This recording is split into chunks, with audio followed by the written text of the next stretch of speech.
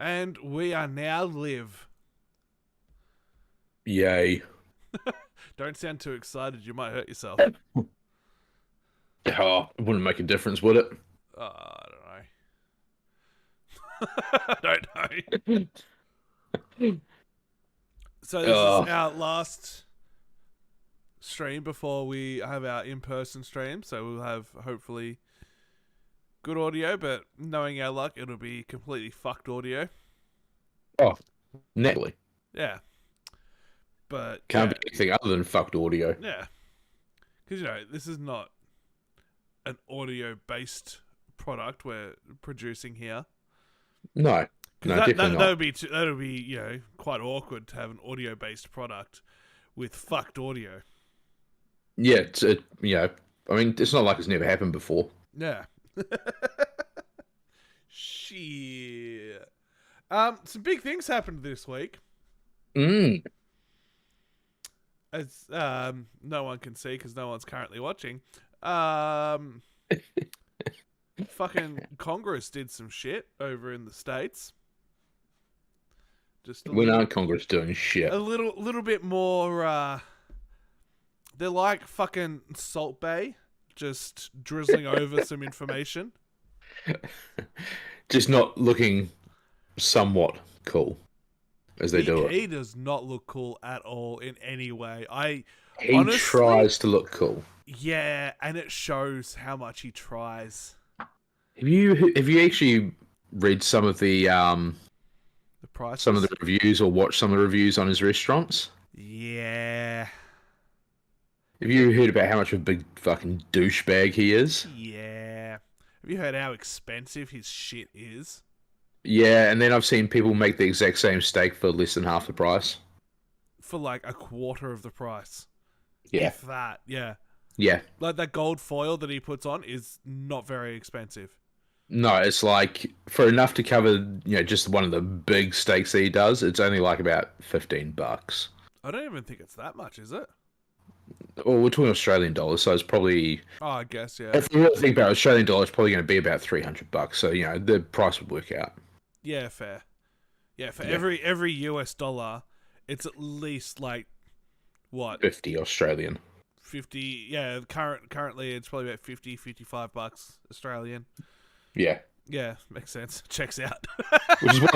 Which is why no one in Australia really buys online from American websites because it just does not make sense. Yeah, I did that yesterday. Literally 24 hours ago. Probably very close to. It was around this time yesterday that I purchased something on the interwebs from America. And you paid more than what you would have if you bought it here. Far It more. cannot be bought here. Okay. Yeah, it's a handheld gaming device. Okay. AYN Odin, and it plays up to PS2. Okay. Yeah, Interesting. it plays like half of the PS2 catalog, which it's like one of the very few that can actually play any form of PS2. Most of them just shit themselves. So, All right. yeah, I mean, it was $500 for the console, a carry case, and a screen protector shipped to Australia. And then you probably paid at least half it again for the shipping, didn't you? $29 shipping US, so whatever that equates to. It's going to be what, So not around too about bad. 40-ish Australian? It's about $1.50. Yesterday it was about $1.50, the conversion rate. Alright, so it is going to be around about So like it's about 30 something bucks, $40. which is what I said originally, $50. motherfucker. 50. It'll be about 45. Which is what I said. No, you said 40. I'm a Oh my god. no. It's $1.50 today. It was $1.49 yesterday. Today it's $1.50, and it was $29 shipping, $43.60. I said about $40. Yeah, I know. I just wanted to be exact. For So it was fuck's cheap. sake. Good thing I bought it yesterday because I saved myself a couple of cents.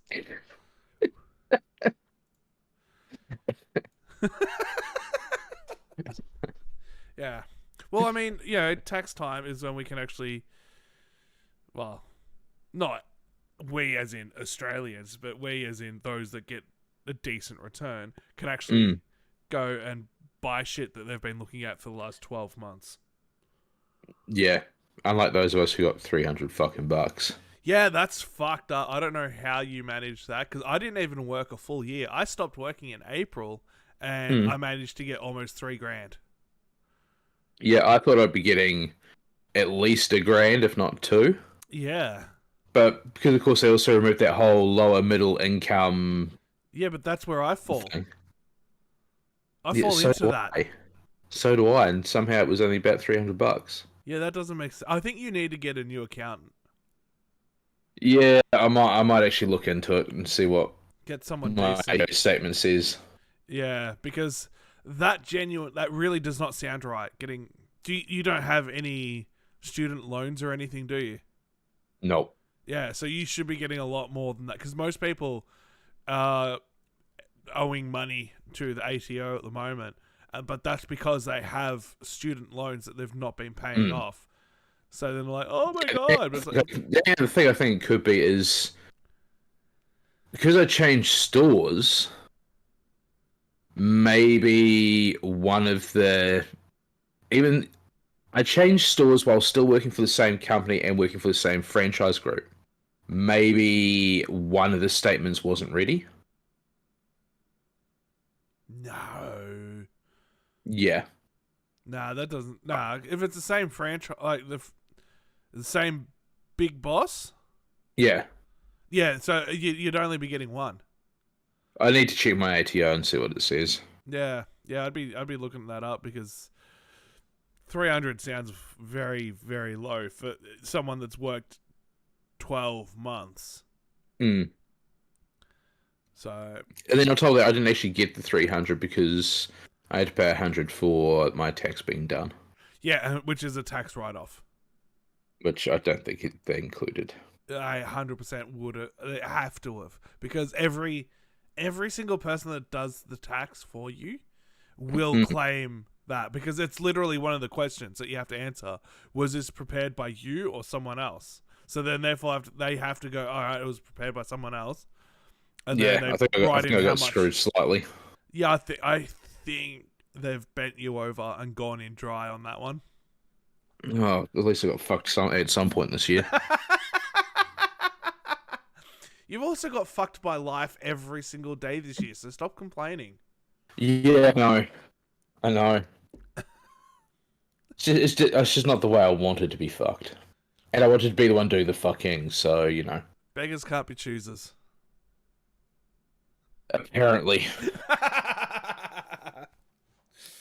Fuck. Alright, so anyway, back to what we were saying earlier. Congress, they had a meeting the other day, and we're going to check it out. It's a long one. It's 2 hours and 20 minutes, but every single I just wanted the highlights of the thing, but it was just like a 5-minute clip of the meeting, and then that was like the whole fucking video. Was it literally just that one clip where the guy's being questioned about whether they have the alien bodies? Yeah. Because it's about the only one that I've seen. Yeah, I saw that clip so many times. And I'm like, and then no. I also saw, I think it was the Go Fast clip again as well. Yeah, well, Dave Fravors on the... He was there. So I mean, there were three of them. It's part of this. Yeah, it was Dave Fravor, the other guy that everyone has now seen, and some other dude. But yeah, I know out of the three of them, Dave Fravor was one of them, so that explains the Go Fast. Because that was his, wasn't it? Go Fast? Yeah, but what I'm saying is they almost showed it and have been pushing it as new footage. Yeah, well, I mean, we're going to see it within context, so... True. Context is always good, because nothing good comes out of context. It has to be within. Well, maybe. What do you mean, maybe? Look, should we get on with this? Because 2.5 hours of footage is about 7.5 for us. Yeah, okay. The subcommittee hearing on unidentified anomalous phenomena, or UAPs, will come to order. Welcome, everyone. Without objection, the chair may declare a recess at any time. Additionally, without objection, the following members are waived onto the subcommittee for the purpose of participating in today's hearing. Mr. Burchett of Tennessee, Ms. Luna of Florida, Mr. Getz of Florida, Mr. Burleson of Missouri, Mrs. Ocasio-Cortez of New York, and Mr. Ogles of Tennessee. Without objection, so ordered. For today's subcommittee hearing, both the chair and ranking member will have 10 minutes for opening remarks. We may both be giving some of those minutes to other members of our party.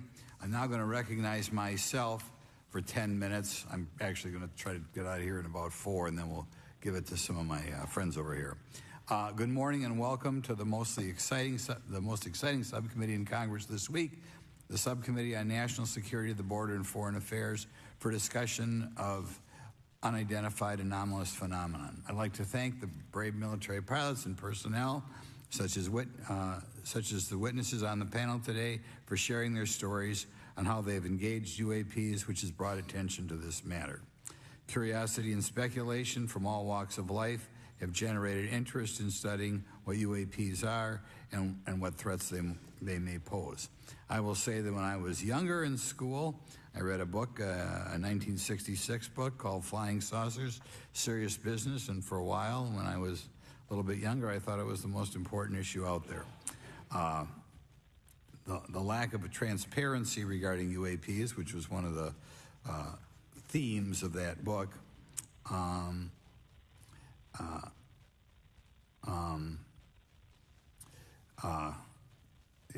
what is it? It's led to interest in studying what UAPs. What is it with high-profile fucking US You do it yourself. people? I was trying to... Okay, so my original train of thought was, what is it with these old cunts in fucking politics not being able to form a sentence? And I thought, no, I shouldn't call them all old cunts. I should probably be a bit more, but trying to be nice is not within me. So it's really difficult for me to think of a polite term to call these old cunts. What is it with these more mature members of Congress that can't form a sentence? Yeah. Did you see Mitch McConnell the other day? You mean the guy who just froze like he was staring at death? Yeah. I saw a little bit of that. I was like, that guy's on some drugs. Yeah, he just completely stops mid-sentence and just stares for like a solid minute. And then finally other people are like, hey, bro, what the fuck? Do you want to talk about this? Here, let's help you. Do you want to talk about this? That? And like fucking Sleepy Joe does it.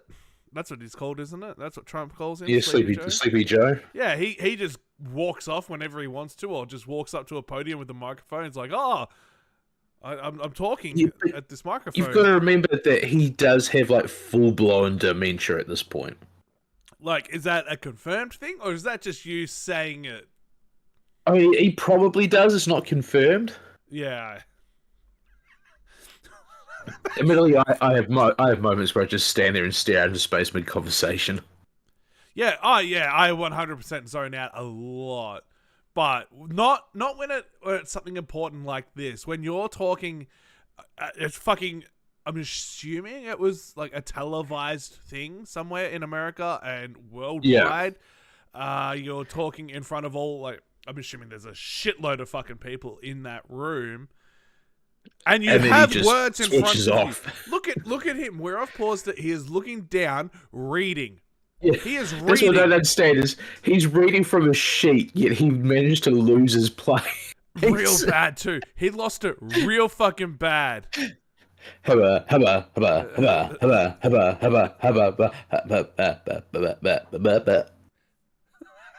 fucking Porky Pig over here. That's all, folks. So yeah, we managed to get 2 minutes in before I felt a compulsion to point out how stupid fucking Americans are.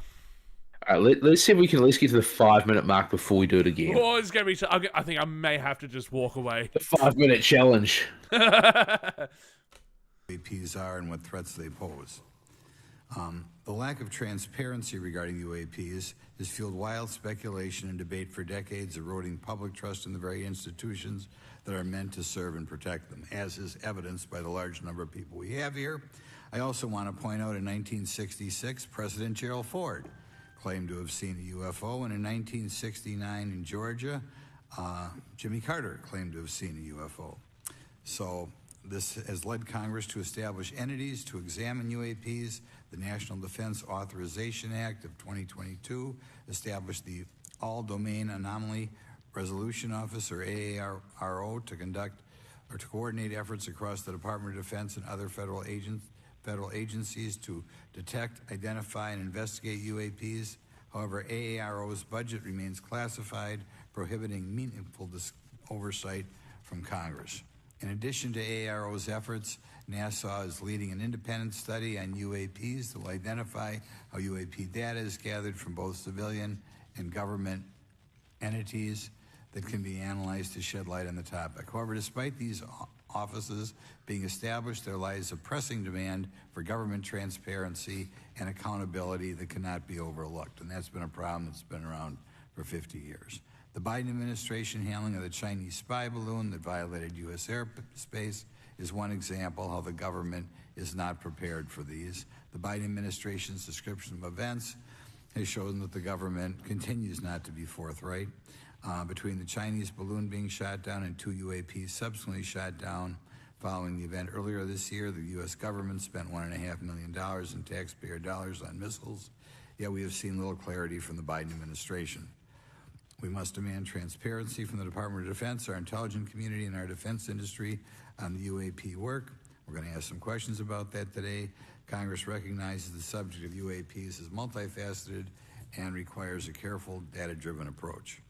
Today, we'll see clarity from these witnesses' testimonies, or we'll seek clarity as to what can be done to improve reporting for military and civilians and remain committed to objective inquiry.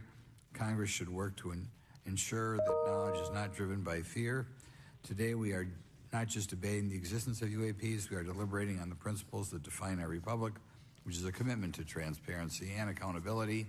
I look forward to hearing from our witnesses today about ways we can improve government efficiency and openness when it comes to UAPs. I thank each of you for your presence here today and for your dedication to safeguarding the interests of the American people. I look forward to your testimony. Now I'm going to turn it over for 2.5 or 3 minutes to Representative Burchett from Tennessee. Thank you, Mr. Chairman. Thank you all for being here. I want to thank everybody for making this happen today, and I want to remind everybody this is a nonpartisan issue. This has nothing to do with party politics. I think the cover-up goes a lot deeper than that. Also, Key word there. Are you still there?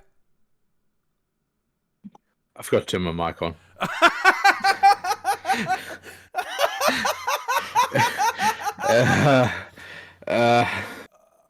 I'm just going to lay it out right now. I've woken up with a cold today, and my brain's just not functioning. I mean, I know it never really functions, but less than normal. I was talking to my mic, seeing the red light flashing, and yeah. Oh man. So is this going Which keyword are we talking about? Hey? Which keyword are we talking about there?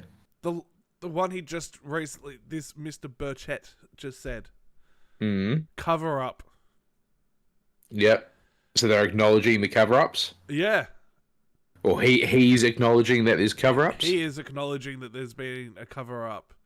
Which, does that mean that there's like a disinformation... 100%. Whatever you want to call it happening? Yeah. Yeah, 100%. We were discussing this, just yesterday or the day before. There's bound to be cover-ups. Oh, for sure. So can we now get justice for Bob Lazar? Never. But they have royally fucked his entire life. Yes, but you have to have a fall guy. But like, guess who the fall guy is? Yeah, I get that. But if they come out now going, actually, you know what? We do have alien spacecrafts. There are actual aliens here on Earth that we've managed to capture. Yeah, because yeah, they've been yeah. killed. But what you got to remember is that they're coming out of their own volition. Not because people like Bob have been, saying this stuff for years. It's because they now want to do this. Yeah. So why should they apologize to anyone for what they've done? Because it's the right thing to do. Because We're talking about a government here. I get that. I 100% get that they're never going to apologize for completely ruining it. He's probably not even the only one. There's probably quite a few people that the US government have systematically destroyed their entire fucking lives because they knew something. Oh, 100% guaranteed. And then, but imagine that. You're sitting there, you're going, oh fuck, this is huge. Aliens exist. And then the US government go, fuck you. No, they don't. We're going to, and then like completely upend your life. Your entire family disowns you because of this disinformation fucking bullshit from the government. They're spreading out everything. And you can't get a job anywhere because everyone just thinks that you're a liar and you can't be trusted, and that you can't get any government benefits for money. So you're living on the streets, you're homeless, you're begging for anything.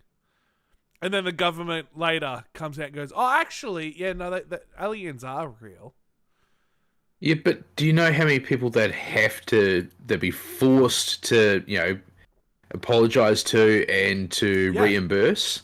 Not just for the UFO stuff. I'm talking even JFK, probably even fucking Lincoln. There's all sorts of people. Oh no, even just something as simple as what Australia did to the stolen generation of just our bad, soz. Yeah.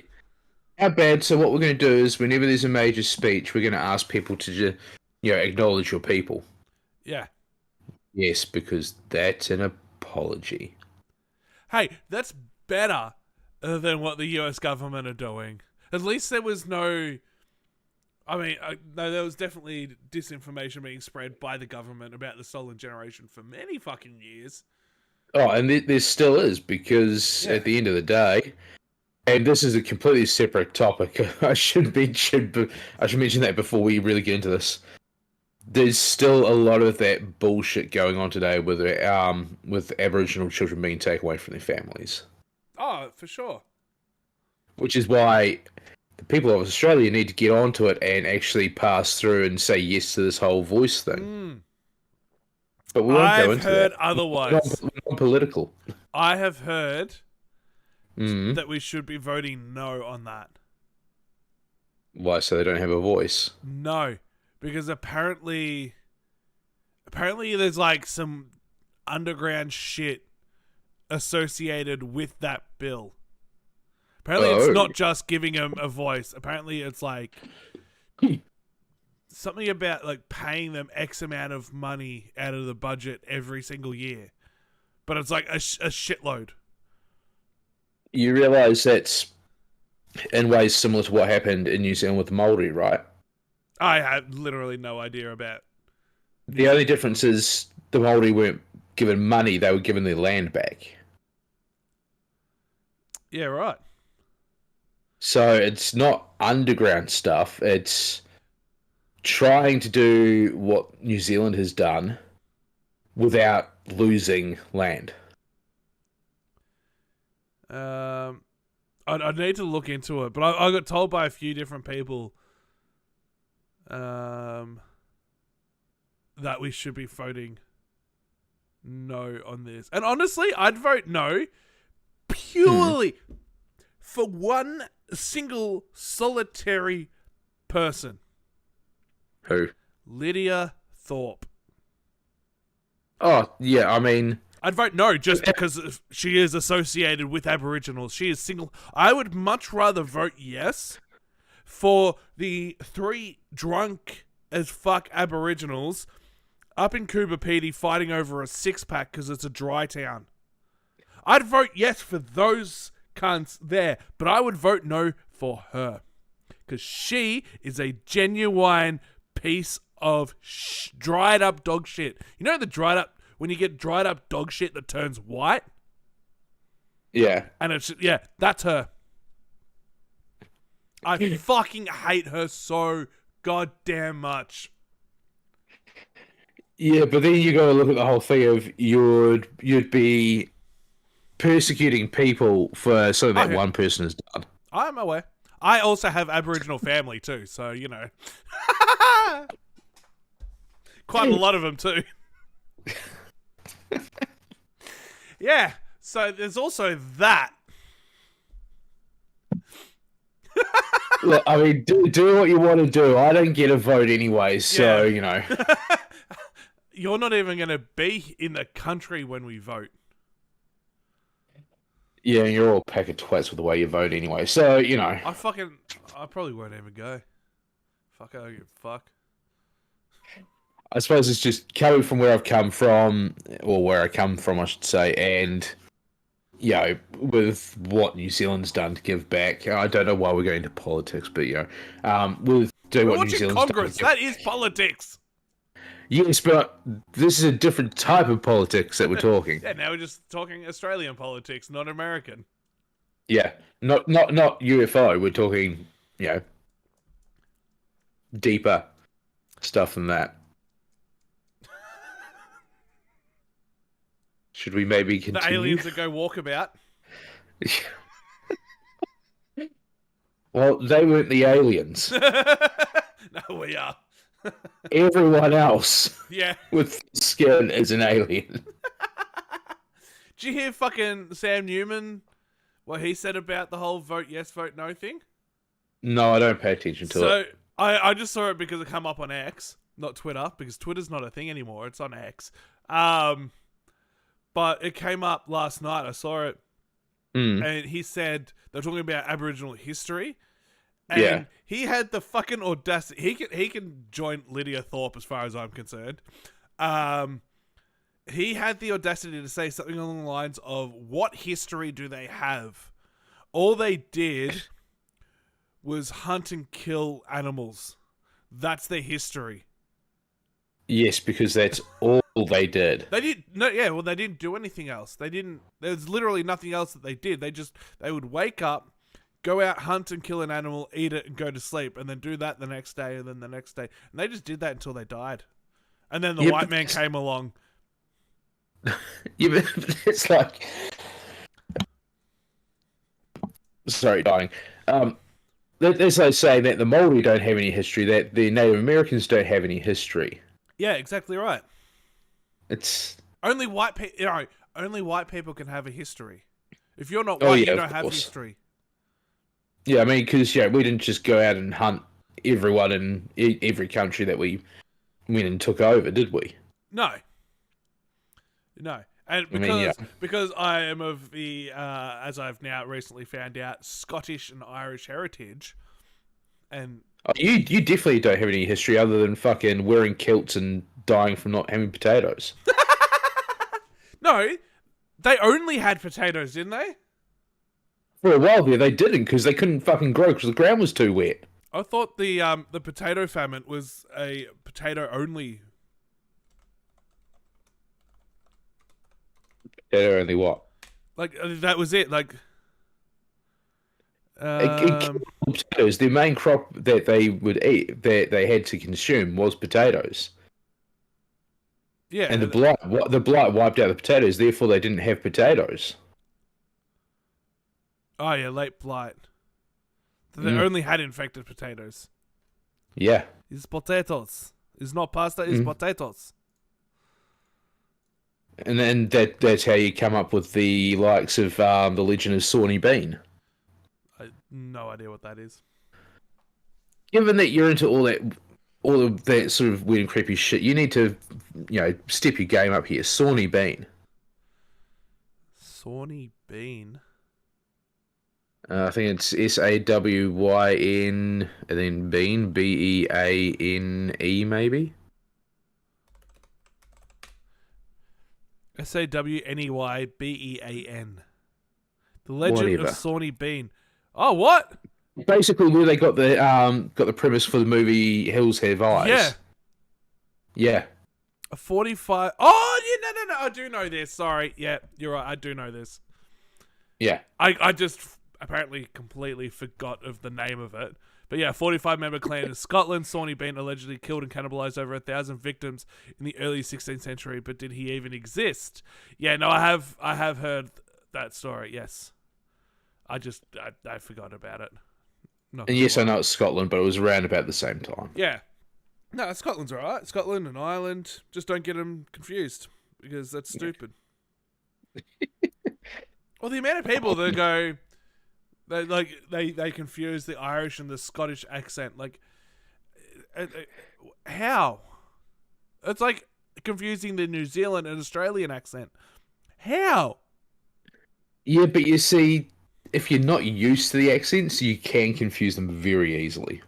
I think Australia and New Zealand is a lot closer than American. Irish. If you're American, it's either you speak American or you don't. No, I'm saying the best way to get confused by accents is by being American. Yeah, that's what I'm saying. As far as Americans are concerned, you either speak American or you don't. There's no. Or you're a there commie. is no other. Every other accent, every other language is null and void. It's American. Yeah. Yeah. But yeah, so I think my history is probably somewhere within like Scandinavia. But you said you're mostly Irish and Scottish. I'm talking like Vikings Ah, okay. because they were all over Ireland. They were You're, all go- over you're going Scotland. the Celt. You're going the Celt side of it, is what you're saying. Yeah. And let's be honest, Mm. the most what's the right terminology here? Insane? Vikings? Well, I don't know. I don't know what you're trying to say. So, okay, you will say Well, insane. Yeah. Well, what you've seen Braveheart, haven't you? Yes, I am When he meets relative the Irish? I'm a relative of one of the people in the Braveheart story. Yes. There you go. You remember when he meets the Irishman Yeah. and he's Roughly. fucking batshit insane? Mm. Yeah. It checks out. 100% it. 100% every Irishman I know is batshit insane. Or just mildly psychotic. I mean, yeah. There's that. We had a group of Irish lads in at the pub, and Yeah. they left the pub. Yes, drink driving, because everyone does it in the country apparently. They left the pub at like midnight, 1 o'clock, whatever time it was. They had work the next day, and I get up to my room and I get a phone call from one of them. He's like, "What are you doing?" And I'm like, "I just walked in my room, just chilling, having a dart." He's like, "You reckon you can come get us?" I'm like, "What do you mean? Not a couple of 100 meters from the pub." They had managed to drive their car into an extremely deep ditch. Yeah. There were 3 or 4 of them, I think. One of them, I'm not going to say his name. He was the quietest of the lot until he got drunk, and then he was really loud. Yeah. It was near a golf course, and like to get to the golf course, you had to go up a track. There's trees and shit everywhere. He jumped. The cops came because car in a ditch. Yeah. At that time of night. So they've all like dispersed when they've seen cops. This little dude has jumped into a fucking thorn bush and just fucking stayed there. The other dude, who we used to call him Irish, he's called me up. I've literally driven past because the cops were there looking with the lights and shit into the car. And I'm like, I'm gonna just keep driving. And I'm on the phone to him. Yeah. And I'm like, bro, cops are still there. I'm just gonna keep driving. So I drive past, eventually circle back when he's because he had eyes on. And he's like, okay, they're going. I'm like, cool, I'll come back. So I turn around, I head back, drive past the cops again, pick him up, take him out to his place to pick up their ute. And Yeah. then they just drag their car out of the fucking ditch. So I spent like an hour and a half after knocking off work dealing with this. And holy shit, it was the funniest shit ever. Just this group of Irish lads absolutely fuck-eyed. Knowing... You can't expect more from them or the Russians, though, can you? No.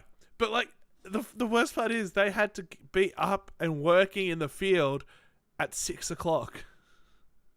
Yeah, but that doesn't bother them, you know that. No, it really doesn't. Oh, we had some fucking wild times. Anyway, we're 5 minutes into this. 5 minutes and 11 seconds. So we kind of did the 5-minute challenge. Sure. Anyway, let's continue. Should we Let's keep continue going? on. I want to thank my colleagues, Representative Anna Paulina Luna, sitting beside me here, Jared Moskowitz, my friend across the aisle, has an incredible mind, and I'm anxious to hear his questions. My buddy Eric Burleson, and it's not in my notes here, but Matt Gates. If it hadn't been for Matt Gates, myself, him, and Luna would still be down at Eglin Air Force Base trying to get some answers. He's got an incredible legal mind. Also, I know I saw it in the crowd there, George Knapp, my buddy Jeremy Corbell. Yeah, and Corbell. They're not witnesses, but they've provided some statements on this subject, and I seek unanimous consent to enter those statements into the record, Mr. Chairman. Without objection. Also, would like to enter in, I understand now that this is unclassified and it's public record, but as we all know, that's sometimes difficult for the public to get a hold of. A report, Defense Intelligence reference documents, Advanced Space Propulsion Based on Vacuum, Space-Time Metric Engineering, some light reading for some of our members. Without objection. Thank you. Mr. Knapp wrote, since 1969, the position our military has been that UFOs pose no threat to national security and are not worthy of further study. I'd say that's the biggest understatement of the decade. He also goes on to talk about the dismissive attitude. It's at odds with what was revealed in documents, reports, and internal memos. And Mr. Cabral says, as he writes these words, the UFO is emerging as a major topic of global importance. I can state that as a fact. Out there, I met a fellow who came in here all the way from Denmark to be here for this meeting. So this is huge. This is worldwide. I think we suspect what's going on, but I'd also like to thank the members of Congress who have supported our efforts to make this hearing happen. Some have even confided to me that they've had UFO sightings of their own. Those members, of course, some of them wish to remain anonymous, and I'll keep it that way. But also, finally, I'd like to thank these three brave witnesses here. They took an oath.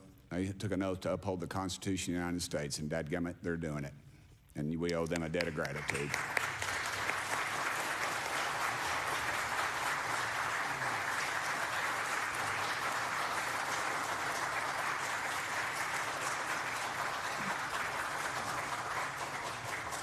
Y'all quit clapping. You're cutting in on my time. Just kidding. These folks, they've got nothing to gain from this, and I think you're going to find out that they've endured quite a few slings and arrows. We need to remember them in our prayers and their families. And I'm thankful to them for their honest testimonies. They have done interviews and appeared in documentaries like Accidental Truth to get their stories out there, and now they are all here to testify under oath for Congress. It's been so difficult to get here today. I said, in the Baptist church, we'd say that the devil's in our way. And the devil has been in our way through this thing. We've run into roadblocks from members, from the intelligence community, the Pentagon. I proposed legislation to go in the FAA reauthorization that just said if an airline pilot has a sighting, that when he makes that report to the FAA, that it would come to Congress. But I was told that the intelligence community did not like that, and the amendment was not even heard in committee. I think it's time for this country to take back our country. We need to tell the folks at the Pentagon they work for us. Dadgummit, we don't work for them. And that's exactly the point. This is an issue of government transparency. We can't trust a government that does not trust its people. We're not bringing little green men or flying saucers into the hearing. Sorry to disappoint about half y'all. We're just going to get to the facts. We're going to uncover the cover-up, and I hope this is just the beginning of many more hearings and more people coming forward about this. and I yield back the remainder of my time. I think, is it to Representative Luna, Mr. Chairman, or is that? Yeah, we'll call Ms. Luna for her statement.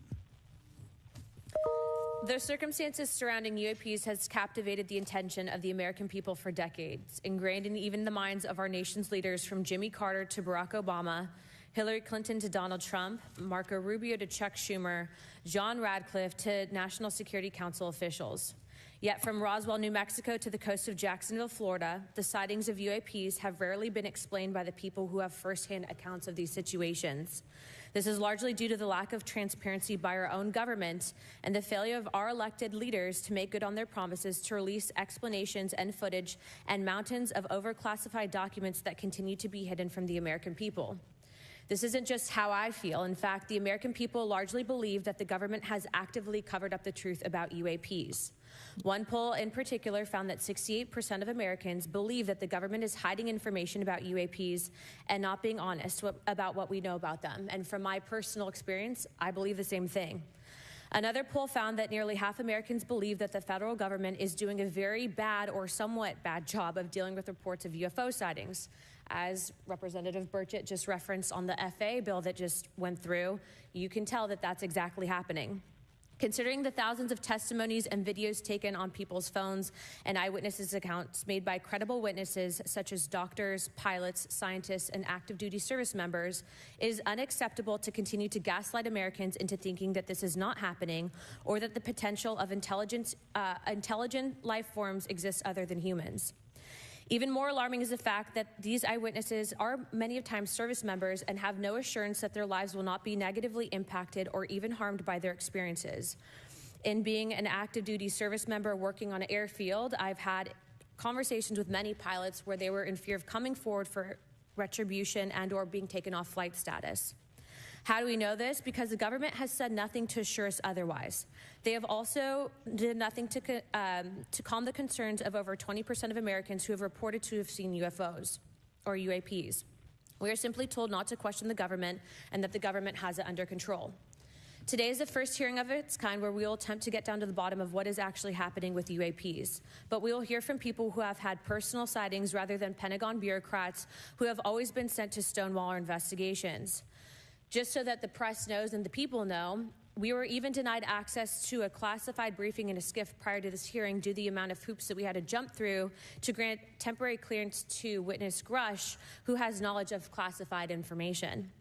It is time to have an open-minded discussion on this topic, to hear the evidence and understand the magnitude of what this means, not just for our nation, but for humanity. Thank you, Chairman. I yield back the rest of my time. Thank you very much, and I'd like to thank you and Mr. Burchett for bringing this topic to my attention. Now we'll recognize National Security Subcommittee Ranking Member Garcia for 10 minutes. Well, thank you, Mr. Chairman, and I want to thank first our witnesses for joining us today. I want to begin by thanking you all for your service to our country and for sharing your voices today and your courage to be here as well. To Mr. Graves, particularly grateful to you to spend some time that we had for you to share with candor some of your experiences, so I appreciate that as well. I do want to thank all the members of our subcommittee today and also those that are here and have waved on for their incredible interest in this issue, particularly to Congressman Burchett. I know that your leadership has brought us to this place today, and I want to thank you for that, as well as everyone else that's been engaged in this work. I also want to thank the oversight staff, who I know has been working very hard to ensure that today's hearing is serious, that it's transparent, and that it also provides appropriate answers, as our oversight body always demands.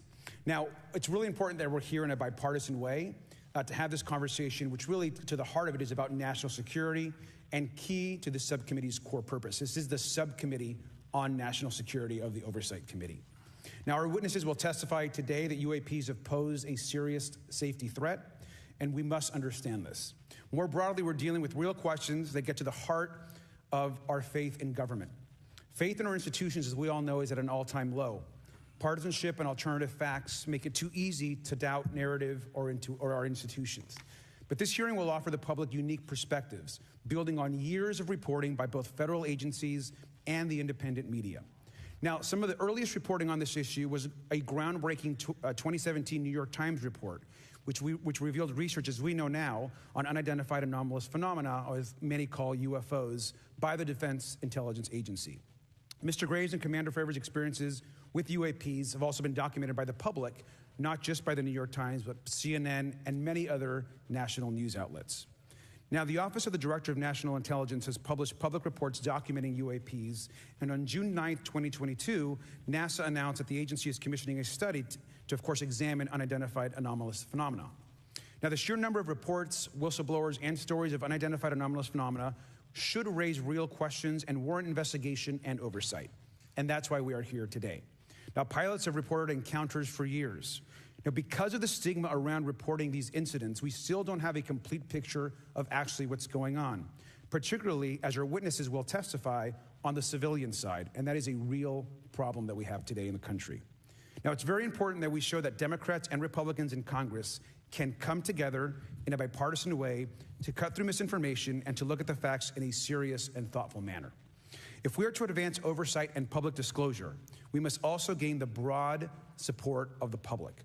We will succeed getting facts out to the public faster if there is a broad public support as part of the process.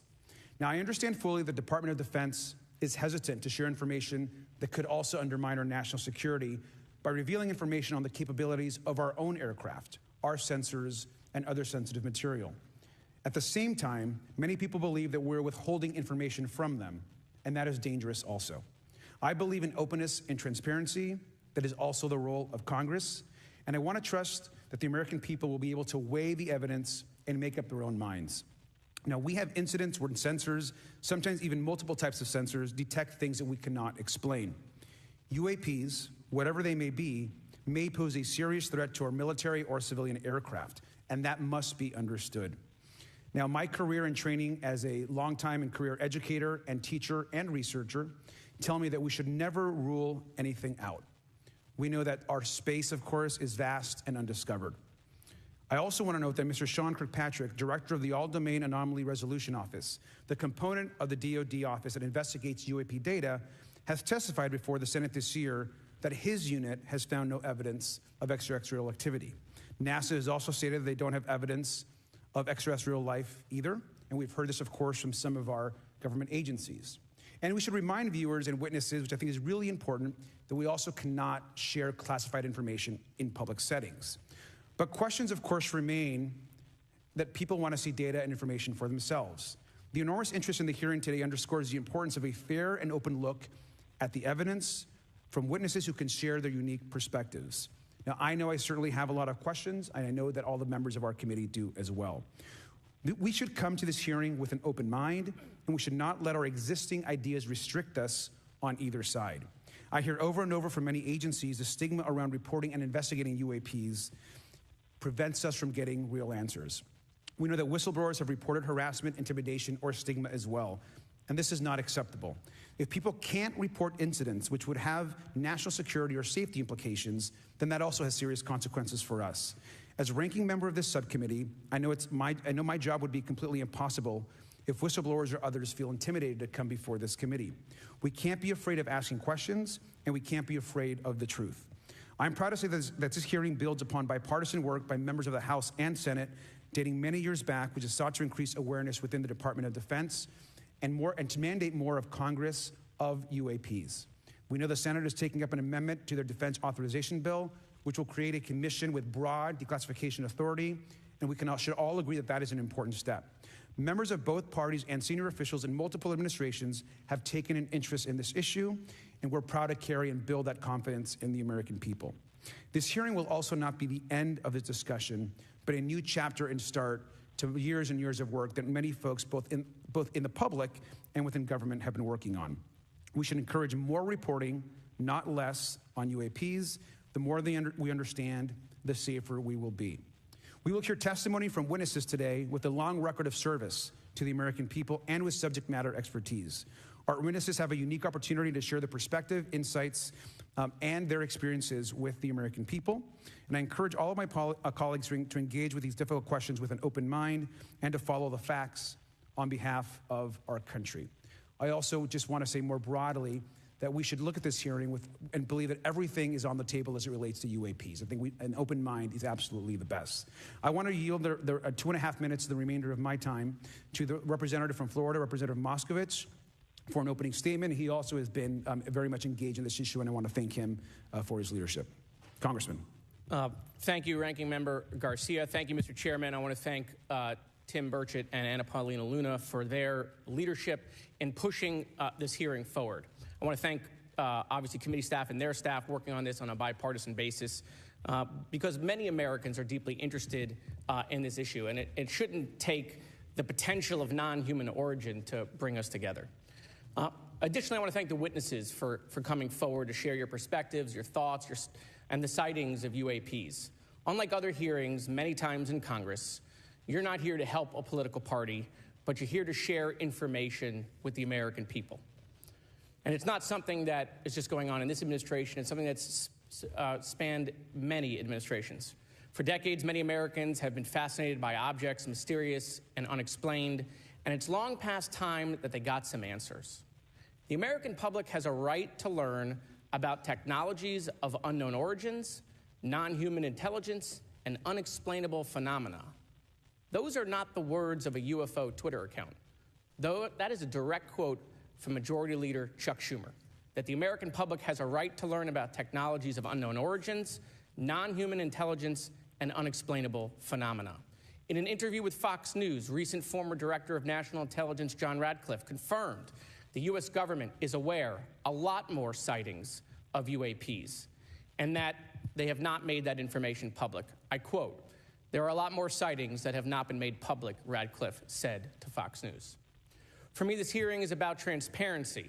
We unfortunately live in a time in which many people distrust government and our institutions. And overclassification of information away from the American public or even Congress contributes to today's politics. The American people have regular questions. What are UAPs? How come the media doesn't report more on them? Are they foreign adversaries?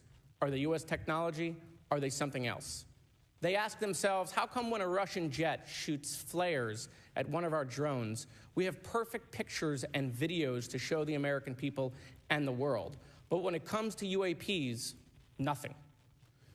Of course, we must always protect our national security to maintain our superiority, like when stealth helicopters were only rumored to exist, but were used in the Osama bin Laden raid in 2011. But we can't allow that to be used as a shield to keep the American people completely in the dark from basic truths. The American people deserve to hear more about special access programs. Congress has a right to know if there's any unsanctioned weapons development. Satellite imagery that has not been provided to Congress. Congress created the All-Domain Resolution Office in the NDAA of 2022. In its initial analysis, there are 171 uncharacterized UAP reports, and this is the words from the report, that appear to have demonstrated unusual flight characteristics or performance capabilities. I believe more information is known about the 171 instances. It's time for Congress to reinsert ourselves. I call on our military leaders and intelligence officials to release more information to the American people about UAPs. And to our military leaders, if there's nothing to conceal, let Congress go to Wright-Patterson Air Force Base, the Dugway Proving Ground, or even Groom Lake in Nevada. We should have disclosure today. We should have disclosure tomorrow. The time has come. Thank you, Ranking Member. Thank you, Mr. Moskowitz, and I would yield back now to our chairman. Thank you. Right, now I'd like to introduce our witnesses. Our first witness is Lieutenant Ryan Graves. He's the Executive Director of Americans for Safe Aerospace. Lieutenant Graves is also a former U.S. Navy F-18 pilot with his own UAP experience. The next witness, David Grush, is a former senior intelligence officer with the National Geospatial Intelligence Agency and was a senior technical advisor for UAP issues. And finally, retired Navy Commander David Fravor, squadron leader who worked as a naval aviator for 18 years. Mr. Fravor has his own UAP experience, known as the TikTok event. I look forward to hearing from all three of you today. Pursuant to Committee Rule 9G, the witnesses will please stand and raise their right hands. Before we get into the witnesses, Yeah. did we just get proof that there is a fuckload of information that has not been disclosed? Yeah. I mean, we kind of assumed that That's what already. I know we assumed it, but those last three chairmen, did they just give us proof that there is more information than what we've ever actually been told exists? Yes. I think that's been well documented, though, that there's Oh yeah, lot... I'm not saying it hasn't been well documented, but have we been given proof? Definitive, yes. Because yeah, it's sounding like There's certain things that they're not privy to, and that the government are not allowing them to look at, to discuss openly. Yeah, no, 100%. That, as far as I'm concerned, there's definitive proof that aliens exist. Yep.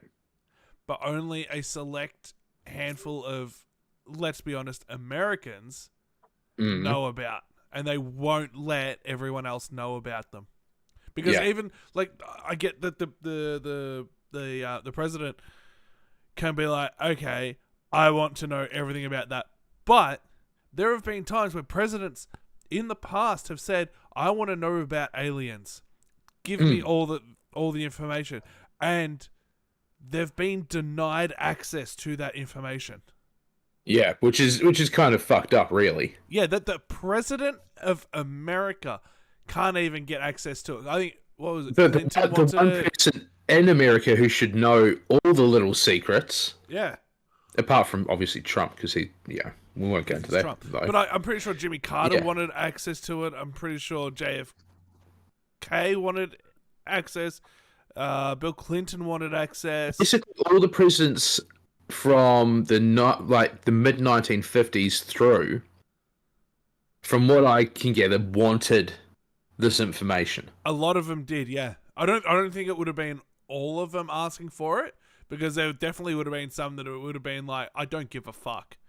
Yeah, I know that was it. Jimmy Carter. He was a big one to try and push for it. Yep. A huge one to push for it, and even he never actually got anything out of it. Yeah. It's just crazy. It's taken this long to get what is effectively an admittance of there being this information. Yeah. A public admittance of the information. Yeah. It's just fucking wild. Yeah, it really is, isn't it? Like, man. Definitive proof is coming. That all of this is just leading up to it, but I think if they just come out and say, okay, here's photo and video evidence of aliens at this location, or even just at a location, they don't necessarily have to say where it is. If they just go, here are videos, here is photo evidence, then I think all hell is going to break out in America. And throughout the rest of the world. Because it's going to force other governments to do the same thing. But I don't... See, I'm not sure how much evidence there is in other countries. There'd be some, sure. But I think America... I just have a feeling that America would have got, like... There would have been these reports. Americans would have gone over and been like, okay, we're going to take this. Yeah. And they would have just stolen it. They wouldn't give a fuck. They were like, if you have any disagreements with us taking this from you, we will bury you. Quite literally bury you in the ground. Which is what they've done with a lot of these people so far up to this point anyway. Yeah, exactly right. So, you know, if you're running a country and you have this UFO, UAP, whatever you want to call it, crash, and then all of a sudden you got the fucking CIA turn up the next day saying, we want this. You're going to give it. You're just going to be like, okay, take it. Yeah. Because they've got all of the resources to look into it, especially if you're not a well-developed country. Yeah. or not as well developed and don't have the same resources as what America does, because they can take all this shit and they've got all of these scientists and different people that can come in, look at it, study it, reverse engineer everything, because a lot of this comes down to propulsion systems. Like, that's a really big one that none of them... that was actually one of the first things that Mr. Grothman mentioned was the paper on... I don't know what the title was because it was just so fucking long. But one of the key words in there was propulsion systems. Yeah, well, that's what Bob Lazar's come out. His big thing was the propulsion system, because he was... What was he doing again before he got roped into everything? He built like a jet engine onto his car or some shit. Yeah, he did something crazy like that. Yeah, so they're like, okay, so you know all about this shit. And then he's like, I don't know how this works because we need to like push back to go forwards. That's the only way that we can move forwards with our current technology, but they don't use that kind of a propulsion system. So yeah, trying to reverse engineer whatever that is, because that's how... They're almost pushing forwards to go forwards. Yeah. Like, they're pulling themselves along or whatever. Yeah. But I think that's the only way they're going to be able to, like, colonize other planets. So with that in mind, is this whole thing maybe more about not so much proof of alien life, but proof of alien technology? Yeah, could be. So that when the time comes, they can go, oh, look, this is what we've found out, and here's this amazing propulsion system that can get you from buttfuck USA to Timbuktu in 30 seconds. Yeah. Well, if that. Because a lot of these UAPs, like, if there's a bunch of footage of them where they almost disappear. Yeah, they always teleport from one place to another. Like, how you don't see it going between. It's just like, boop, there it is. Yeah. And how do they do? Like, I saw a thing that they are working on a teleportation kind of system, but they've got it with essentially a singular atom. That's where they're at. But it's... And even then, they'd be pushing it with that single atom. Well, the way that they do it currently, if this video is true, is it basically scans the atom. Yeah. Disintegrates it, and then rebuilds it in another location. So, like, is that technically the same? Is that teleportation, or is that just like a printer? Well, when Gene Roddenberry was coming up with the teleporters for Star Trek, I think that's basically what he modeled the system off of. Yeah. So then, is this scanning, breaking it down, and then rebuilding. So then, if it goes to, like, say they get to the point where they can teleport, use the word very loosely here, if they can teleport people, you step in to be teleported. Does your consciousness die? Yeah, I think there's been a big question about teleportation for decades. Yeah. Is that because technically speaking, you're being killed in a sense to be rebuilt. Yeah. So there's the whole thing of, are you dead in that time that you are transferring from one point to another? And is it you that comes out on the other side?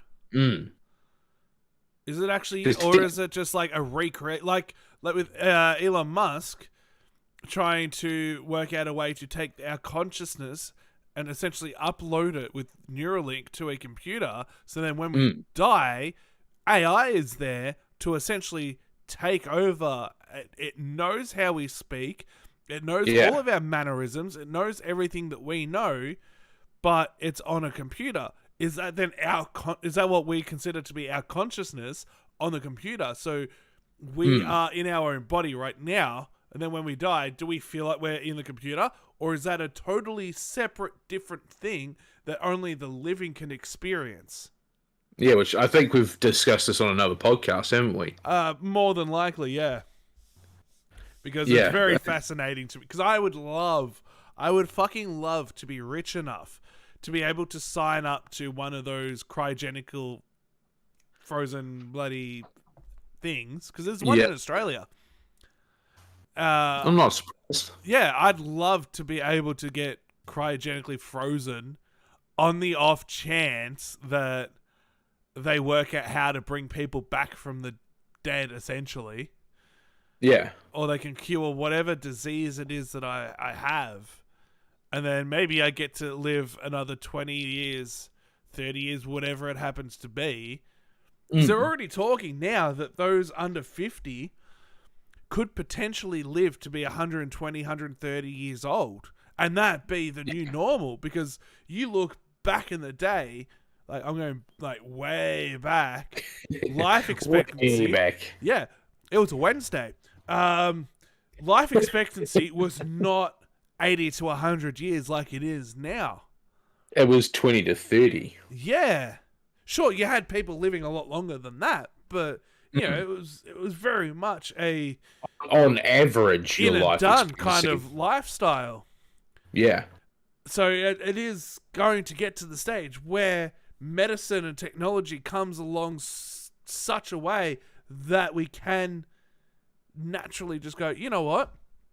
I will be living to about 150 years old, and the quality of life isn't going to drop off either. Like you look at someone that's in their 90s, and usually not everyone that's in their 90s, but a lot of them don't have the same quality of life that they did in their 50s and 60s. But if your quality of if you're living to 150, when you're in your 120s, your 130s, your quality of life is going to be like that of a 50 to 60 year old. True. So like that's what I know that's generally what they are trying to work on, because then they can take it benefits them because they have people in the workforce longer, because then retirement age is not going to be what it is now, which is like 65, 70. You're going to be retiring in your 110, 120 years old. So yeah, because you've got so much more going for you at the time. Yeah, and you've also got that knowledge that you can then pass down to future generations and generations and generations. Because like you're pretty lucky if you get to have great grandkids. Like that's rare to have great grandkids and be like fit enough to actually appreciate it. But if your life expectancy is 150, well, all of a sudden you've got great grandkids. You watch them have their kids. You watch their kids grow up. Like you've got a bunch of generations there that you can pass your knowledge down. And I feel like the world will just grow exponentially if that were to happen. I also believe if religion was quashed, you know, way back when, that we would be in a much better place worldwide than what we are now. Oh yeah. And we'd be well and truly more advanced than what we are at this current point in time. Yeah. But and it's in part because of that whole religious fervor that we just haven't been able to develop and grow and expand as a people. yeah, because everyone relies too much upon religion to be able to look past that and look at science. Yeah. That's the big key thing here is science. And so many people go, oh, no, well, science isn't real. It's God. Fuck off. Go suck a bag of dicks. Yeah, I mean, look, we've I'm glad that to an extent, I'm glad that we're on the same page with the religion, but at the same time, fuck, it would be interesting as fuck if we were on different, like, opposing sides. If I was very anti-religion and you were pro-religion. I mean, the only difference that we have is that, I am a more, air quotes, spiritual type, Yeah. which you're not. That's the only actual difference that we have. And, in which case, that Actually stands religious. Yeah. Neither of us are actually, oh my god, Jesus, he exists, he is divine, he is everything that we are is him, that whole thing. Yeah. And the other one of us is like, yeah, no, science. Yeah. I'd say I'm more agnostic. Yeah. Agnostic Satanist, because, like, if someone were to present me definitive proof that God is real, and not just going, it's in this book, because so is the Lord of the Rings, so is Harry Potter. That shit ain't fucking real, cunt. It holds the same validity as the Bible. The Bible. Which version of the Bible, though? Any. The true version of the Bible? That's gone. That's lost. No one knows where the true version of the Bible is. The OG Bible. That is long fucking gone. And we're talking the true version of the Bible where there are females included in it, and homosexuality is totally and utterly fine. Yeah. Exactly. Let's face it. There's nothing wrong with homosexuality. Oh, it's a little bit gay, but, Homosexuality is fine until you try and put something up my butt, and then it's a different story. Yeah. Like, I ain't down for that. Like my mate, Scarab. Like he always said, I'm pretty sure he said it on the fucking podcast when we were recording it as well. Is something along the lines of, religion's like a dick. It's okay to have one, just don't force it down my throat. True. 100% true. Yeah, which is why I fucking love it. I really do genuinely enjoy when people come up to me trying to spout religious bullshit propaganda at me, because I can, it's so easy to shut them down. So easy. It was one of my favorite things in high school to do was to, purposely get into these religious conversations, and then with these, religiously fervent people, religious and then zealots. Yeah, and then to provide them with all the facts and truths, and then for them to go, huh. So I was at a shopping center, and I was wearing a t-shirt that said, Jesus loves you, but everyone else thinks you're a wanker. And I had a jumper on over the top, and the way the shopping center is set up, there's like one main building, a road in the middle, and then another main, like, outside dining area kind of thing. And I'm waiting to cross, and there's I don't know what religion they were from, but they were handing out flyers and they're talking about God and all this bullshit. And we're waiting for all the cars to go so we can cross. And I'm like, I feel like taking off my jacket right now. Just conveniently, as one of them is locked eye. I purposely locked eyes. You could see the chest puff out. Bastard. Their chest puffed out like, oh, I got one here. And then I just, off comes the jacket. It was a bit warm that day. It wasn't. It was fucking cold. I was going to say, it's only like 9 degrees and pissing rain. But, it was real cold, but that's okay. It was hot. It was hot. Yeah, real warm. And then I saw them as they're walking. I saw the eyes drop down and read my t-shirt.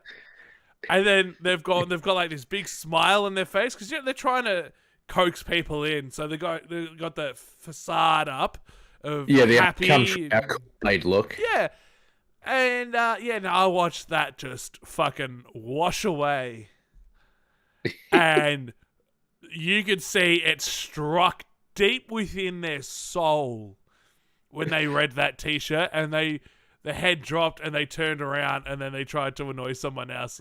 And I'm like, you're fucked for the rest of the day now. That has destroyed you. You're not as chipper as you were. That is fucking great.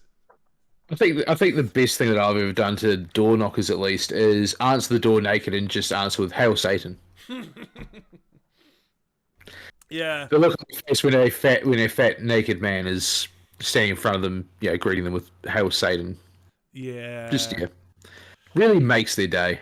I had one come up, they were Mormons, I think. Yeah. And they're like, "Do you know the real name of God?" I forget it now. It starts with Y. Yahweh. Yahweh, yeah. And I said that, and I'm like, "Oh yeah, it's blah blah blah." And like, they were not expecting that at all. And like, "Oh, so you follow the word of God?" And I'm like, "Oh fuck no!" I just read it and realized how bullshit it is. And they were like old women too, and I felt no remorse at all. Was this the time before you had your current doormat? Yes. It was, yeah. The doormat that we had was just Welcome. no. I don't think it was our welcome mat. Oh, actually, it might have been. Yeah, because not too long after we moved in here, we've had a few turn up. We haven't had any door knockers for a while, which is really quite upsetting. Yeah, but I suppose they look at your doormat and they go, "Yeah, no, I don't want to touch this one." Yeah, a doormat with just Baphomet's head on it, and then a sign next to the door that says "Come in, we're dead." I mean, either that or your place has been blacklisted. Oh, I hope not. I love fucking with them. It's so much fun. Or when they hand out stuff, and then they like hand you a leaflet. You're like, "Oh, can I have another? Can I have one for my friend?" And you just keep taking more and more and more, and then just look them in the eyes. You throw it in the bin. I have no empathy towards these people at all. Not even like the slightest bit of, "Oh, maybe I should." No, not even that much. Nope. If you're willing to do that, you're willing to put up with me. I'm willing to stand there and debate your pathetic, flimsy ass religious beliefs. Oh, if you want to be religious, cool. I don't care. Just don't. Just don't try and force it on me. Yeah, because that is rape. And that's not okay. Australia says no. Oh, shit. Before we continue, I gotta pee. So do I. We're going to go on a quick break. I'm going to go put my lunch in the oven. Ooh. Yeah, chicken wings. I'm going to go coat them in stuff, and I'm going to put... Chicken wings. Yeah, 2 wings and 2 drums. Ooh, sounds good. Alright, I'm gonna go pee. Cool. Be right back.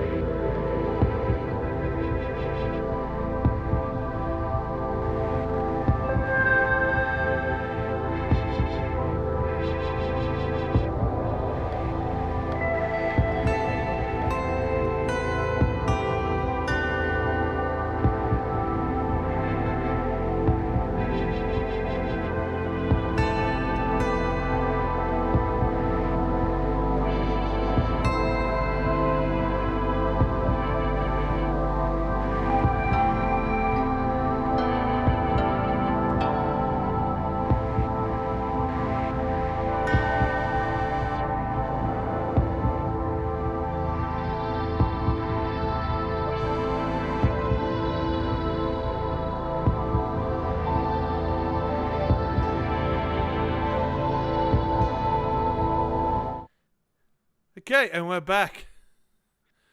My chicken's on. Swapped over the washing. Well, I did a lot because I fucking didn't get out of bed till like 8 o'clock this morning, so I was 2 hours behind. Oh what I my normally god. do. Well, I normally get up at 6 o'clock so I can get shit done on a set day. And Yeah, I then don't. I didn't. I went to bed at like midnight last night, and I just didn't want to get up, to be honest. Yeah, it was the same with me.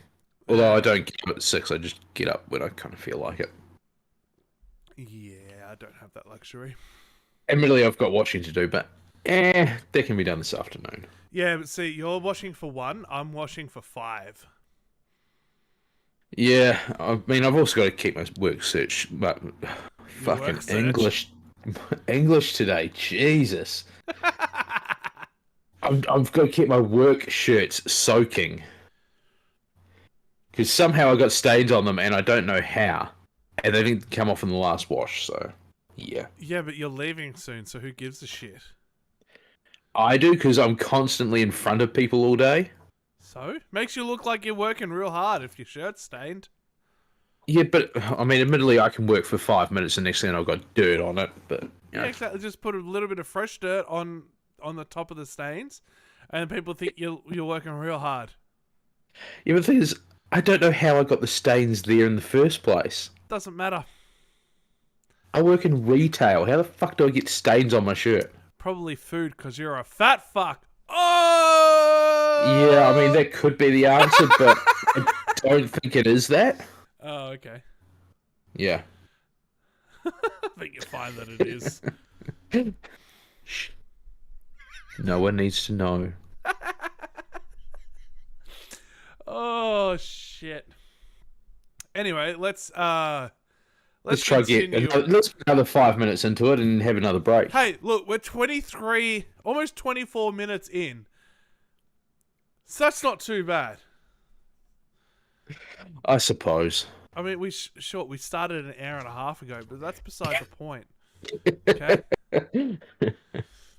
Let's go. We did say it was going to take us 7 hours. Yeah. Do you solemnly swear or affirm that the testimony you are about to give is the truth, the whole truth, and nothing but the truth, so help you God? Let the record show that all the witnesses answered in the affirmative. You may be seated. We appreciate you all being here today and look forward to your testimony. I'll remind the witnesses that we have read your written statements and they will appear in full in the hearing record.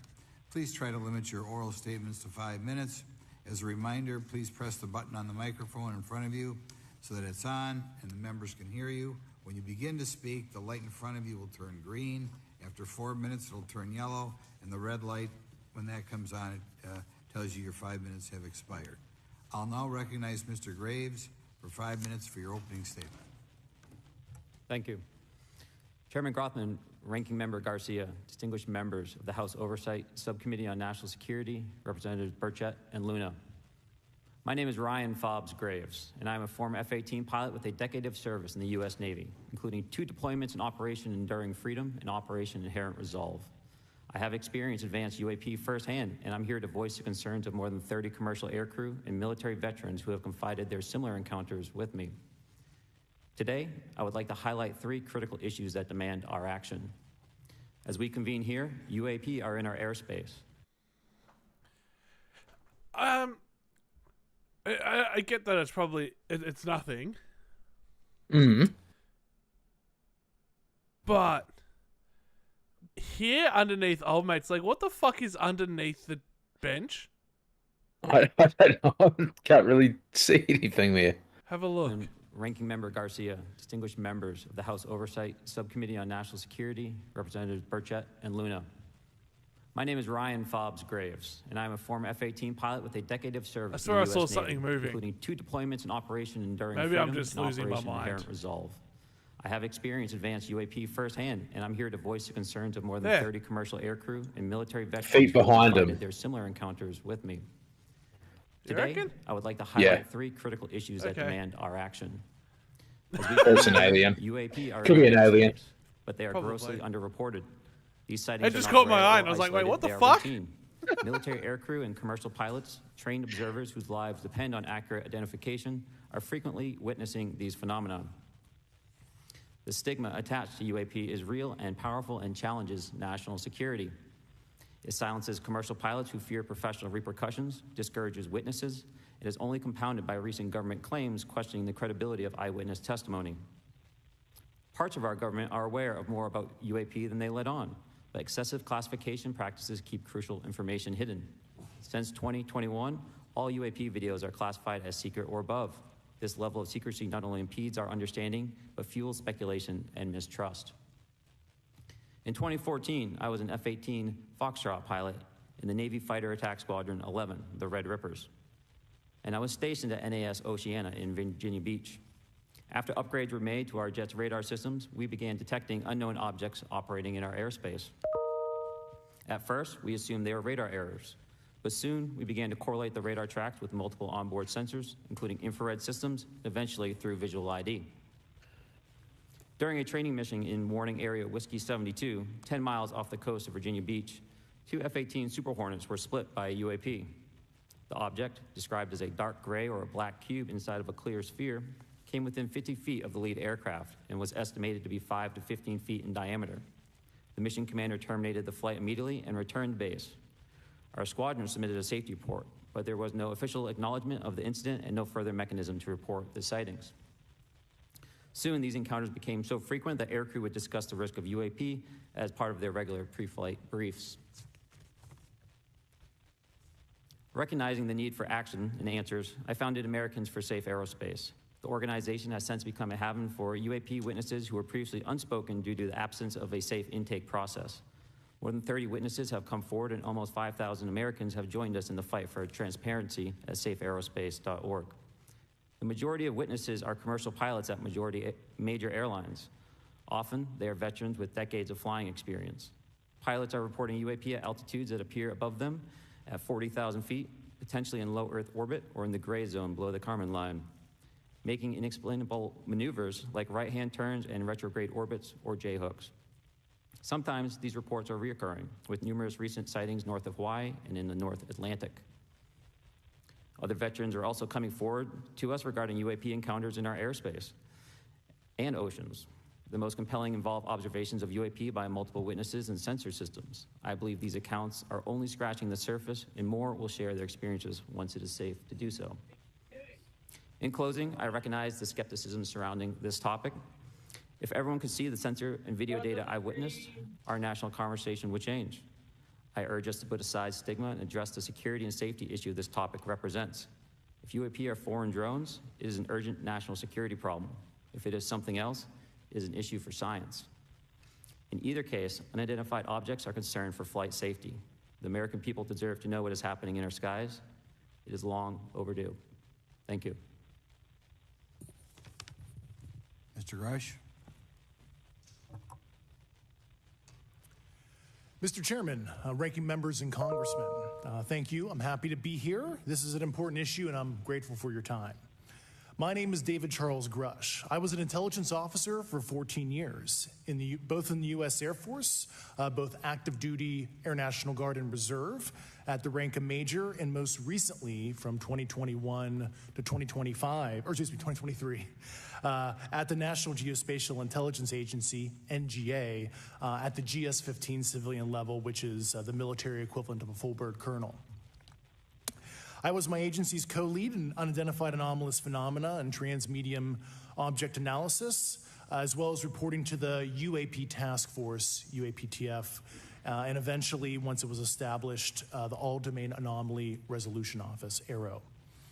I became a whistleblower through a PPD-19 urgent concern filing in May 2022 with the Intelligence Community Inspector General. Following concerning reports from multiple esteemed and credentialed current and former military and intelligence community individuals that the U.S. government is operating with secrecy above congressional oversight with regards to UAPs. My testimony is based on information I've been given by individuals with a long-standing track record of legitimacy and service to this country. many of whom also have shared compelling evidence in the form of photography, official documentation, and classified oral testimony to myself and my various colleagues. I have taken every step I can to corroborate this evidence over a period of 4 years while I was with the UAP Task Force and do my due diligence on the individual sharing it. This is because of these steps, I believe strongly in the importance of bringing this information before you. I am driven by a commitment of both to truth and transparency, rooted in our inherent duty to uphold the United States Constitution and protect the American people. I'm asking Congress to hold our government to this standard and thoroughly investigate these claims. But as I stand here under oath now, I am speaking to the facts as I've been told them. In the U.S. Air Force, in my National Reconnaissance Office, NRO, reservist capacity, I was a member of the UAP Task Force from 2019 to 2021. I served at the NRO Operations Center on the Director's Briefing staff, which included the coordination of the Presidential Daily Brief and supporting variety of contingency operations, which I was the Reserve Intelligence Division Chief backup. In 2019, the UAP Task Force Director asked me to identify all special access programs and controlled access programs, also known as SAPs and CAPs, we needed to satisfy our congressionally mandated mission, and we were direct report at the time to the DepSecDef. At the time, due to my extensive executive level intelligence support duties, I was cleared to literally all relevant compartments and in a position of extreme trust, both in my military and civilian capacities.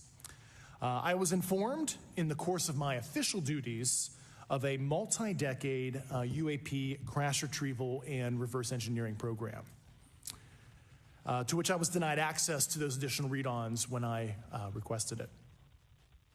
I made the decision, based on the data I collected, to report this information to my superiors and multiple inspectors general, and in effect becoming a whistleblower. As you know, I've suffered retaliation for my decision, but I am hopeful that my actions will ultimately lead to a positive outcome of increased transparency. Thank you, and I'm happy to answer your questions. Thank you. Commander Fravor? Thank you. Thank you, Mr. Chairman, Congressmen, Congresswomen. I want to first thank you for the invitation to speak to the committee on the UAP topic that has been in the news for the past 6 years and seems to be continuing to gain momentum. As you know, my name is David Fravor. I'm a retired commander in the United States Navy. In 2004, I was a commanding officer of Strike Fighter Squadron 41, the world-famous Black Aces. We were attached to Carrier Wing 11, stationed on board the USS Nimitz, and had begun a 2-month workup cycle off the coast of California. On this day, we were scheduled for a 2v2 air-to-air training with the USS Princeton as our control.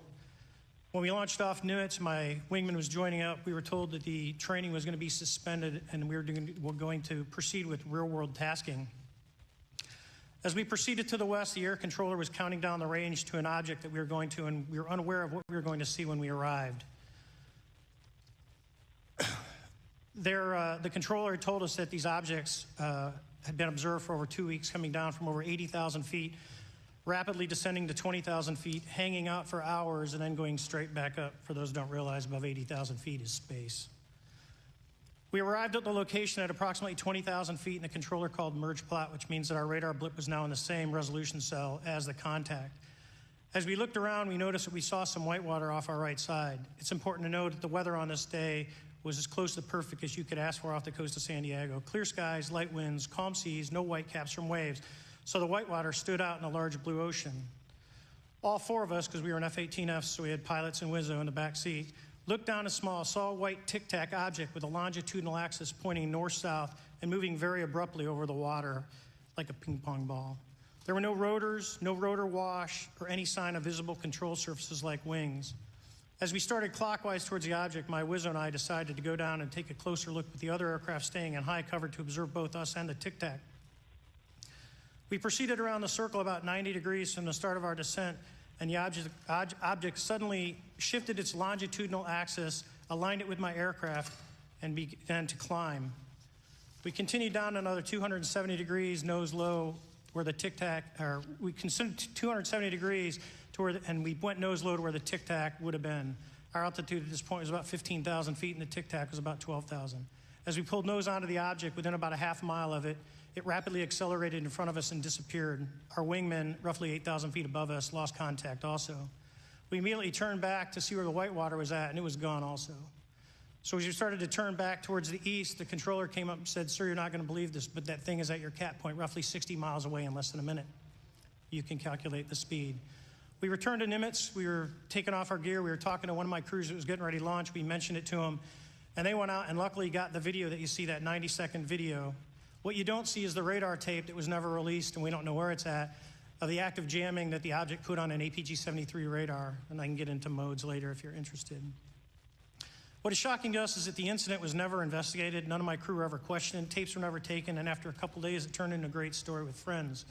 It wasn't until 2009 until Jay Stratton had contacted me to investigate. Unbeknownst to all, he was part of the ATIP program in the Pentagon led by Lou Elizondo. And there was an official report that came out that's now on the internet. Years later, I was contacted by the other pilot, Alex Dietrich, and asked if I'd been contacted, and I said no, but I'm willing to talk. I was contacted by Mr. Elizondo, and we talked for a short period of time, and he said we'd be in contact.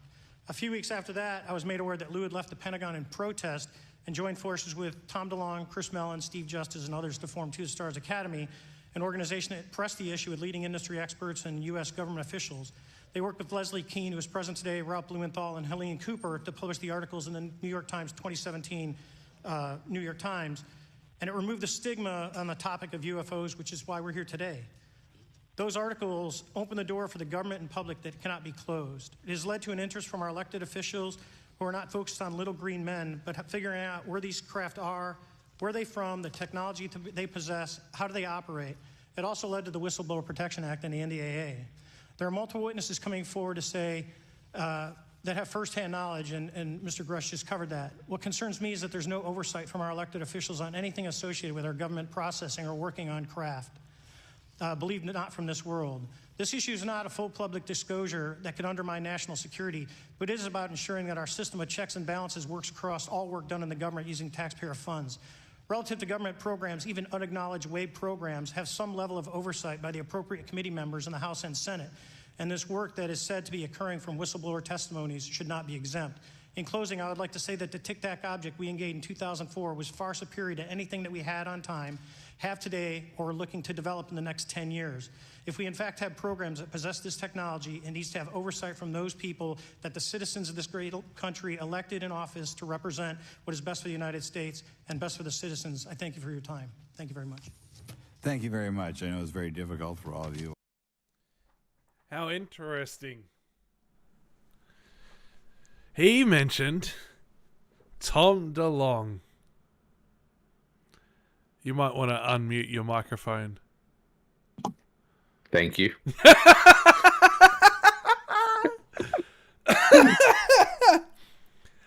Yeah, I wasn't expecting him to mention Tom DeLonge, to be fair. The name definitely rings a bell. He was the guitarist from Blink-182 who left the band to start looking for aliens. That's why I recognize the name. Yeah. He's back in the band now, thank fuck. Matt Skiba's a good guitarist and all that, but he's no Tom DeLonge. Yeah, he spent an exorbitant amount of fucking money setting up all sorts, like an agency and doing all sorts of shit to try and like find definitive proof of aliens. Yeah. So, and everyone was calling him like batshit insane for doing it. Clearly he wasn't. But yeah, if he's got Dave Fravor mentioning him as part of like a fucking program, like, oh shit. Yeah, so it definitely goes deeper than what everyone thought. Yeah, definitely. So he actually got somewhere. Because everyone said, oh, he's only come back to Blink because he's run out of money to look for aliens. Well, yeah, that's a possibility. You always need money for it. Yeah, but, I mean, the fact that... To say he's not continuing what he was doing. It's very interesting indeed. Very interesting. And I always thought that the Tic Tac video was Dave Fravor's, but apparently it's not. It's from the second crew that went out. Anyway, Yeah. Are you able to talk while I go flip some chicken? I can pretend to talk. You can talk. I believe in you. I believe in you. You really shouldn't. I don't know why I said it like that. Just go flip your chicken. Choke your chicken, whatever you're gonna do. So yeah, just in this first little bit that we've gone through so far, some very interesting little tidbits. Especially the fact that there's clearly a lot more information that the government has that they've always denied having. And I've got a feeling just from the little bits that I've seen so far of this bigger video that there's going to be a few surprises come out. It'd just be good if they actually came out and told everyone what they know, but I get it. Panic, mayhem, all that good stuff following it through. So yeah. Some very interesting little bits. Some unexpected information as well. But hey, isn't all the information that we're waiting for kind of unexpected in a sense? 100% unexpected. No one expects the Spanish Inquisition. Thank you.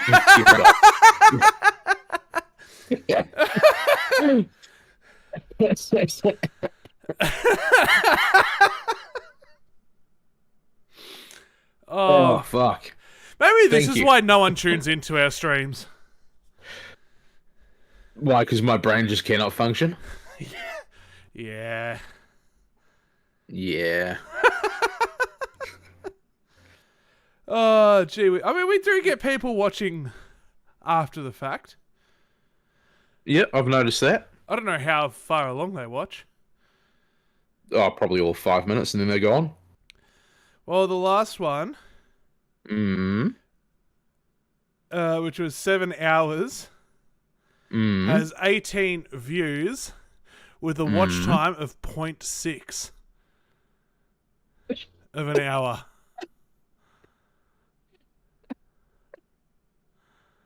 So that should tell you everything that you need to know. That people love our content. Oh no, average view duration, 2 minutes and 12 seconds.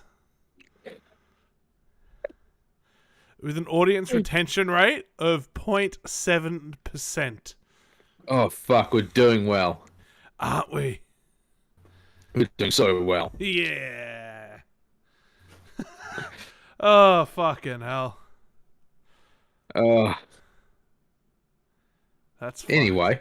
Let's continue with Mr. Grothman. All you've done in the past to try to illuminate this issue. Calling myself first for some questions. I'm going to start with Mr. Graves. Are pilots that you interact with as part of your organization, do you feel adequately trained and briefed on how to handle encounters with UAPs? No. Right now, military witnesses to UAP have limited options for reporting UAP. But more concerning is that commercial aviation sector has not adapted to the lessons that the military has implemented. The military and Department of Defense has stated that UAP represent a critical aviation safety risk. We have not seen that same language being used in the commercial markets. They are not acknowledging this risk. Okay, what steps do you think you have to be taken to improve a pilot's UAP reporting, be it military or commercial? Right now, we need a system where pilots can report without fear of losing their jobs. There is a fear that the stigma associated with this topic is going to lead to professional repercussions, either through management or perhaps through their yearly physical check. So having a secure system, reducing the stigma, and making this information available through the public is going to reduce the concerns that aircrew have. Could you just give me a little idea of the degree to which reports in the past are not made public right now? Well, I don't think there has been a proper reporting system to gather those reports and thus not report them. So to answer your question, I think there is a dearth of data due to the fact that the reporting has been limited up to this time. Could you tell me why you believe it's, kind of to play the devil's advocate, a reason why some of this stuff should not be available to the public? There's certainly some national security concerns when we use our advanced sensors in our tactical jets to be able to identify these objects. However, there's no reason that the objects themselves would be classified. I would be curious to see how the security classification guideline actually spells out the different nuances of how this topic is classified from the perspective of UAP, not national security. I'll give you a follow-up on that. Assuming that there are reasons why not all this should be made public, this has been around for a long period of time. Can any of the three of you think of any reason why anything related to UAPs, say 15 years and back, should not be immediately made public? I think one of it is acknowledging a vulnerability, both from a collection and I'll just say a countermeasure perspective. So it's we haven't cracked for many years. Yeah. Even say 20 years back. Is there any reason why, when you go back that far, things shouldn't be made public? Unless it shows a specific national security vulnerability as it relates to a weakness in a particular defense system. Okay, Mr. Fravor, the TikTok incident that you were engaged occurred in 2004. What kind of reporting took place after that incident? None. We had a standard debrief where the backseaters went down to our carrier intel center and briefed what had happened, and that was it. No one else talked to us, and I was in the top 20 in the battle group. No one came. The captain was aware, the admiral was aware, nothing was done. Your commanding officers provide any sort of justification? No, because I was the commanding officer of the squadron, so no. Was this incident the only UAP event that you encountered while you were a pilot? Yes, it was. Okay. This is for any one of you. Based off of each of your experiences and observations, do you believe UAPs pose a potential threat to our national security? Yes, and here's why. The technology that we faced was far superior than anything that we had, and you could put that anywhere. If you had one, you captured one, you reverse engineered it, you got it to work, you're talking something that can go into space, go someplace, drop down in a matter of seconds, do whatever it wants, and leave, and there's nothing we can do about it. Nothing. Okay. You two? Well, I would also like to add, from a commercial aviation and military aviation perspective, we deal with uncertainty in our operating space as a matter of our professional actions. Identifying friend from foe is very important to us. And so when we have unidentified targets and we continue to ignore those due to a stigma or a fear of what it could be, that's an opening that our adversaries can take advantage of. What steps should be taken to better understand and respond to UAP encounters in the interest of national security? There needs to be a location where this information is centralized for processing, and there needs to be a two-way communication loop so the operators on the front end have a feedback and can get best practices on how to process the information, what to do, and to ensure that their reporting is being listened to. Right now, there is not a lot of back and forth. Mr. Grush, in your complaint to the Intelligence Community Inspector General, you claim that you believe information is being hidden. What kind of information do you think was hidden, and do you think it should remain hidden? Yes, I can speak to that very briefly in an unclassified manner. As you know, the preponderance of my complaint was classified to the intelligence communities. Both material acquisition and exploitation activity, also baselining the UAPs but not sharing it with intelligence professionals that are actually doing step briefs to pilots, that kind of information. Yeah. Okay. Thank you very much. Now we'll go to Mr. Garcia. Thank you. Again, thank you all for your service and for testifying today. Want to just talk about UAPs as it relates to what we're seeing in pilots' interaction with UAPs. Particularly, Mr. Graves, one of the, I think, concerns that for members of this committee is this idea that pilots, there's no system to actually report UAPs and the stigma around pilots. And so can you just briefly, you mentioned that you're working with 30 pilots right now that have had encounters with UAPs, but you've also, I believe, discussed and know of many more pilots. This is just those that you're currently working with. Is that correct? Can you expand on that? Certainly. I'll break that down in two ways. First, when we were first experiencing these objects off the eastern seaboard in the 2014 to 2015 time period, anyone that had upgraded their radar systems were seeing these objects. So there was a large number of my colleagues that were detecting these objects off the eastern seaboard. They were further correlating that information with their other onboard sensors, and many of them also had their own eye sightings as well. Well, I'm going to go grab my chicken. You're on mute. Anyway. Hey? I had a mouthful, so I wasn't talking anyway. With our illustrious audience, talk, don't talk. I'm leaving it as it is. I don't give a fuck. Did you want to put up a be right back so we can both have some lunch? I can if you'd like. I thought you might. I thought you might be finished by now. No, I haven't touched my food. Oh. I had a snack, but didn't touch my food. No. Oh, okay, sure. Yeah.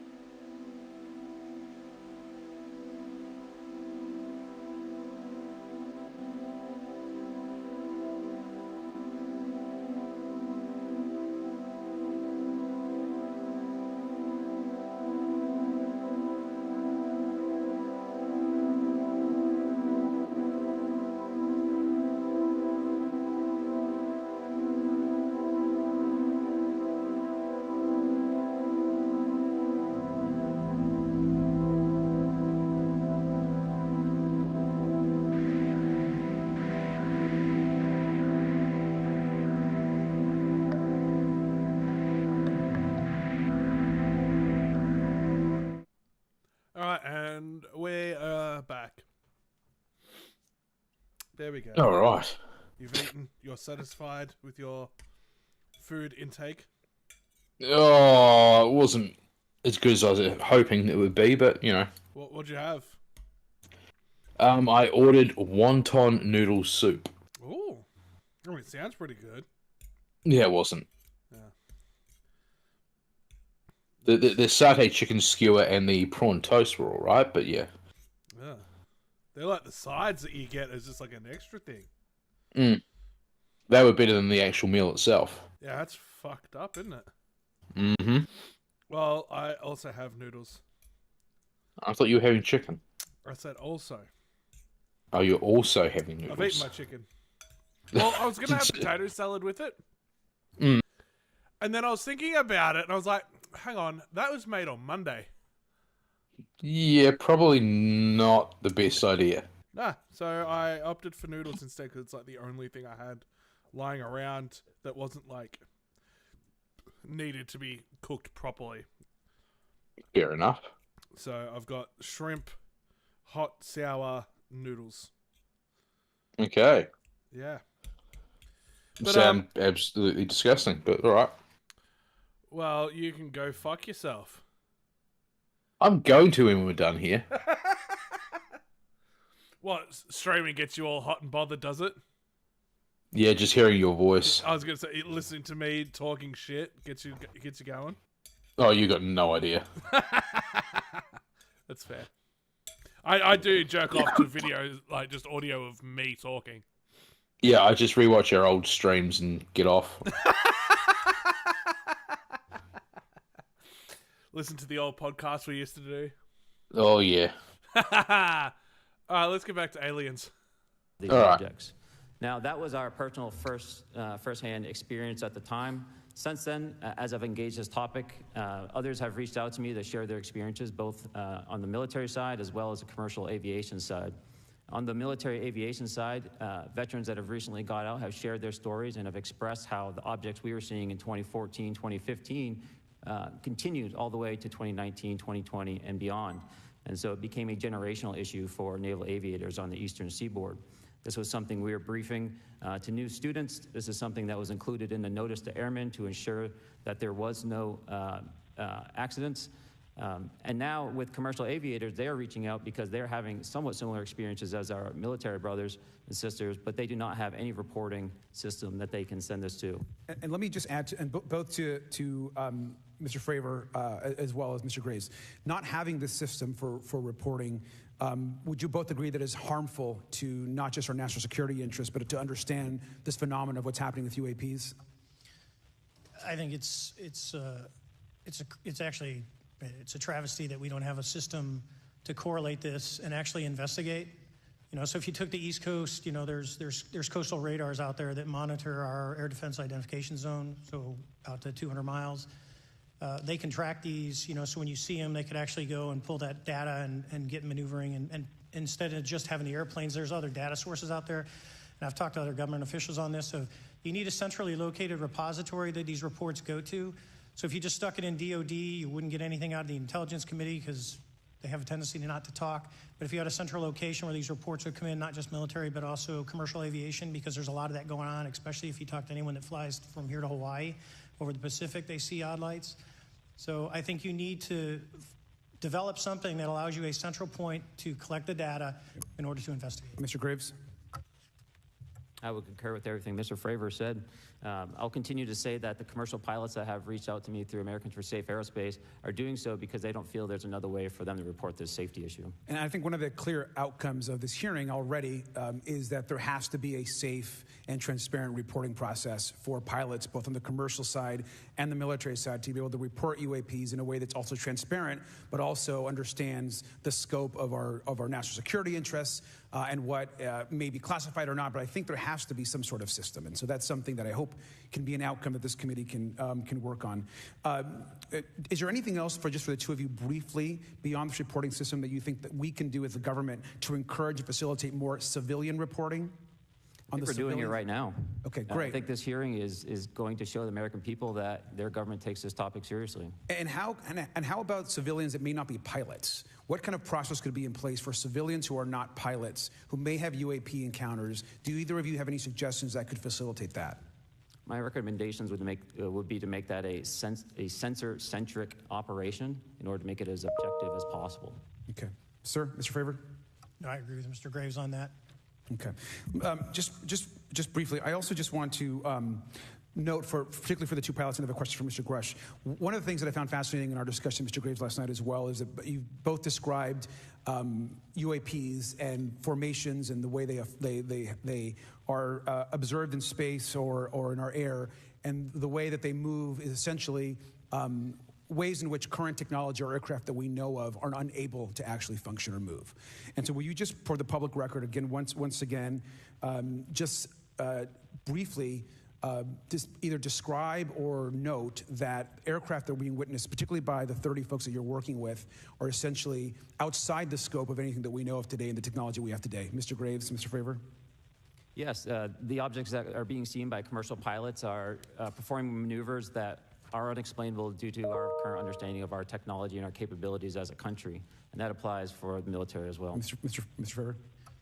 Yeah, I concur with that. We have nothing that can stop in midair and go the other direction, nor do we have anything that can, like in our situation, come down from space, hang out for 3 hours, and go back up. Thank you. My last question, and sometimes I know that you have also said some of these answers in the past, but we're trying to get them on the public record as well, which is really important. Mr. Gresh, finally, do you believe that our government is in possession of UAPs? Absolutely, based on interviewing over 40 witnesses over 4 years. And where?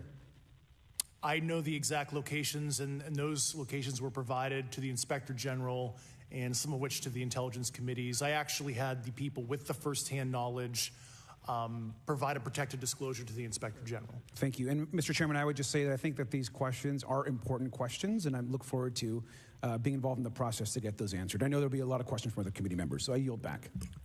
Thank you. We'll go to Mr. Burchett himself. Thank you, Mr. Chairman. Thank you, Mr. Garcia. I would like to have you on my legislation to do just that on the reporting, and we'll get together on that. Maybe you can be my co-sponsor on that. That'd be really cool. Thank you for those great questions. Mr. Graves, again, I'd like to know, how do you know that these were not our aircraft? Some of the behaviors that we saw in a working area, we would see these objects being at 0.0 Mach, that's zero airspeed, over certain pieces of the ground. So what that means, just like a river, if you throw a bobber in, it's going to float downstream. These objects were staying completely stationary in Category 4 hurricane winds. These same objects would then accelerate to supersonic speeds, 1.1, 1.2 Mach, and they would do so in very erratic and quick behaviors that I don't have an explanation for. Okay. Have you spoken to commercial and military pilots that have seen these off of our East Coast? I have. Okay. Mr. Favor, I noticed that in the Tic Tac video, it's Tic Tac like the candy, not TikTok like the Chinese Communist app. That's correct. Yes, sir. I just want to make that because my daughter corrected me on that and called me a boomer and said, "Hey, boomer," and I said, "No, baby, it's Tic Tac like the candy. You're gonna have to just look it up." And but now I would also like to say today is a day of many firsts. It's a miracle that we're having this meeting, and it's also a miracle that my wife has put up with me for 9 years today. Today is my anniversary, so I want to tell my wife happy anniversary and that I love her very much. As she likes to say, this 9 years have been the best 2 years of her life. So. Thank you. Mr. Favor, what astonished you the most about the flight capabilities of these Tic Tac, very briefly? The performance. Absolute performance. It was... And you're not aware of any other objects that anybody in the world has, in this world, that has those capabilities? No, I think it's far beyond actually our material science that we currently possess. Are you aware of any other reconnaissance platforms that have tracked or recorded the Tic Tac's maneuvers, maybe the NORAD system or any of the others? I am not. Okay. Mr. Grush, thank you for being here, brother. Thank you all very much. Have you faced any retaliation or reprisals for any of your testimony or anything on these lines? Yeah, I have to be careful what I say in detail because there is an open whistleblower reprisal investigation on my behalf, and I don't want to compromise that investigation by providing anything that may help provide somebody information. But it was very brutal and very unfortunate, some of the tactics they used to hurt me both professionally and personally, to be quite frank. Yeah. It's very unfortunate. As they say, when you're over the target, that's when they do the most firing at you. Do you have any personal knowledge of people who have been harmed or injured in efforts to cover up or conceal these extraterrestrial technology? Yes. Personally. Have anyone been murdered that you would that you know of or have heard of, I guess? I have to be careful asking that question. I directed people with that knowledge to the appropriate authorities. Maybe in a if we could get in a confidential area, SCIF, we could talk about that. But unfortunately, we were denied access to the SCIF, and that's very unfortunate in this scenario.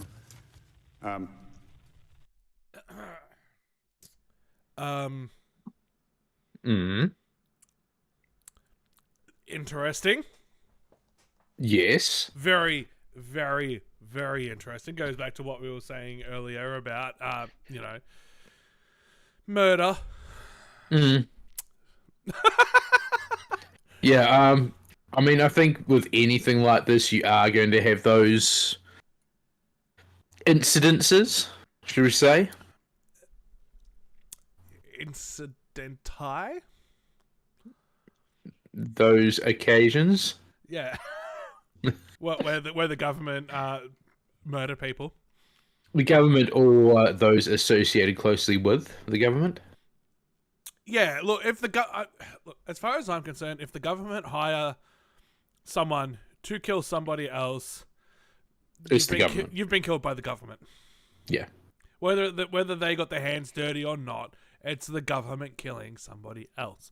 And the fact that, they're talking about UFOs or UAPs and murder, and he he's very gun shy about it, no pun intended. Kind of a bullshit answer as far as I'm concerned. I've led him to the appropriate authorities.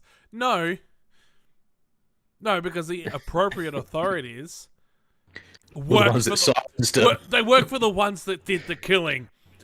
Yeah. So you can't really go, I led them to the appropriate authority. No, you fucking didn't. No, you led them to their death. Yeah, if you led them to the appropriate authorities, it would be you came out and said, hey, by the way, this shit's going down. So everyone fucking knew it, and the government could not cover it up. That's what needs to happen. It needs to be put out in such a way that the government physically cannot cover it up anymore. No amount of disinformation is going to cover it up. No, that'll always be the case, though. Yeah, it'll come out eventually. There's more and more hearings like this, because there was one earlier in the year, and now there's this one from the other day. So eventually it's going to come out. It's just a matter of when it's going to come out, because these kind of things have only just started. So we're at the infancy of all this information becoming public knowledge.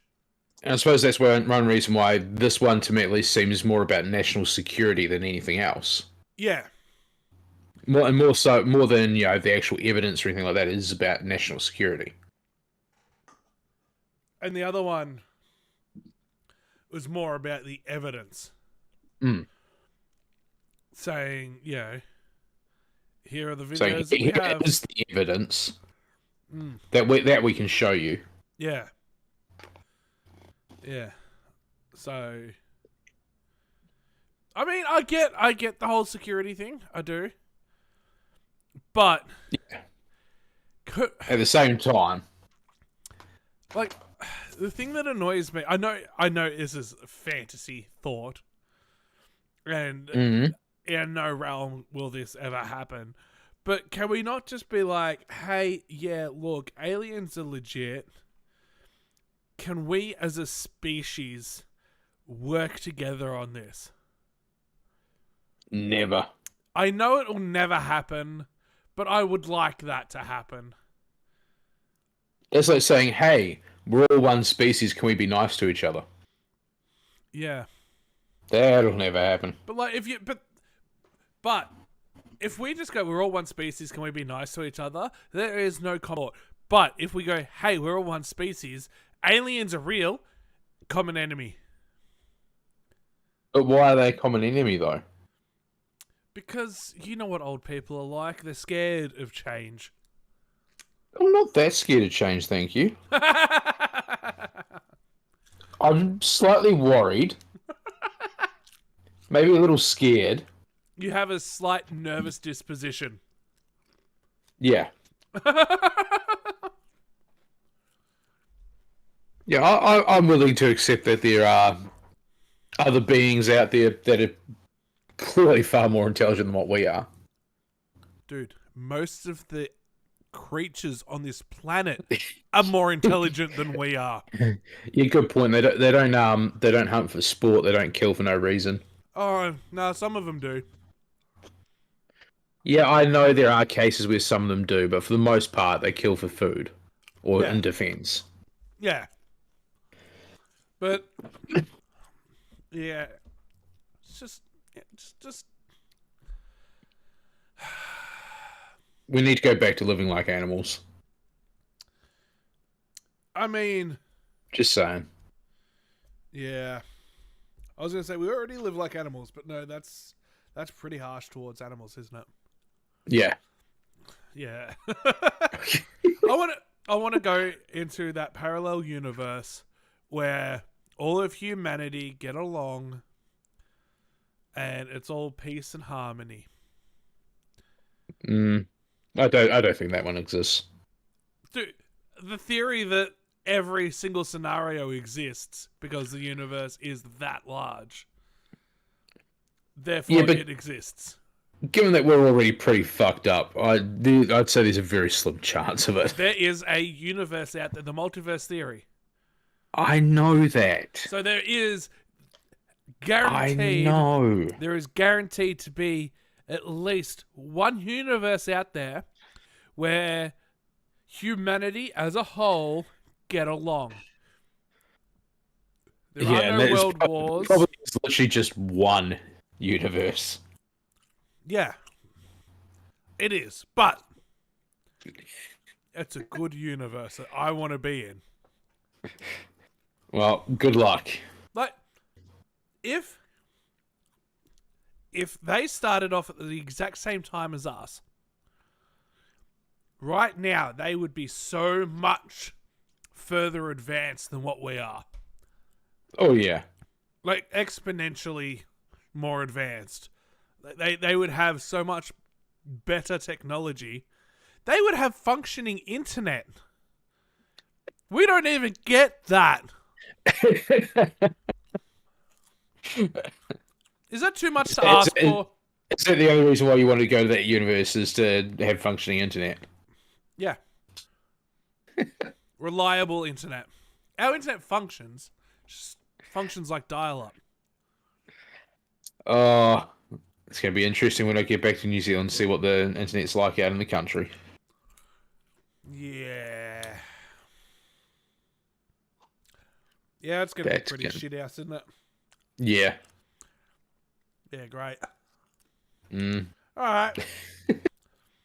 Keep watching. Mr. Favor, do you believe that you witnessed an additional object under the water in relation to your encounter? I will say we did not see an object. There was something there to cause the whitewater, and when we turned around, it was gone. So there was something there that obviously moved. Okay, it was not the same object though that you were looking at, correct? No, we actually joked that the Tic Tac was communicating with something when we came back, and because the whitewater disappeared. We were in another instance. We're told about the capabilities of a jamming during viewing of when there were some people chasing some of these objects. Did you experience any of that jamming or interrupting your radar or weapons system? My crew that launched after we landed experienced significant jamming to the APG-73 radar. which was what we had on board, which is a mechanically scanned, very high-end system prior to the APG-79. And yes, it did pretty much everything you could do: range, velocity, aspect, and then it spit the lock, and the targeting pod is passive. That's what we were able to get the video on. I'm about to run out of time, but are you aware of any of our enemies that have that capability? No. Okay. I would also like to note for the record that, like George Knapp, breaking Area 51, he's the reason I knew about that. And the reason I know about the Tic Tacs is Leslie Keene from New York Times article, and I would encourage everybody to read that. Thank you, Mr. Chairman. I yield back to you for no time. Very good. Mr. Raskin? Thank you, Mr. Chairman. Mr. Graves, you reported UAP encounters during training flights, I think, and have since come forward to warn the Pentagon that these encounters may be putting pilots at risk. Go on. Do I need to say it? Parkour? Parkour! Why? Why?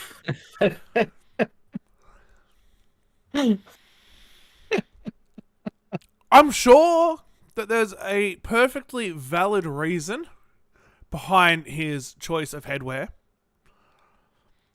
I'd just why that choice of headwear? Why?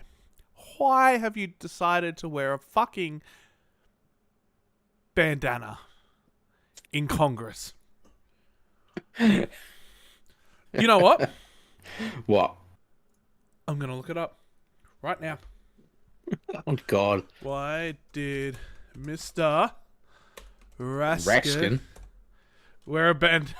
Why is Mr. Raskin wearing a bandana? Wearing a bandana to cover up hair loss. Okay.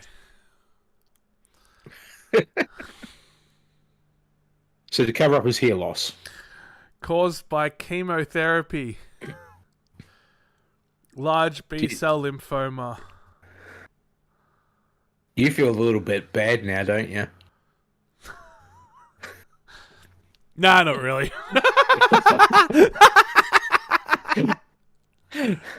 Oh, he also wears a cap. I feel like there are better options to cover up your hair loss. A toupee? Sure. Or shave your head off and be bald and just roll with it. Like, if you shave your hair off, you're not drawing any attention to it whatsoever. No. But if you wear hats, caps, he's wearing a fucking baseball cap in one photo. Here he's got a fucking bandana on. He could wear a flat cap or something. That wouldn't look quite as bad. Yeah. Yeah, like, it's just... like, it's just...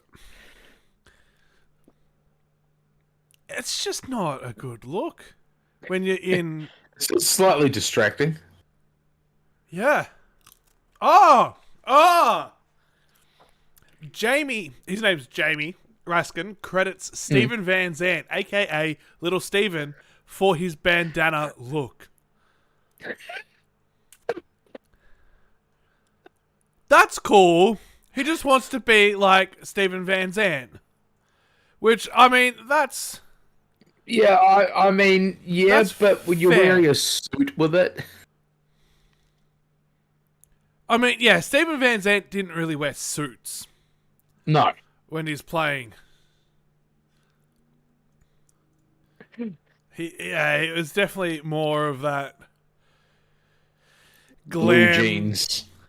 Glammy kind of neck fucking, what do they call the fucking stupid thing that Steven Tyler always has? Little scarf. The scarf, silk sort of scarf thing, yeah. Yeah. Yeah.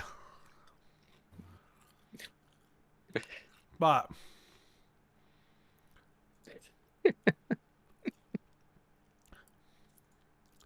But there we go. So we know he's a fan of the E Street Band. Cool.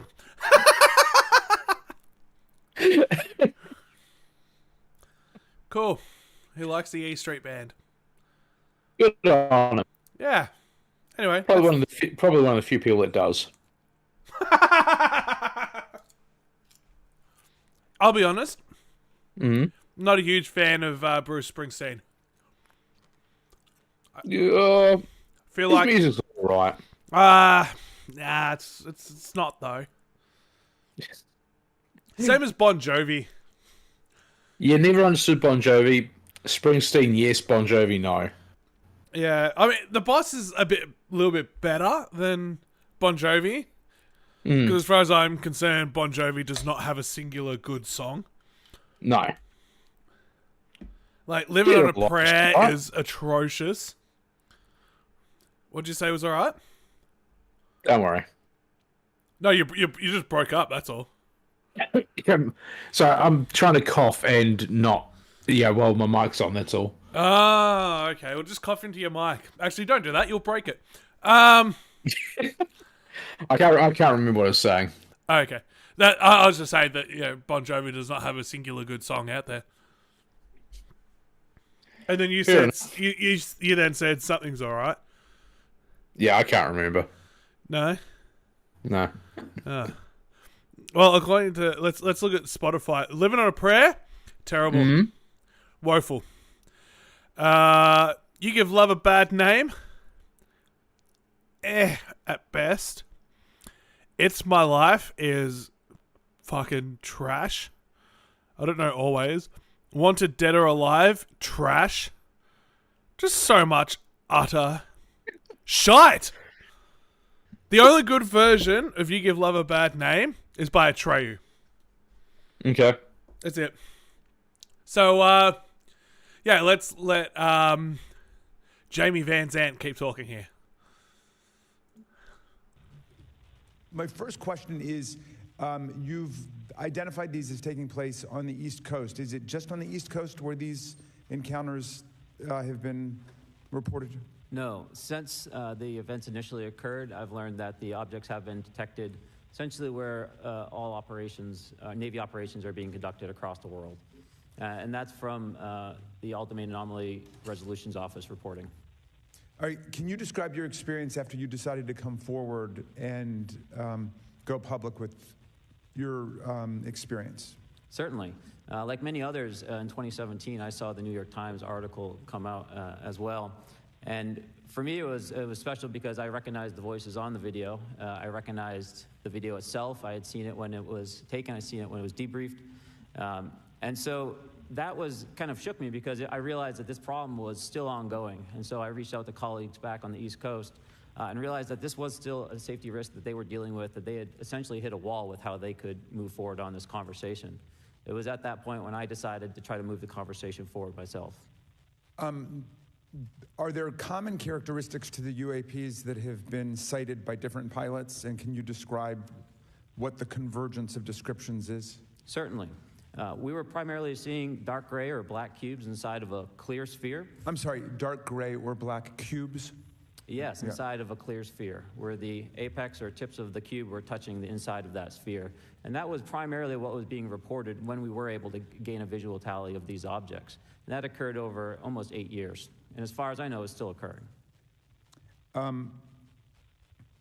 So I take it that you're arguing what we need is real transparency in a reporting system so we can get some clarity on what's going on out there, because there are many pilots in your situation, but we should have a way of developing a systematic inventory of all of such encounters. Is that right? Yes, and I think we need both transparency and the reporting. We have the reporting, but we need to make sure that information can be promulgated to commercial aviation as well as the rest of the populace.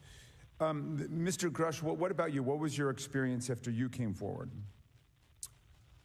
Well, it's only been about 2 months or so I guess my experience has been overwhelming support from former colleagues of mine that have privately messaged me, and I do appreciate that.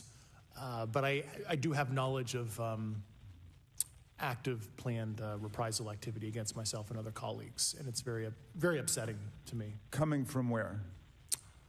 Certain senior leadership at previous agencies I was associated with. And that's all I'll say publicly, but I can provide more details in a closed environment. Okay. Well, I hope you understand that there would be bipartisan rejection of any attempt to vilify, demonize, or engage in other reprisals against our witnesses and people who are telling the truth from their perspective. Yeah, there were certain colleagues of mine that were brutally administratively attacked, and it actually makes me very upset as a leader to see that happen to other coworkers and actually superiors of mine over the last 3 years. How do you account for that response? That seems like a bizarre response. I call it administrative terrorism. That's their quiver, their tool in the toolbox to silence people, especially, the career government service cares about their career, cares about their clearance, their reputation to climb the ladder. And when you threaten that career path, a lot of people back off. But I'm here to represent those people. So, Mr. Fravor, what about you? What has your experience been since you've come forward with your perspective on this? Actually, I've been treated very well. And the 6 people that were involved, myself included, all of them have or will be retiring from the military as 05s or 06s. And all my friends that are very senior, 3 and 4 stars, I've talked to them. They believe, they understand there's a problem. But no, I was actually treated really well. And what is your general interpretation of these phenomena, or what is your current thinking of trying to make sense of them? Well, I'll say, I'm not like a UFO fanatic. It's not me. But I will tell you that what we saw with 4 sets of eyes over a 5-minute period, still, there's nothing. We have nothing close to it. It was amazing to see. I told my buddy I wanted to fly it, but yeah, it's just an incredible technology. All right, Mr. Chairman, thank you very much. I'll yield back to you. Thanks. On to Ms. Luna. Mr. Grush, in speaking to you yesterday, I just wanted to follow up on Representative Raskin's questions. In the last couple of years, have you had incidences that have caused you to be in fear for your life for addressing these issues? Yes, personally. Okay. Yeah. I just want everyone to note that he's coming forward in fear of his life. To put in perspective, if they were really not scared about this information coming out, why would someone be intimidated like that? To your knowledge, are NHIs working with adversarial foreign governments in either technology exchange programs or back engineering programs? I don't have data on that. I'm not sure. Have you heard or you had people come forward to present that evidence? Not that particular evidence that you just espoused. Okay, on the 19th of April, Dr. Kirkpatrick, head of Aero, had said that he did not find any evidence of UAPs. You also stated that you had, in your interview, that you had briefed him on information that you were uncovering, but that he did not follow up with you. Were the items that you divulged to him pertinent to national security?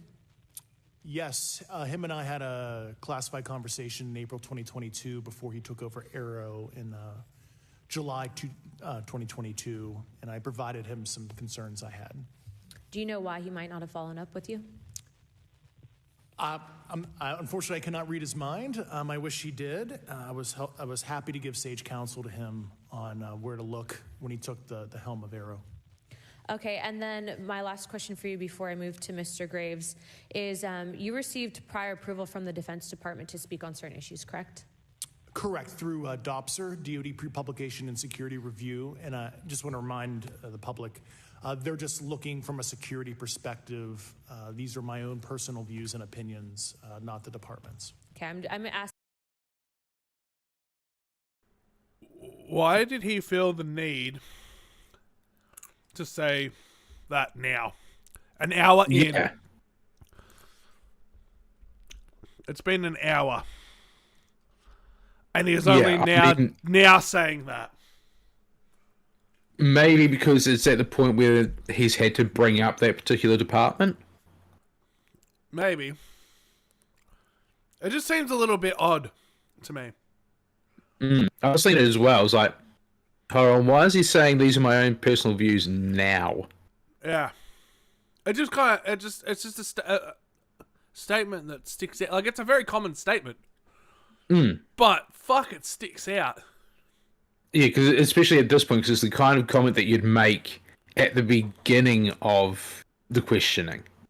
How many times do you watch some kind of an interview, like a documentary or something, and it says the views and opinions do not reflect those of whatever company and are solely this person.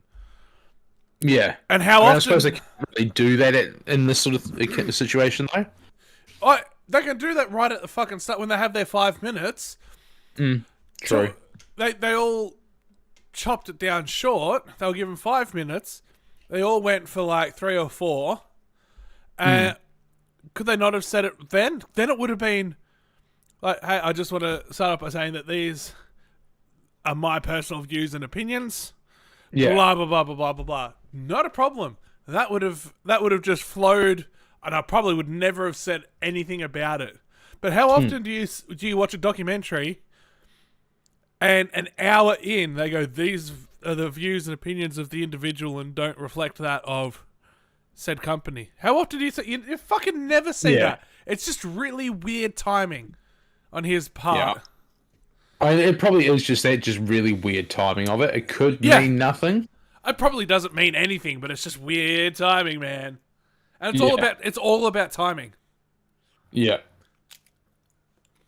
But yeah, and then he said, this is coming from strictly a security point of view, which fair. Yeah. All of this is from a security standpoint, which I get. I understand. Americans are scared little babies. They are! 100% they are. Yeah, I know. They gotta have their AKs and their 9mm at the ready, Yeah, you gotta arm everyone to... So ARs and their 9mm. They got... Well, the more guns they have, the safer they're going to be from the bad guys that have guns. Which also have guns to protect themselves from the bad guys that have guns. Yeah. The bad guys got to protect themselves with guns from the badder guys. Then the badder guys need the guns to protect themselves from the badderer guys. And then they've all got to have guns to protect themselves from the police. Yeah.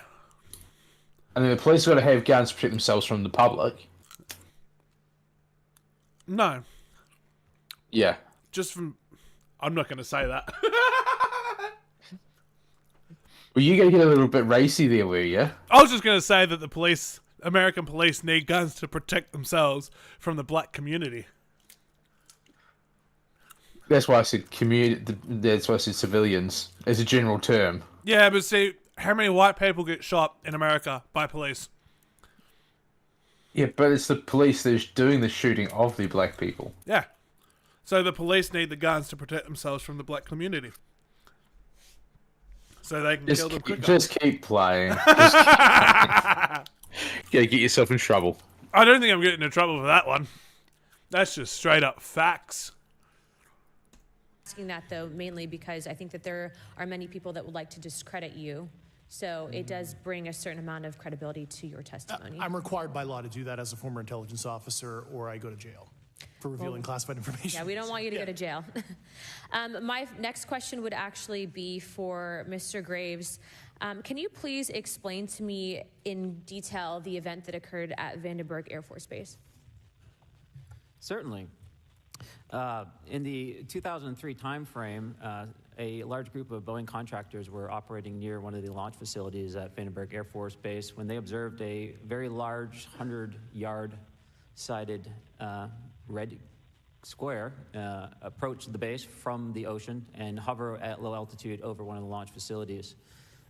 This object remained for about 45 seconds or so before darting off over the mountains. There was a similar event within 24 hours later in the evening. This was a morning event, I believe 8:45 in the morning.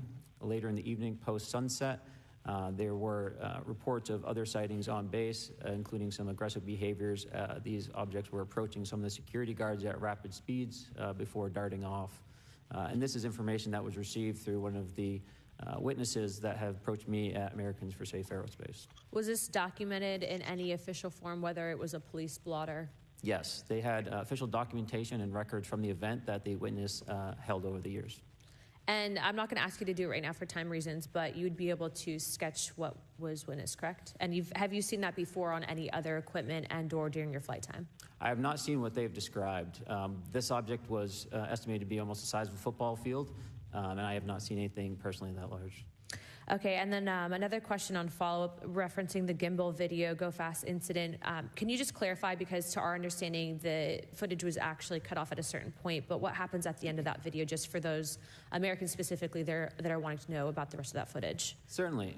There was some uncertainty or instability with the object. It seemed to rock a bit, and that's the last I had seen of the video. Much of the data that I would recommend be analyzed would consist of radar data that would provide precise kinematics on the object, as well as the fleet of objects that were operating nearby.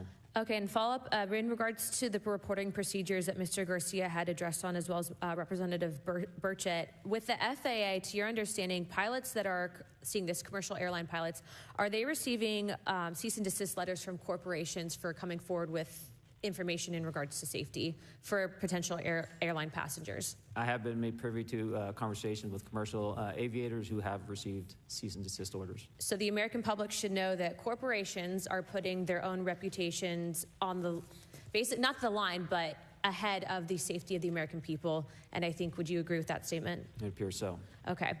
And I guess this would be my last, I'm out of time. I yield.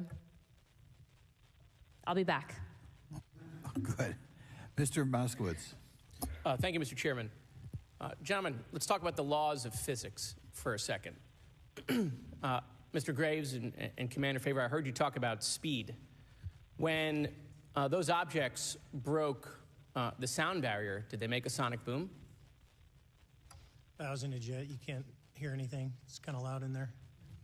Yeah, you're not able to actually personally tell within the vehicle. I will say the objects that we were seeing, they were spherical, and they were observed up to Mach 2, which is a very non-aerodynamic shape. What about G? So, when something breaks the sound barrier, is there not a visual component that goes with it? Yes and no. Because I thought there was like that massive boom. Yeah, there was the boom, which is the sonic boom that they're talking but like about. the visual, like circular fucking thing. I don't know if that's actually real unless you're watching on like a high-speed camera or anything. Oh, okay. Yeah, I don't. No, obviously I'm not, and I'm not I don't know the science behind it. Well, why not? Weird. Because I'm not a fucking major in it. Why? You should be. You're old enough. Fuck off. Yeah, I as far as I'm aware, there's no actual visualization of it. Right, okay. I know that there is the sonic boom. I've been to air shows and have, heard it and felt it. Yeah. But off the top of my head, I can't remember having seen anything apart from you might get a little bit extra, contrail or something behind. Right, okay. Where, basically the atmosphere is burning off as the boom's happening. Yeah. But yeah, I don't think it is a physical barrier that it actually breaks. Yeah, I just feel like I've seen a photo of like a plane or something, a jet breaking the sound barrier, and like behind it there was a big circular, almost like a cloud. That's the contrail that I'm talking about. Yeah, okay. Yeah. But I think it's very brief. It's not like a proper contrail like you see from, say, a passenger aircraft. Yeah. Contrail. I think it's very brief. Yeah. I thought it might have been there for a few seconds, and then they could have been like, oh, look, that thing. Yeah, but then you think about the speed that they're going to be moving at while they're in their aircraft. Yeah. Oh, no, and like, not I get that. See it. But if you're looking at it, even if you're moving, you're looking at it, and then you visually watch it break the fucking sound barrier. Yeah, I mean, that's something that we'd have to look into, is if there is a lasting, we'll say, visual sign of the sound barrier being broken. Is there a visual sign of breaking the sound barrier? Sonic boom shakalaka. That's the technical terminology. Okay, yeah. Yeah. Yeah. So that's that yeah, the cloud is there. Then would that also be determined by altitude, wind speed, Yeah. you know, a number of other factors as to whether that is like literally it happens split second kind of thing, or whether it's a lasting thing. Yeah. I'm sure those factors play into it as well. Look, probably. Yeah, so it doesn't nothing visible. NASA researchers at Edwards Air Force Base. Blah blah blah blah blah. Yeah. Doesn't say how long it lasts or anything. So who the fuck knows? Not me. Unacceptable. I'm sorry. You old fuck. Anyway, let's get going. Forces. Let's talk about G-forces of those vehicles. Could a human survive those G-forces with known technology today? No. No, not for the acceleration rates that we observed. Okay. What about what they look like? How close did you get? Did you see a seam or a rivet or a section? And what I mean is, obviously, the jets you're flying have all those things. Did these objects have those? Do you want to go ahead? I didn't have the detail to be able to tell that.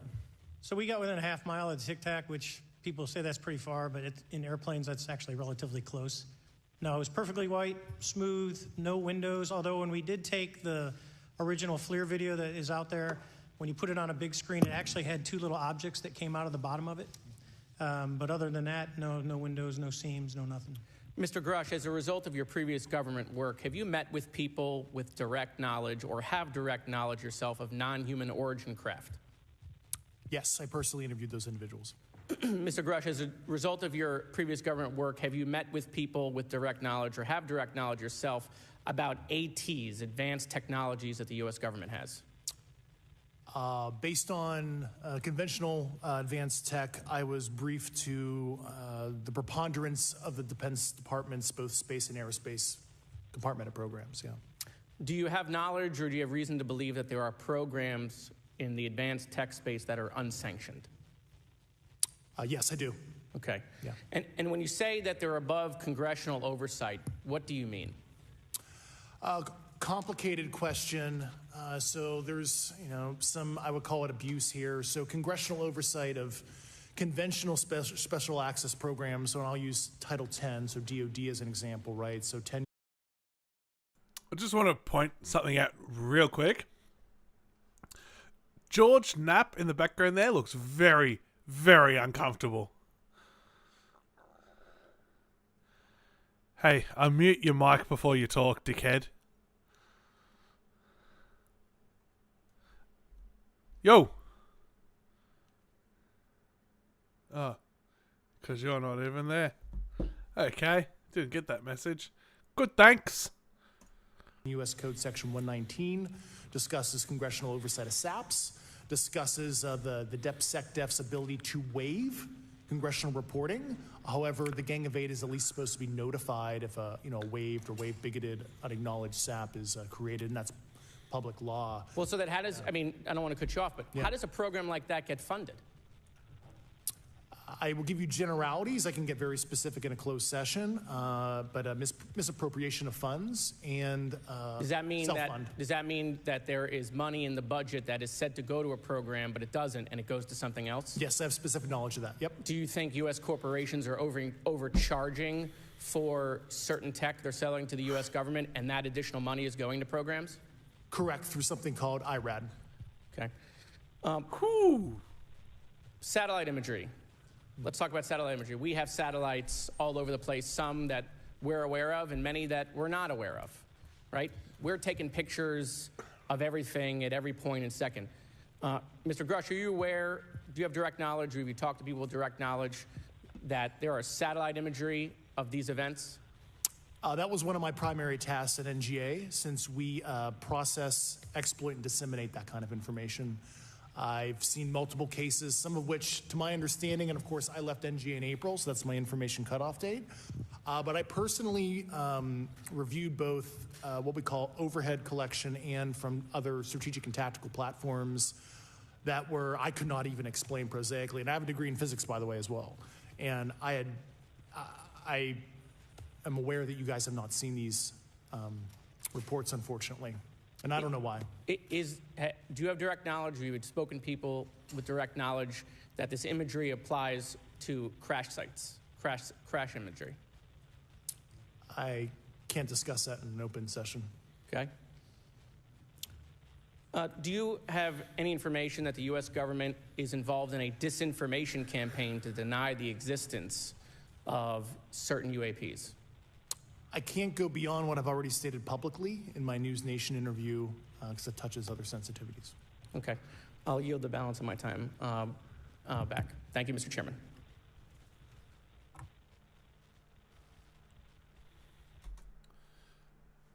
Now, while you were away, very briefly, you missed something. I came back to what sounded like a very interesting question. Misappropriation of government funds. Which isn't surprised to be brought up, yeah? Yeah, so he asked, how does something like this get funded? And he straight up just went, misappropriation of funds. He's like, so there's funds that are supposed to go to one thing, but don't go there and go to you instead. And he goes, yep. Straight up, just yes. Okay. So where are these funds coming from then? So it's I think it would be multiple different things. Yeah. So you might have, let's say, X amount of money to go towards public schooling, X amount to go towards this thing, X amount to that thing, and I'm assuming they're just taking a little bit out of everything, so it's not noticed. Yeah. Yeah, like if you say you hack into a bank and you take 0.1 of a cent out of every single transaction for 24 hours, you are going to be filthy fucking rich very quickly. Oh yeah. But 0.1 of a cent, who's going to notice that? Yeah. So it's probably pretty. Yeah. No one's really going to go, oh, look, we're missing money. Yeah. So if they're just taking a little bit off the top from a bunch of different places, then no one's going to notice. No one's going to question anything. And it's going to be very much under the radar. And they can keep it under wraps very easily. Imagine what the implications that his statements have now made. Oh, yeah. So he may go missing soon. Yeah, so enjoy looking at him while you can. Yeah, we've got this to remember him by. But he is being quite careful. I'll admit. You can see the way he answers questions.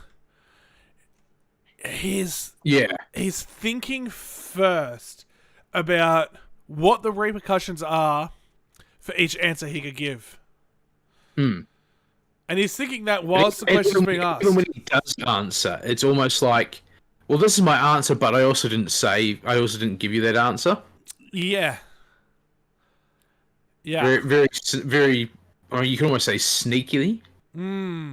Yeah. But so I've said, but I can't say it either. So yeah, did I actually say it? Yeah. Yeah, he's definitely giving multiple answers within one answer. Very, very clever. While also retracting his answer. Yeah.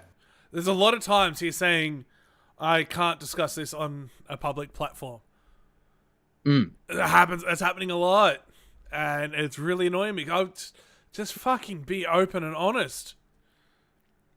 I mean, sure, you're going to go missing in the next 24 to 48 hours, but just tell us. Just put the information out there before you go missing. Yeah. Hey, is that too much to ask? You don't leave us hanging. Come on. Yeah.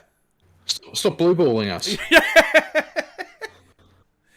Shit. Ms. Fox? Thank you, Mr. Chairman, and I thank our witnesses for being here today. Mr. Garouche, in your sworn testimony, you state that the United States government has retrieved supposedly extraterrestrial spacecraft and other UAP-related artifacts. You go so far as to state that the U.S. is in possession of, quote, non-human spacecraft, end quote, and that some of these artifacts have circulated with defense contractors. Several other former military and intelligence officials have come forward with similar allegations, albeit in non-public settings. However, Dr. Sean Kirkpatrick, the director of AARO, previously testified before Congress that there has been, and I quote, no credible evidence thus far of extraterrestrial activity or of, quote, off-world technology brought to the attention of the office.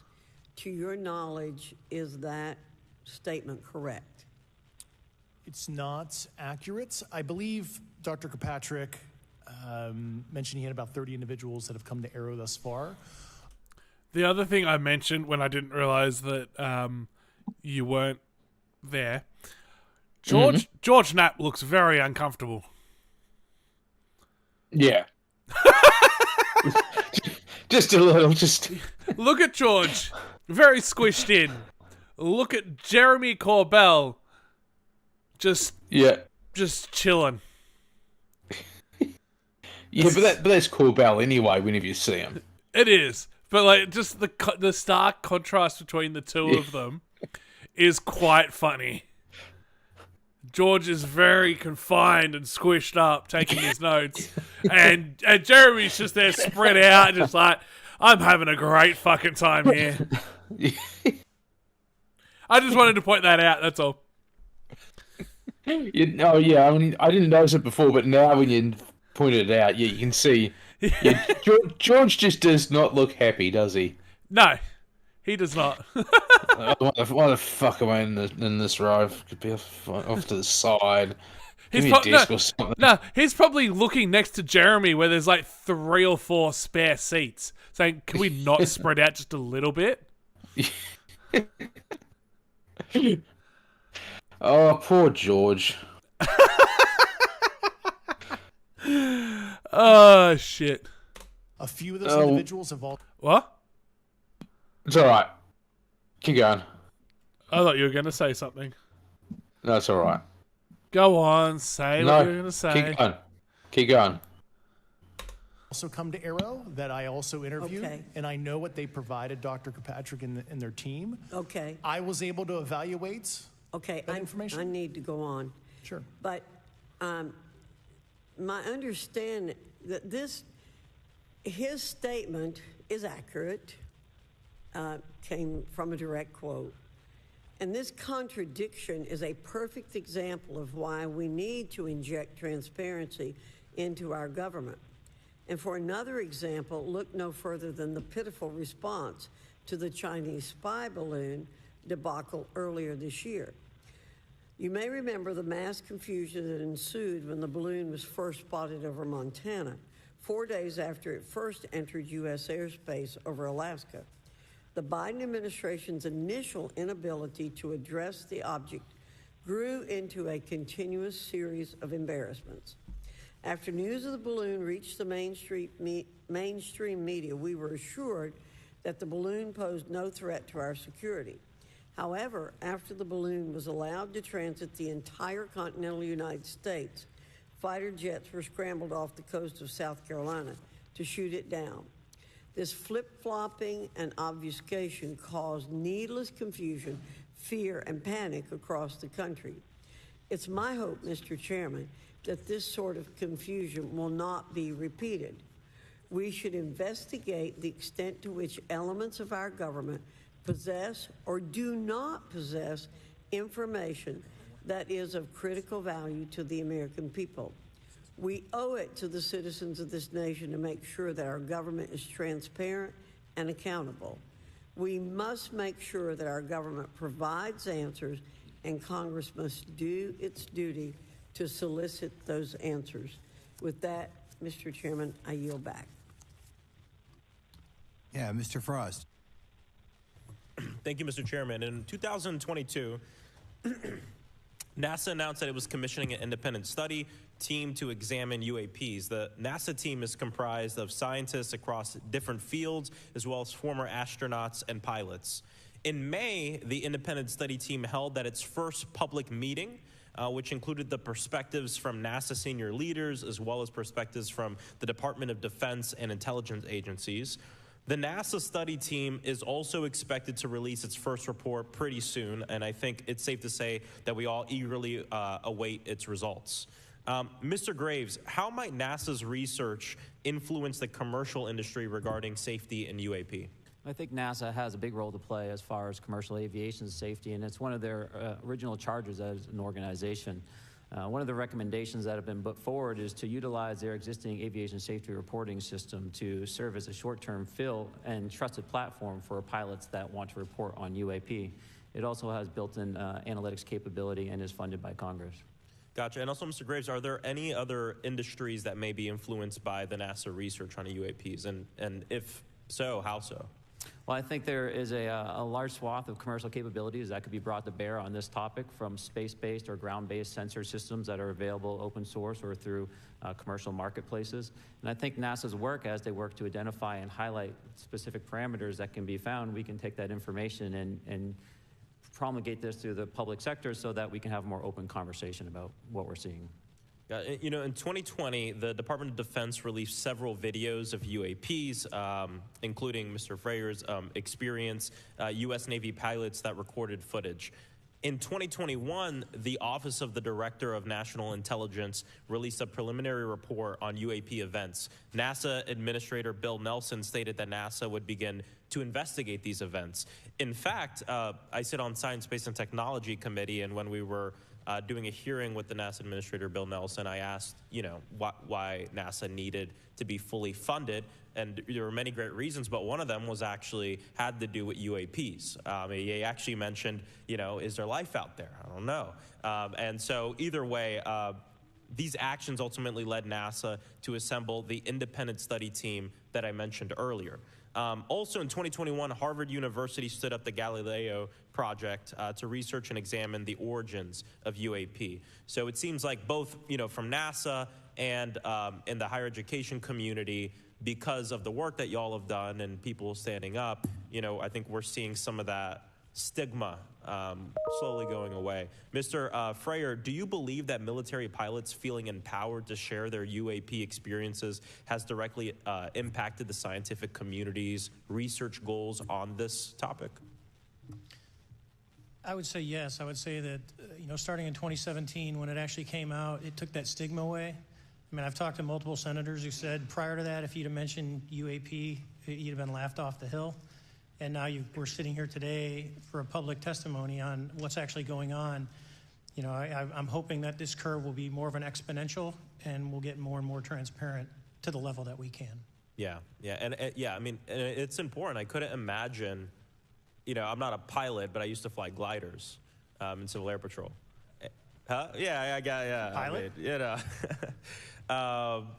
And so either way, I mean, I couldn't imagine, being in the glider and seeing something and then not feeling like I had the agency to talk about it.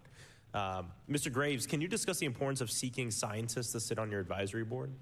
Absolutely. I think ultimately this is going to be a scientific problem. And not only that, it's also an engineering problem. I've been working with the American Institute of Aeronautics and Astronautics to help them stand up a UAP integration committee to help integrate their engineering prowess into this problem. And so, yes, very much, I think this is an engineering and scientific problem as much as a national security problem. And how might Congress help to facilitate partnerships between the scientific community and the UAP focus groups within government? Well, I think one of the things they can do is to have these types of hearings to communicate to the public that this is a topic of interest. I think that there is a pseudo-market, if you will, of interested capabilities and talent that want to approach this topic, and we're seeing that start to grow now. So I think continued conversation, reduction of stigma is going to allow that to flourish and allow answers to help generate themselves. 100%. Well, thank you all for being here, and thank you for your work. I think it's important that we keep our top scientific minds focused on this issue and look for ways to increase collaboration. Thank you so much. I yield back. Mr. Comer. Thank you, Mr. Chairman. Let me say I want to thank you for having this hearing, and I want to thank Mr. Burchett, Ms. Luna for leading this hearing. And with that, I yield my 5 minutes to Mr. Burchett. Thank you, Mr. Chairman. I'm going to direct this, I believe, to Mr. Grush, but if any of you all feel like you need to jump in, just jump right in. We're good. Has the U.S. government become aware of actual evidence of extraterrestrial, otherwise unexplained forms of intelligence? And if so, when do you think this first occurred? I like to use the term non-human. I don't like to denote origin. Keeps the aperture open, both scientifically. Right. Certainly, like I've discussed publicly previously, 1930s. Okay. Can you give me the names and titles of the people with direct firsthand knowledge and access to some of this crash retrieval, some of these crash retrieval programs, and maybe which facilities, military bases that the recovered material would be in? And I know a lot of Congress have talked about we're going to go to Area 51, and there's nothing there anymore anyway. It's just and we move like a glacier. And as soon as we announce it, I'm sure the moving vans would pull up. But please. I can't discuss that publicly, but I did provide that information both to the Intel committees and the Inspector General. And we could get that in the SCIF if we were allowed to get in a SCIF with you. Would that be probably what you would think? Sure, if you had the appropriate accesses, yeah. What special access programs cover this information, and how is it possible that they have evaded oversight for so long? I do know the names. Once again, I can't discuss that publicly and how they've evaded oversight.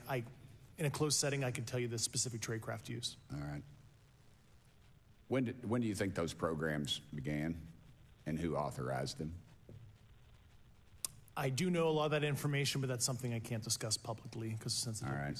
If any of y'all want to jump in on any of this, you're more than welcome to. What level of security clearance is required to fully access these programs?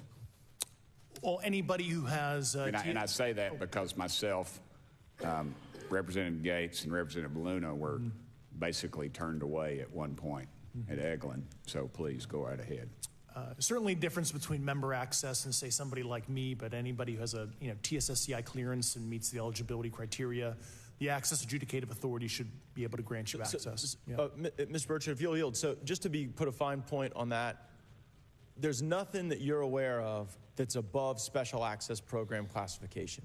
It's a misnomer that there's anything actually above top secret. Executive Order 13526 delineates the classification levels. Right, but I draw a point on that because we can have access to those programs, and so the notion that we're not being given that access sort of defies our typical muscle memory here in Congress. Thank you, Mr. Burchett. I'll yield back to you.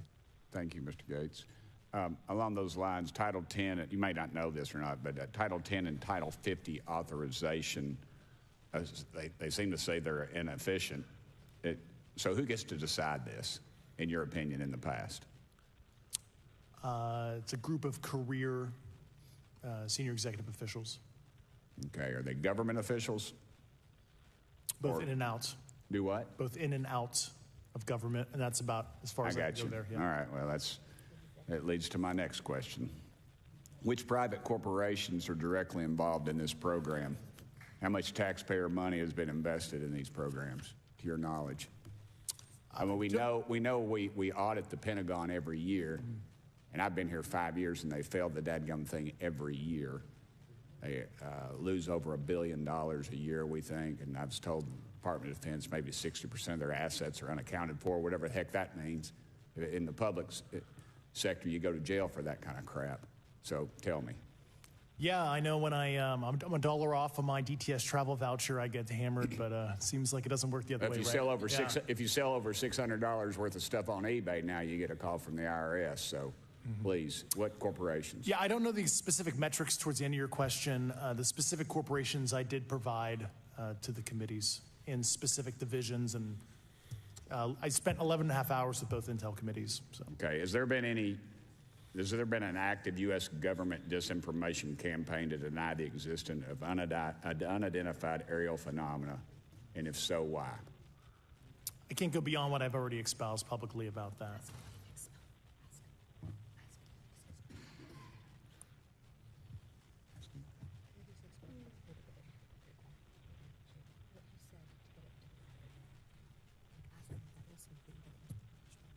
Okay, I've been told to ask you what that is and how to get it in the record. What have you stated publicly in your interviews for the congressional record? If you reference my News Nation interview and I talk about a multi-decade, campaign to disenfranchise public interest, basically. Yeah. Thank you. I apologize, Mr. Chairman. I yield back negative 21 seconds. Thank you. Ms. Ocasio-Cortez. Thank you, Mr. Chairman, and thank you to our witnesses for coming here today. I do concur with the ranking member as well as several other members here on this committee that this is a committee for whistleblowers and for the protection of whistleblowers as well. So we understand what you're putting on the table here and what you're putting on the line here, and we thank you for that. Mr. Grush, you sat on the Unidentified Anomalous Phenomenon Task Force created in the 2020 NDAA, correct? Yes. There have been some things that have been mentioned here during this hearing that I wanted to pick up on. Mr. Graves, you mentioned specifically during the answers to one of your questions, you named Boeing contractors being engaged in an incident regarding this red cube about a football field wide. I was wondering if you could speak a little bit about the interaction, or Mr. Grush, either of you, the interactions between defense contractor companies and any UAP-related programs or activities. So I'll just say that the information about the contractor himself were provided by a witness, and I have no particular detail in that relationship. Mr. Grush?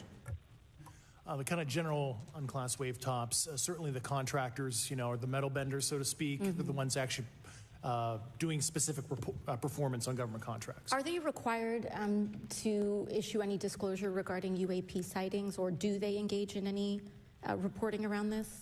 In terms of the contractors? Yes. Not that I'm aware of. They do not. Okay. Now, when it comes to notification that you had mentioned about IRAD programs, we have seen defense contractors abuse their contracts before through this committee. I have seen it personally, and I have also seen the notification requirements to Congress abused. I am wondering, one of the loopholes that we see in the law is that there is, at least from my vantage point, is that depending on what we're seeing, is that there are no actual definitions or requirements for notification. What methods of notification did you observe? Like when they say they notified Congress, how did they do that? Do you have insight into that? For certain IRAD activities, I can only think of ones conventional in nature. Sometimes they flow through certain, I'll just say, SAP programs that have cognizant authority over the Air Force or something, and those are congressionally reported compartments, but IRAD is literally internal to the contractor, so as long as it's money, either profits, private investment, et cetera, they can do whatever they want. To put a finer point on it, when there is a requirement for any agency or company to notify Congress, do they contact the chairman of a committee? Do they get them on the phone specifically? Is this through an email to hypothetically a dead email box? A lot of it comes through what they call the PPR, Periodic Program Review process. If it's a SAP or Controlled Access Program Equity, and then those go to the specific committees, whether it be the SAS, CASC, HISI. Thank you. I apologize. My time is limited. Mr. Graves, one of your main concerns is that the FAA currently does not have an official process to receive reports of UAP from pilots or others, correct? Correct. And in your experience, what data should the Aero program prioritize for potential collection?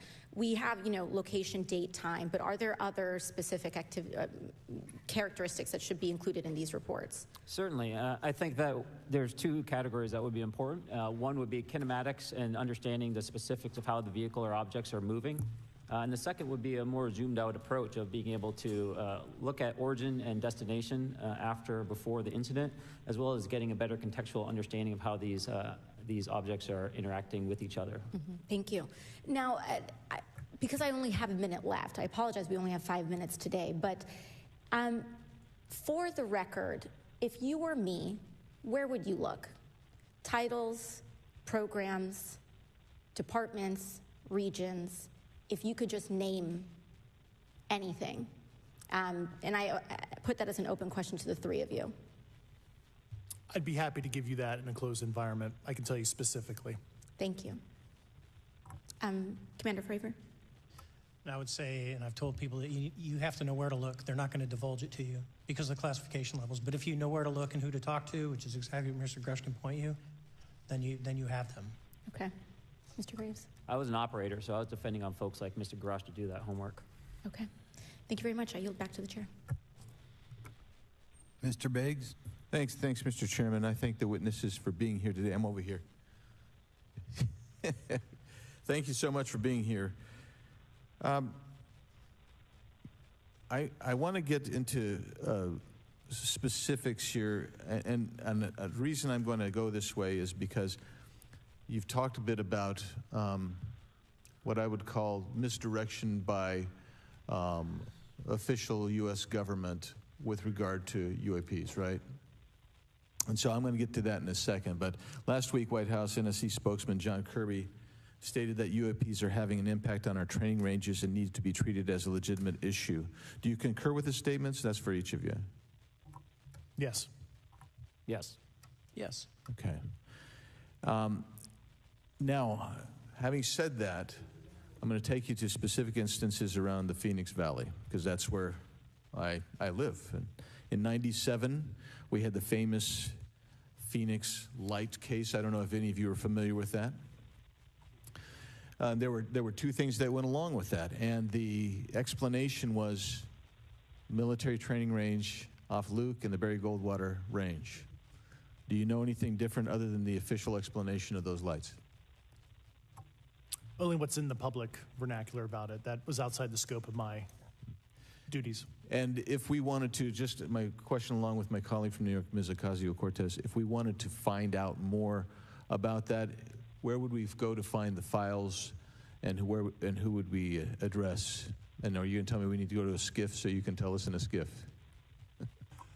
I could potentially give you a vector on that. That specific case, I'm familiar with it in terms of public, but I give you a vector in closed environment, yeah. That would be good, thank you. So if it's true that UAPs are having an impact on training ranges, and this administration considers it to be a legitimate issue, what steps can Congress take to address training range impacts? And I say that having two very large training ranges in my state. And so we'll start with Mr. Graves and going down the panel. Some of the initial procedures have been implemented, such as within the United States Navy, that have a range failure report that gathers information from pilots. I understand that a service-wide reporting mechanism is still pending. However, that would be a great next step, not only for gathering information, but for showing the troops that it is an acceptable topic and reducing the stigma. Okay, please, all of you continue. Yeah, as a recipient of a lot of those training range reports, sometimes we only get contextual kind of oral reporting. It'd be nice if they attached all sensor data and there's a system in place that can handle multiple classifications of data. And that's an issue with the F-35, right? That jet was never built to be an ISR platform. And it's a pain in the, we'll just say, butt to get that data off. So, yeah. Great. Thank you.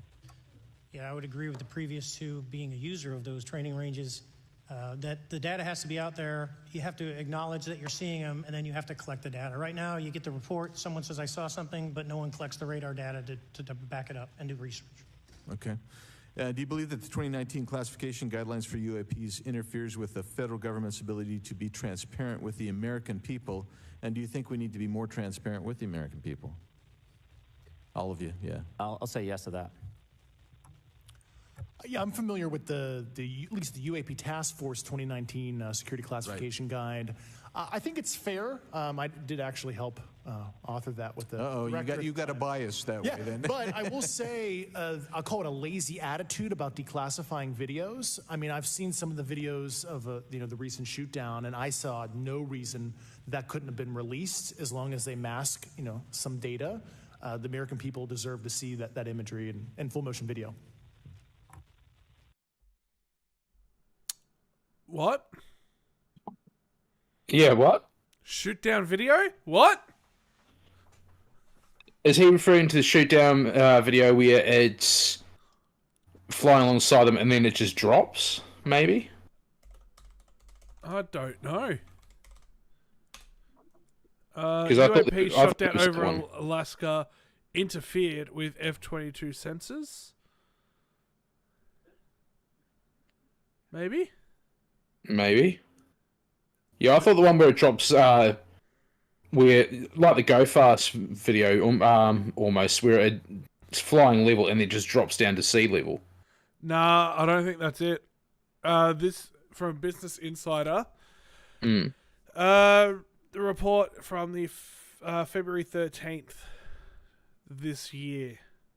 U.S. fighter aircraft shot down an object threatening airspace over Alaska. F-22 pilots who saw the object said it interfered with their sensors and had no propulsion system. There it is again, no propulsion. On Saturday and Sunday, additional objects were shot down over Canada and near the U.S. border. Okay. So that's the footage that he's talking about there, that the public deserve to know about and be able to see. Ah. But I obviously, blur some data. I'm okay with blurring the data. I don't give a fuck about what your fucking all the gadgets say. I don't give a fuck. I just want to see the shit, man. Yeah, but I mean, saying that, I'd also like to see, I could see airspeed and that sort of thing. I mean, sure, but airspeed, altitude. Yeah, but if we can't have that and we can only see the footage, I'm gonna take that. Yeah. Just being able to see the footage is better than nothing. Yeah. How long do you think it'll be until we see that one? Jeez, I don't know. Another, 10, 15 years? Yeah, probably. Well, how long did it take for Go Fast to be declassified? Well, Tic Tac was, what did he say, 2005 or something, 2007? Yeah. And Go Fast, I think, was not long after that. When was the Go Fast video filmed? 2015? Yeah, Go Fast is 2015. And Tic Tac was 2007, I think he said. Nimitz was captured in 2004, while Go Fast and Gibble were both shot in 2015. So there's at least going to be at least 5 years in between, if not 5 to 7 years. At least, at a minimum. But that'd be an interesting one to see. And my next question is, did they recover anything from this? 100%. Yeah, of course they would have. They're not going to just shoot down a UAP and then not have ground forces go directly to it. Well, then the next question should be, hopefully will be, was anything recovered? It better be. Mr. Grush, who doesn't actually answer any questions. He loves a good carousel ride, this bloke. He does. He's just circling around the answers. Yeah. Let's see. It's fucking annoying. It is. It really. Everything is all behind closed doors. Yeah. Why is he even there if everything's behind closed doors? Yeah.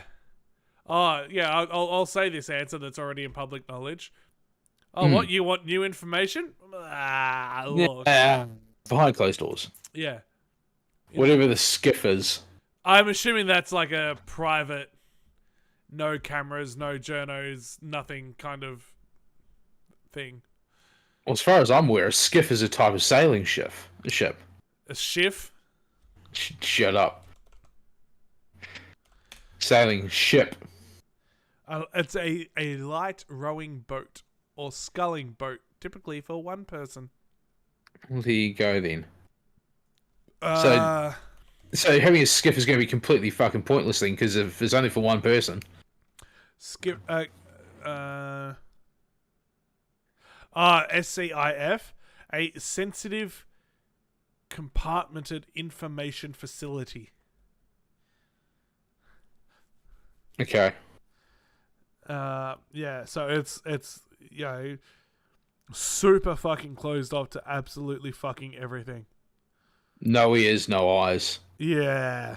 So let's talk about things that are super mega insanely fucking sensitive. Which, I mean, half the stuff that he's talking about is going to be that sort of content anyway. Yep. Alright, let's see if they talk about, right now, if they mention any debris that was recovered. Yeah. They're fucking better. I would think, well, in my opinion, I will say things are overclassified. I know for a fact the video or the pictures that came out in the 2020 report that had the stuff off the East Coast, they were taken with an iPhone off the East Coast. A buddy of mine was one of the senior people there, and he said they were originally classified at TSSCI. And my question to him was, what's TSSCI about these? They're an iPhone literally off the vacapes. That's not TSSCI. So they're overclassified, and as soon as they do that, they go in a vault, and then you all have to look for them. Yeah, so with the overclassification, that may be one way. Are there other ways that the DoD or intelligence agencies are keeping this information from the American people or even from Congress? I think part of that has been not encouraging reporting. If the problem is not something that can be measured, it's not something that's going to be fixed. Okay, very good. Well, I'm out of time, and I thank you, Mr. Chairman, and I yield back. First of all, without objection, Representative Nick Langworthy of New York has waived on the subcommittee for purpose of questioning witnesses at today's subcommittee hearing. And then we go to Mr. Burleson. Thank you, Mr. Chairman. Appreciate you guys coming out today, testifying. Look, I've been here for 6 months, and I'm pretty skeptical. I don't trust anything in this town. And so I think that's because I'm from Missouri. You've got to show me, right? With that being said, there's been a lot of things that have been said in the public, Mr. Grush, and so I want to get down to, if we can, some specifics, right? So at one point you had said that there has been harmful activity or aggressive activity. Has any of the activity been aggressive, been hostile in your reports? I know of multiple colleagues of mine that got physically injured. And the activity... And by UAPs or by people within the federal government? Both. Okay, so there has been activity by alien or non-human technology and or beings that has caused harm to humans. I can't get into the specifics in an open environment, but at least the activity that I personally witnessed, and I have to be very careful here because they tell you never to acknowledge tradecraft, right? So what I personally witnessed myself and my wife was very disturbing. Okay.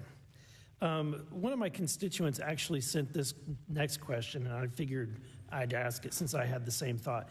You've said that the U.S. has intact spacecraft. You said that the government has alien bodies or alien species. Have you seen the spacecraft? I have to be careful to describe what I've seen firsthand and not in this environment, but I could answer that question behind closed doors. Yeah. And have you seen any of the bodies? That's something I've not witnessed myself. Okay, and so with that being said, and the other statement that has been made that was intriguing to me it's intriguing because my view has been that we are billions of light years away from any other system. And the concept that an alien species that's technologically advanced enough to travel billions of light years gets here and somehow is incompetent enough to not survive Earth or crashes is something that I find a little bit far-fetched. And with that being said, you have mentioned that there's interdimensional potential. Could you expound on that?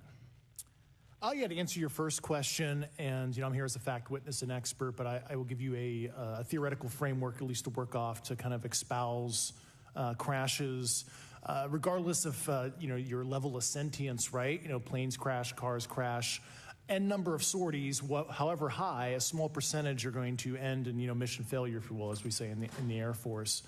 And then in terms of multidimensionality, that kind of thing, the framework that I'm familiar with, for example, is something called the holographic principle. It derives itself from general relativity and quantum mechanics, and that is, if you want to imagine a 3D object such as yourself casting a shadow onto a 2D surface, that's the holographic principle. So you can be projected, quasi-projected from higher dimensional space to lower dimensional. It's a scientific trope that you can actually cross, literally, as far as I understand, but there's probably guys with PhDs that we could probably argue about that. But you have not seen any documentation that that's what's occurring? Only a theoretical framework discussion. Yes. Okay. Okay. Occam's razor is that these aircraft, have they been identified that they are being produced by domestic, military and contractors? Is there any evidence that that's what's being recovered? Not to my knowledge, plus the recoveries predate a lot of our advanced programs that I previously am witting of. So, would it be safe to say that there could be a scenario today where you have an aircraft that crashes because it's been involved in one program from one federal agency, but the agency that retrieves it is not aware of that program, and to them it appears alien in origin? I mean, that's a hypothetical situation. I'm not aware of any historical situation that would match that you described. So you're not aware? It has not happened that you're aware of? That I'm aware of. Thank you, Mr. Chairman. I yield back.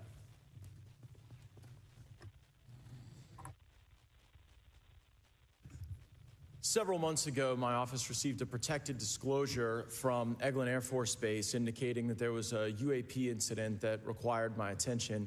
I sought a briefing regarding that episode and brought with me Congressman Burchett and Congresswoman Luna.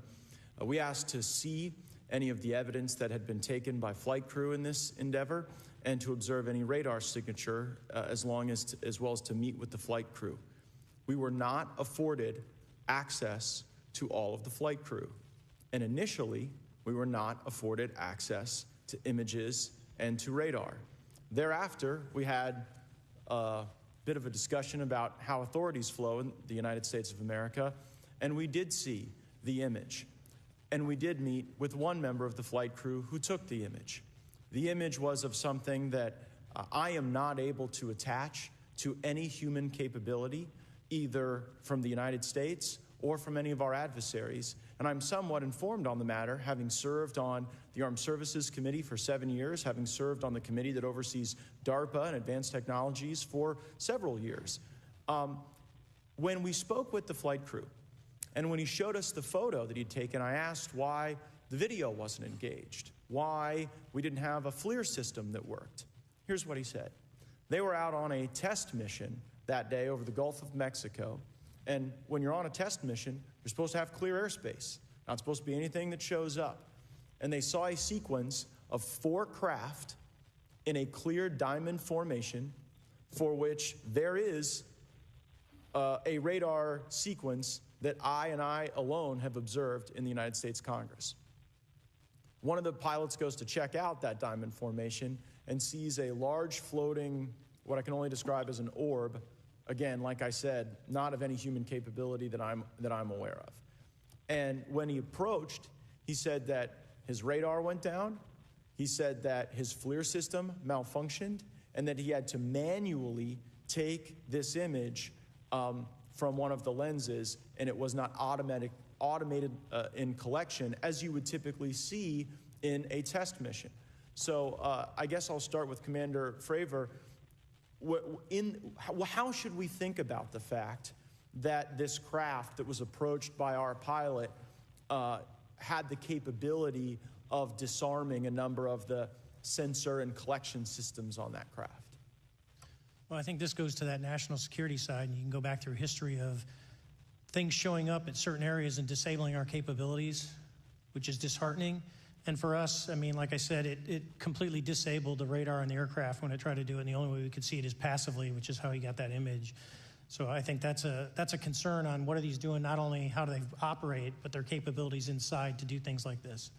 And how should we think about four craft moving in a very clear formation, equidistant from one another, in a diamond? In all of the phenomenon, perhaps, Mr. Grave, that you've analyzed, have we ever seen multiple craft in a single formation?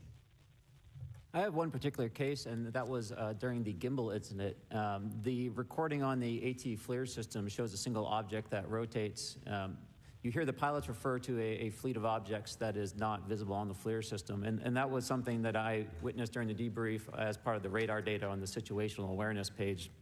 I would like to add, however, Congressman, there's a small bit of anger, I would say. I would feel that those pilots are still facing that difficulty in reporting this topic, and they don't have the tools to be able to mitigate this issue. It just goes to show how serious this is and why this is such an important issue for our pilots and for our nation. It was stated explicitly to me by these test pilots that if you have a UAP experience, the best thing you can do for your career is forget it and not tell anyone. Because any type of reporting, either above the surface or below the surface, does have a perceived consequence to these people, and that is a culture we must change if we want to get to the truth. Mr. Chairman, I would observe that perhaps as we move forward from this hearing, there are some obvious next steps. Every person watching this knows that we need to meet with Mr. Grush in a secure, compartmentalized facility so that we can get fulsome answers that do not put him in jeopardy and that give us the information we need. Second, I would suggest that the radar images that were collected of this formation of craft out of Eglin Air Force Base, and specifically the actual image taken by the actual flight crew that we can actually validate, be provided to the committee, subpoenaed if necessary, so that we're able to track how to get this type of reporting and analysis done in a more fulsome way. That would be my recommendation, humbly, as a guest here of the Fine Oversight Committee. I yield back. Ms. Mays. Thank you, Mr. Chairman, and good morning to our witnesses who are testifying today. I want to thank each of you for being here to discuss a topic of grave importance to our national security. Earlier this year, a Chinese spy balloon was shot down off the coast of my home state of South Carolina. Since the Roswell incident in 1947, many Americans have wondered about the dangers of unknown objects crisscrossing our skies. Whether these are UAPs or weather phenomena, advanced technology from American allied or enemy forces, or something more out of this world. So my first question, I have several questions, and if we can just be quick on these first two, I'm going to ask each of you the same question, and then I'll get to each of you individually. The first one, when you reported your experiences with a UAP, did any of you face any repercussions with your superiors, yes or no? No. No. I've actually never seen anything personally, believe it or not. So. All right. And then do you believe there's an active disinformation campaign within our government to deny existence of UAPs, yes or no? I don't have an answer to that. As previously stated publicly, yes. I think previously with like Project Blue Book, yes, but currently I don't speak for the United States government. Okay, thank you. I have a few questions for Mr. Graves. What percentage of UAP sightings, in your belief, go unreported by our pilots? This is an approximation based off of my personal experience speaking with a number of pilots, but I would estimate we're somewhere near 5% reporting, perhaps. So like 95% basically don't report seeing UAPs? That's just my personal estimate. In the incident off Virginia Beach, do you believe the Navy took the danger to your aircraft seriously after it was reported? Absolutely. A few questions for Mr. Favor. As an expert naval aviator, have you ever seen an object that looked and moved like the Tic Tac UAP? No. Did the Tic Tac UAP move in such a way that defied the laws of physics? The way we understand them, yes. Many dismiss UAP reports as classified weapons testing by our own government, but in your experience as a pilot, does our government typically test advanced weapon systems right next to multi-million-dollar jets without informing our pilots? No, we have test ranges for that. It took over 15 years for your encounter with the Tic Tac to be declassified. Do you feel there was a good reason to prevent lawmakers from having access to this footage? No, I just think it was ignored when it happened, and it just sat somewhere in a file. Never got reported. In a drawer. It happens a lot up here. Shocker. Mr. Grush, a couple of questions for you too, sir, this morning. What percentage of UAPs do you feel are adequately investigated by the U.S. government? Of the 5% that are reported. I can only speak for my personal leadership over at NGA. I tried to look at every report that came through that I could triage. So, do you believe that officials at the highest levels of our national security apparatus have unlawfully withheld information from Congress and subverted our oversight authority? There are certain elected leaders that had more information that I'm not sure what they've shared with certain Gang of Eight members or et cetera, but certainly I would not be surprised. Okay.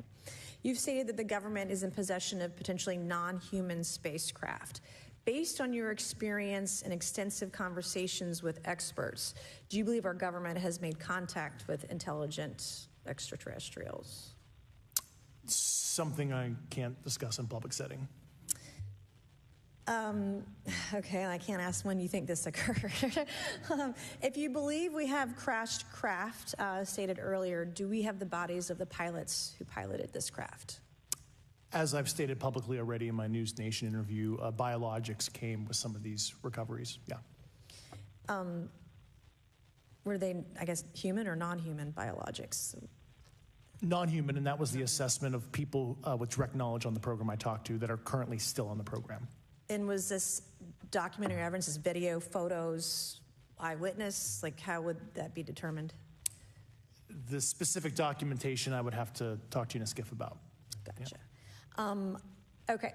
So, and you may or may not be able to answer my last question, and maybe we get into a skiff at the next hearing that we have, but who in the government, either what agency, sub-agency, what contractors, who should be called into the next hearing about UAPs, either in a public setting or even in a private setting? And you probably can't name names, but what agencies or organizations, contractors, et cetera, do we need to call in to get these questions answered, whether it's about funding, what programs are happening, and what's out there? I can give you a specific cooperative and hostile witness list of specific individuals that were in those. And how soon can we get that list? I'm happy to provide that to you after the hearing. Super. Thank you. And I yield back. Okay, now we have Mr. Langworthy. Is he here? Well, that was interesting. Yeah. He said what everyone's assumed, but still didn't give anything new. Yeah. It's very much he apparently has the knowledge. I want to get in on one of these skiffs. I'd love it, wouldn't it? Wouldn't it be good? Oh, wear a wire in there and then be like, and just live stream it. Actually, no, you couldn't live stream it. You just have to just dump it onto 50 different websites the second it's over. Yeah. Just be like, mass dump. Because if you live stream, obviously they're going to find out and be like, you're done. But if it's mass dumped onto multiple websites, that's it. Yeah. They're fucked. But that's if everything that he's giving is real. Which, unfortunately, because he hasn't actually given any information this whole time. Not really, no. Apart from saying yes here and there to questions that the others have said yes to. Yeah. He hasn't actually given any information. No. And he says, "Oh, not non-human, non-human matter or whatever it is was did come with these craft." That doesn't tell you a lot, though. It tells you everything without saying anything. And that's the problem. Yeah. Is the fact that, yes, it tells you everything, but it doesn't tell you anything at all. Yeah. He has spent weeks and weeks and weeks before this meeting going over every possible question he could be asked so that he could provide a very no answer. specific non-answer answer. Yeah. And it's the same non-answer the whole every time. Yeah. I can provide it in a skiff. I do believe that he has the information, and I do believe that in a skiff he will provide said information, but he's just not giving anything out in a public setting, which is fucking bullshit. Yeah, because it defeats the whole purpose of this hearing. Like I keep saying, they're just drizzling a little tiny bit. That's all they're doing. What's a bit he's on the side of these government agencies? More than likely, yeah. And that's why all of this information is non-information. Yeah.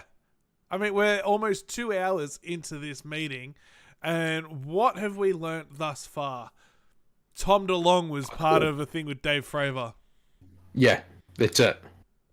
Which, I mean, that's public knowledge. I could have found that out if I looked for it, I'm sure.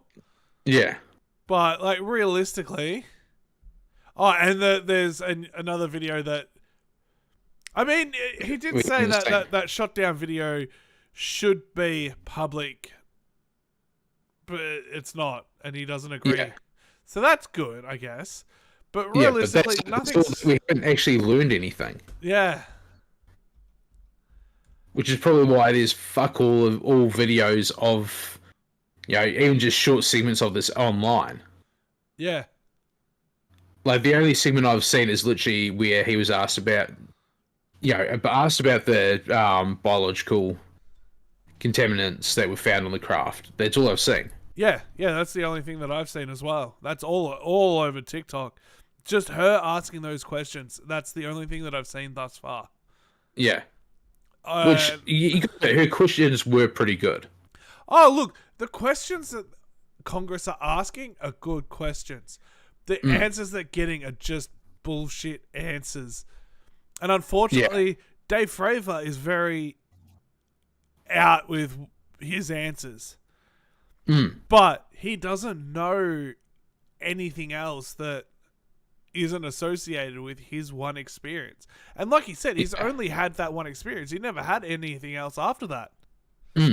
So it's just that he is the one who brought it to light. So it's... Yeah. So that's his side of things. And Mr. Graves, well, he's had his experience or experiences, but they're not documented the same way that Fravor's are. Yeah. I want to know what experience fucking old mate in the middle had. What's his name? He said he hasn't had any experiences. Oh, was that Graves that him and his wife had something disturbing? No, that's Grush. Yeah, I want to know what that was. Oh, he's been threatened for the information that he has. To stay silent. Didn't he? Oh, I thought he said he had like an alien encounter. No, he said he's never had a UAP or alien experience, but he experienced, because he's a whistleblower, he's experienced the dark side of these other agencies. It's just so fucking frustrating. He's very much a middleman in all this information and misinformation. Because all of his experiences are literally just being told of having others tell him their experiences. Yeah, which like I get. He's out there investigating. He's basically, he's kind of in this sense, he's like almost like a Snowden or an Assange, Yeah. where he hasn't had the experiences himself, Yeah. But he's got all of these. but he's got all the information on said experiences. Just fucking. Oh. Just put it out there. Who gives a fuck? Let what happens happen and just be like, yep, boom. There you go. There we are. There's all the information. Do what you want with it. Here is definitive fucking proof. We all know aliens exist. Because if you don't believe in aliens, you are so fucking narrow-minded and self-centered cunt.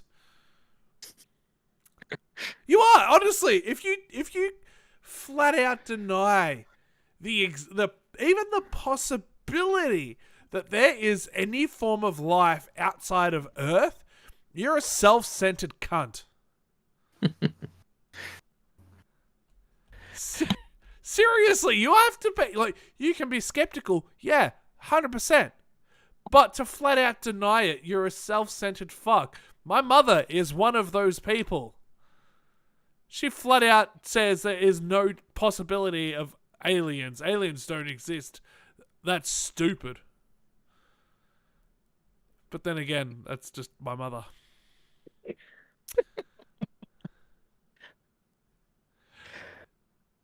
And Jeremy needs to move over. He's got 3 empty seats next to him. Let George have some. Look how bunched up he is there. He is so uncomfortable. Every time I see him, I just feel like giving him a hug. He doesn't look happy, does he?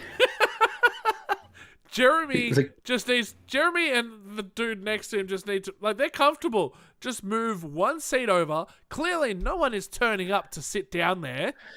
Just sit there and let George have a little bit of room. Please. Just a little bit. He needs to let those shoulders drop a little bit. Yeah. Because he's just so squished in there. Poor George. Oh, poor George. We have half an hour left. So I think George can survive it. George can. I don't know if I can. What? One more, not in a public setting, and you're going to lose it? One more, yeah, in a skiff. In a skiff. I'll give you a fucking skiff, cunt. Skiff right in the forehead. Oh, man. I gotta go piss. I'll let this play, and I'll come back. All right. To hear some more non-answers.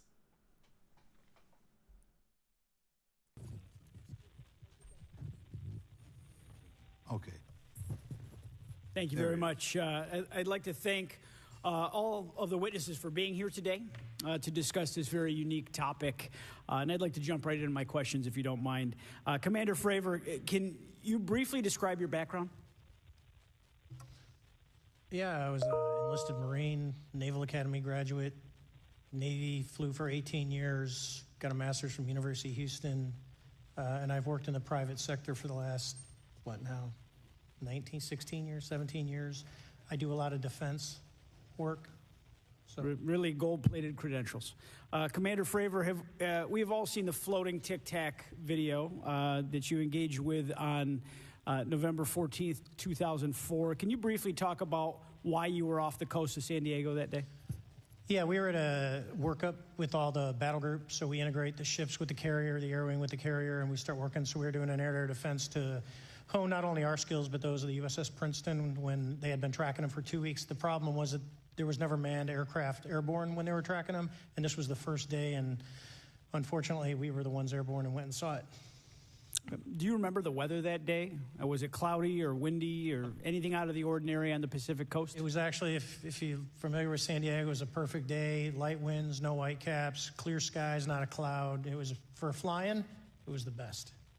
Now, is it true that you saw, in your words, a 40-foot flying tic-tac-shaped object? That's correct. Or for some people that can't know what a tic-tac is, it's a giant flying propane tank. Fair enough. Did this object come up on radar or interfere with your radar or the USS Princeton? The Princeton tracked it, the Nimitz tracked it, the E-2 tracked it. We never saw it on our radars. Our fire control radars never picked it up. The other airplane that took the video did get it on a radar. As soon as it tried to lock it, it jammed the radar, spit the lock, and he rapidly switched over to the targeting pod, which you can do in the F-18. From what you saw that day and what you've seen on video, did you see any source of propulsion from the flying object, including on any potential thermal scans from your aircraft? No, there's none. There's no IR plume coming out. And Chad, who took the video, went through all the EO, which is black and white TV, and the IR modes, and there's no visible signs of propulsion. It's just sitting in space at 20,000 feet. In your career, have you ever seen a propulsion system that creates no thermal exhaust? No. Can you describe how the aircraft maneuvered? Abruptly, very determinate. It knew exactly what it was doing. It was aware of our presence, and it had acceleration rates. I mean, it went from 0 to matching our speed in no time at all. Now, if the fastest plane on Earth was trying to do these maneuvers that you saw, would it be capable of doing that? No, not even close. And just to confirm, this object had no wings, correct? No wings. Now, was the aircraft that you were flying, was it armed? No, never felt threatened at all. If the aircraft was armed, do you believe that your aircraft or any aircraft in possession of the United States could have shot the Tic Tac down? I'd say no. Just on the performance, it would have just left in a split second. It looks like that we have a problem here that needs further investigation. Yes. In your belief, is this flying Tic Tac, I mean, is it capable of being the product of any other nation on the Earth? No, like I said earlier, I think it defies current material science and the ability to develop that much propulsion. And I know there's been some physicists of them calculations, which is beyond anything that we have. Well, either the United States has an adversary here in this world that we don't know, or we really have some serious investigations to do. I really appreciate you being here. Is there anything else about the November 14th, 2004 incident that you think is important for this committee to know that you haven't been asked here today? No, it's been said it's probably the most credible UFO sighting in history based on all the sensors that were tracking it, and then for us to get visual and to go against the naysayers that it's something on the screen or whatever. I mean, there's 4 sets of human eyeballs. We're all very credible. Of the 6 of us that were involved in the thing, including the video, every one of us is going to do 20 plus years in the military in very responsible positions. So I'd say the world needs to know that. It's not a joke. Well, thank you very much for your testimony here today for all of you, and I yield back, Mr. Chairman. Mr. Ogles. Thank you, Mr. Chairman, and thank you all for being here and the courage it took to come forward and again, the sacrifice that each of you have made. I serve on the National Security Subcommittee for the Financial Services Committee, so I really want to stay in the national security lane, if I may. So when we think about traditional adversaries and both us towards them and them towards us, we probe their capabilities. We look for weaknesses, and we collect that data, that reconnaissance for in the event we need it in the future. For each of you, yes or no question, based off of your own experience or the data that you've been privy to, is there any indication that these UAPs could be essentially collecting reconnaissance information? Mr. Graves? Yes. Mr. Grush? Fair assessment, yeah. Mr. Fravor? Very possible. Again, in the national security vein, is it possible that these UAPs would be probing our capabilities? Yes or no, Mr. Graves? Yes. Grush? Yes. Fravor? Definitely. Is it possible that these UAPs are testing for vulnerabilities in our current systems? Yes. Yes. Possible.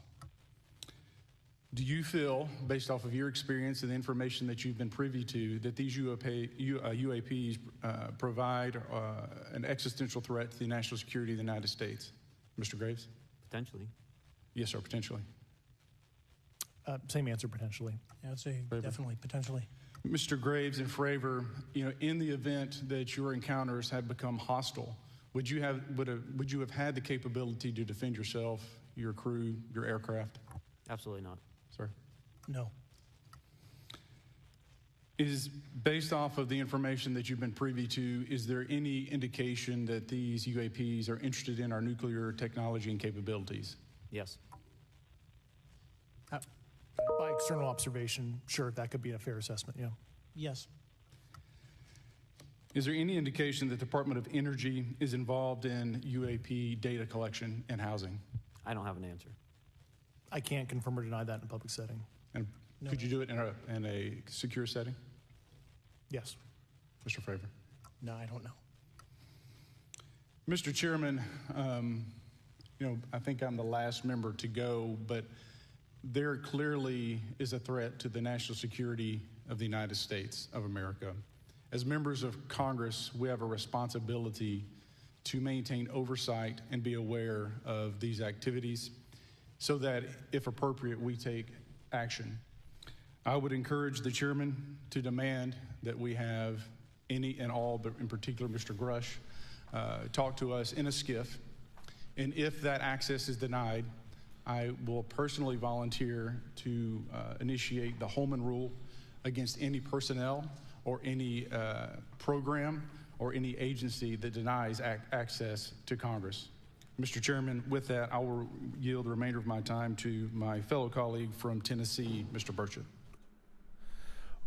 Why do they have to just be like, oh, this is a threat to the United States of America?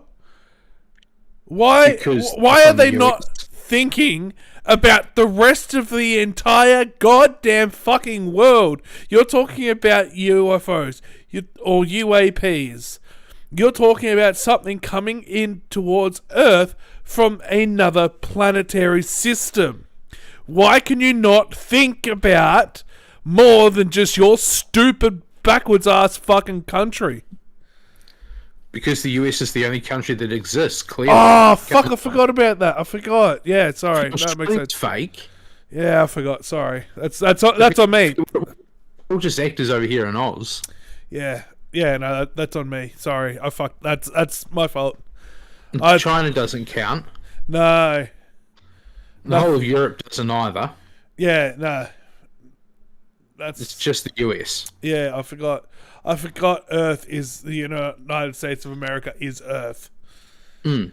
Yeah, my bad. They are the entirety of the planet. Yeah. That's on me. I put my hand up. I fucked up there. That's fair. Yeah, I mean, get it right. Oh. I mean, I know I have my dumb brain moments, but fuck, that was a mega one from you. Yeah, that really was, wasn't it? That how dare I think other countries exist outside of America? I know. Fucking cancel this, man. As a non-American here, yeah, cancel me now from life. Probably knows more about their history than most Americans do. Yeah. Well, no other country has a history except for America. Mm. Yeah. And there's no other language other than American. Yeah, we don't speak English. We speak American. Yeah. Yeah, I forgot about that. Sorry, that's my fault. I'm just trying to be like the American president and forgetful. I'm just trying to emulate the leader of the world. You mean there has to be given specific directions at conferences, like you take your seat. Yeah. Yeah, exactly. And I literally walked places.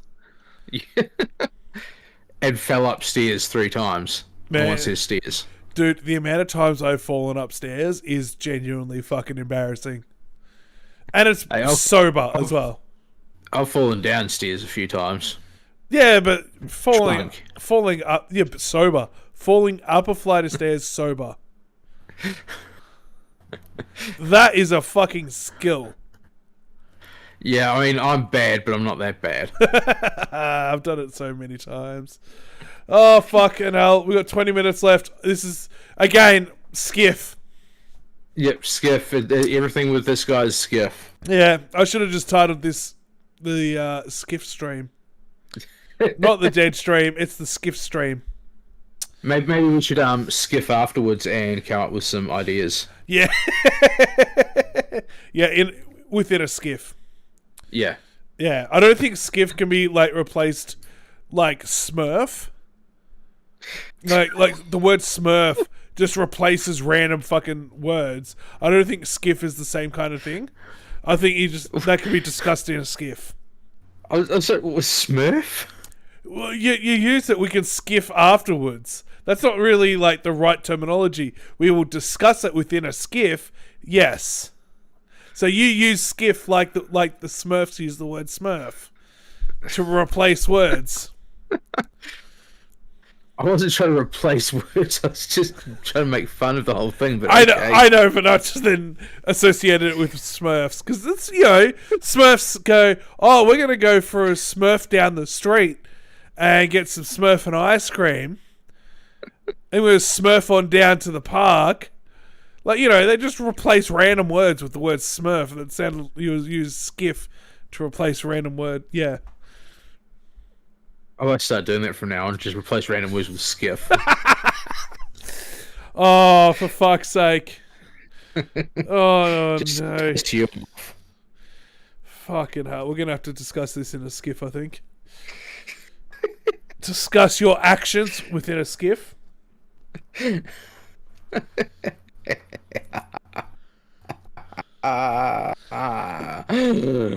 Just play the video. I already am. Good. Thank you, Mr. Chairman. Thank you, Mr. Ogles, for the great questions, brother. Mr. Grush, I might have asked this before, but I want to make sure. Do you have any personal knowledge of someone who's possibly been injured working on legacy UAP reverse engineering? Yes. Okay. How were they injured?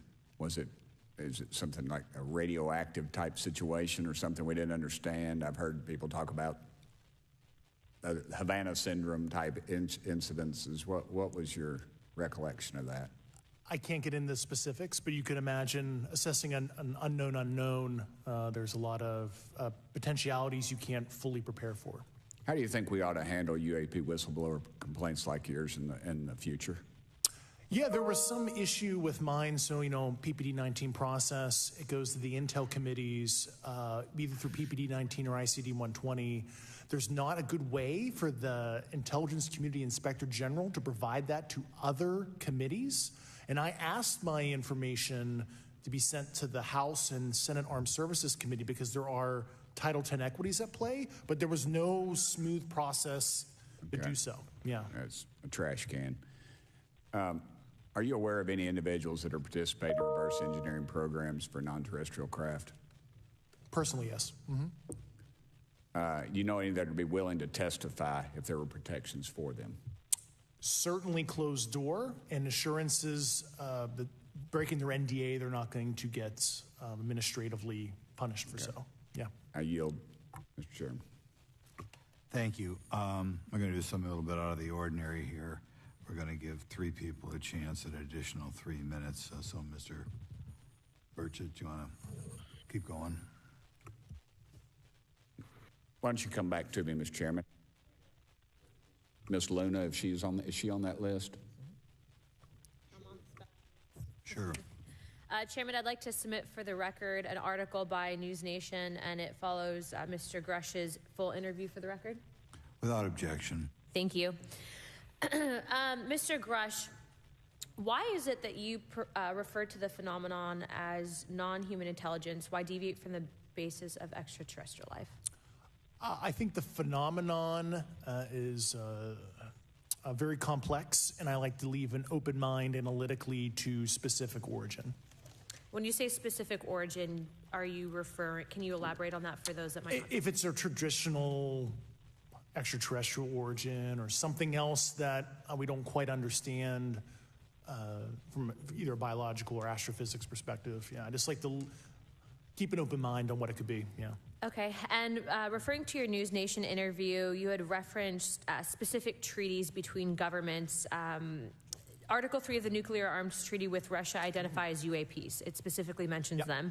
To your knowledge, are there safety measures in place with foreign governments or other superpowers to avoid an escalatory situation in the event that a UAP malevolent event occurs? Yeah, you're referring to actual public treaty in the UN Register. It's funny you mentioned that. Yeah, the Agreement on Measures to Reduce the Risk of Outbreak of Nuclear War, signed in 1971. Unclassified treaty, publicly available.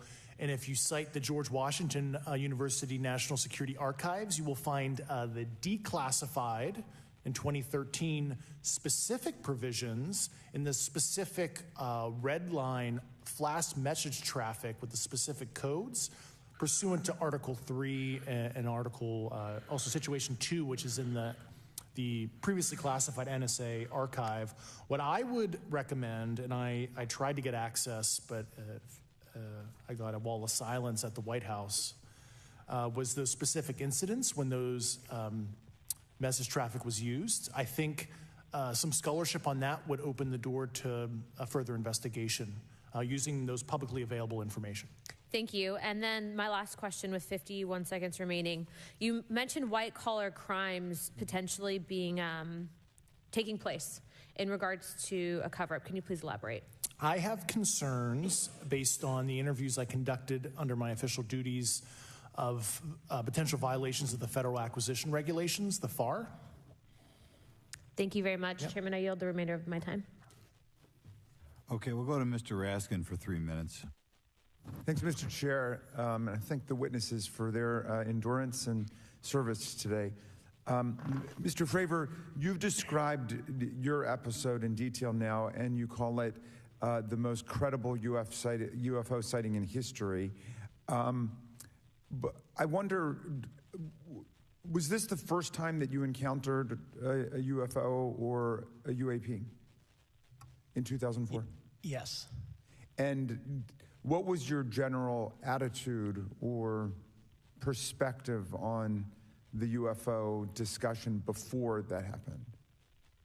I never felt that we were alone with all the planets out there, but I wasn't a UFO person. I wasn't watching History Channel and MUFON and all that.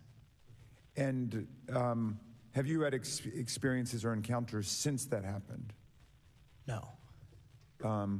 And so have you formed any general conclusions about what you think you experienced then? Yes. I think what we experienced was, like I said, well beyond the material science and the capabilities that we had at the time, that we have currently, or that we're going to have in the next 10 to 20 years. Very good. Mr. Grush, you've been able to answer in great detail on certain questions, and then other things you say you're not able to respond to. Can you just explain where you're drawing the line and what's the basis for that? Yeah, based on my DOPSR security review and what they've determined that is unclassified. I see. So you're answering any questions that just call upon your knowledge of unclassified questions, but anything that relates to classified matters you're not commenting on in this context. In an open session, but happy to participate in a closed session at the right level, yeah. Okay. And Mr. Graves, you've said that there are dozens of fellow pilots, military pilots. Are there also commercial pilots who've encountered the same kind of sightings that you described before? They are similar. Commercial pilots have less range and less sensors to be able to reach out and look for objects over wide swaths of airspace. And so pilots are seeing them, commercial pilots are seeing them, and they're typically closer, and the range of what they're seeing is pretty large. What is the most vivid, concrete sighting with the naked eye of the objects that you described before, the cube-like objects? Certainly. I think the most vivid sighting of that would have been near midair that we had at the entrance to our working area. One of these objects was completely stationary at the exact entrance to our working areas, not only geographically but also at altitude. So it was right where all the jets are going, essentially, on the eastern seaboard. The two aircraft flew within about 50 feet of the object, and that was a very close visual sighting. And you were in one of the aircraft? I was not. I was there when the pilot landed. He canceled the mission after, and I was there. He was in the ready room with all his gear on, with his mouth open, and I asked him what the problem was, and he said he almost hit one of those darn things. He said he was 50 feet away from it? Yes, sir. And his description of the object was consistent with the description you gave us before? A dark gray or a black cube inside of a clear sphere. Inside of a clear sphere? Yes. And with no self-evident propulsion system? No wings, no IR energy coming off of the vehicle, nothing tethering it to the ground. And that was primarily what we were experiencing out there. I'm over time. Thank you very much for your service, and I yield back to Mr. Chairman. Very good. Mr. Burchett? Thank you, Mr. Chairman. This is for all three of y'all, starting with Mr. Graves. Why did you come forward on this issue? I came forward because I felt that my colleagues did not have a way to mitigate this safety threat, and I wanted to help them. I was trained as an aviation safety officer by the Navy, and this seemed, it just felt right. I felt like I had to help the folks that were still flying and dealing with this. Mr. Grush? Purely a sense of duty. I first swore an oath when I was a cadet 18 years ago, and I still uphold that even out of the uniform. Commander? I was pestered by a friend, and I asked why, and he said, you're the one person that they can't discredit, and you'll add credibility to the New York Times article. And so after about 6 times, I said, okay. Yeah. This town isn't made, unfortunately, by people like y'all.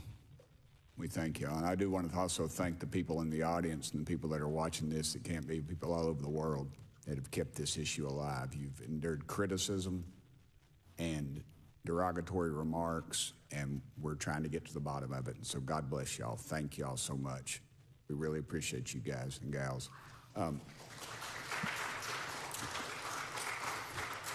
That's why we need term limits. Y'all keep clapping, us politicians just keep talking. So let me ask y'all, how can the public contribute to UAP reporting, and what avenues you think are available to the public to report these sightings?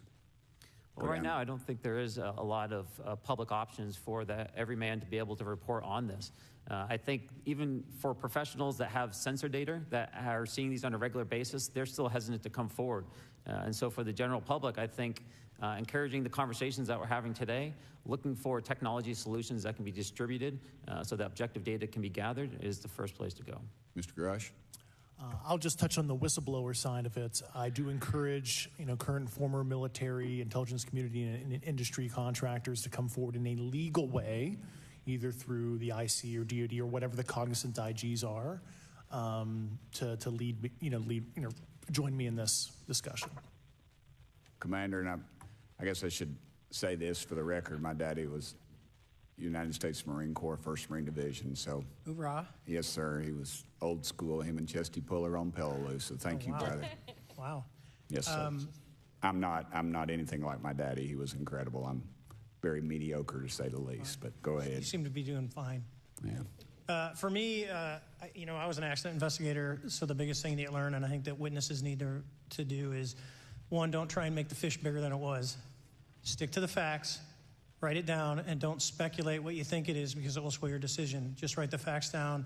We can get all the facts together, and we can start to investigate and get a real honest story instead of it was this big. Thank you all, and I want to thank everybody. We made history today. Mr. Chairman, I yield. Thank you much, Mr. Garcia. Thank you. I know now we're going to be making some closing remarks, and so I just wanted to say a few things. First, to our witnesses, I want to thank all of you for being here with us today. I know that it takes a lot of courage.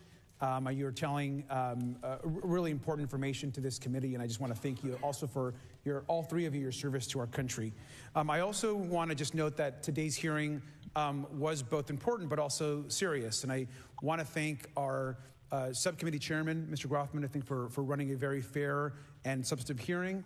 I do want to thank the committee staff on both sides for the amount of work that it took to put this hearing in place, and certainly to all the members that have been involved in this issue prior to the hearing.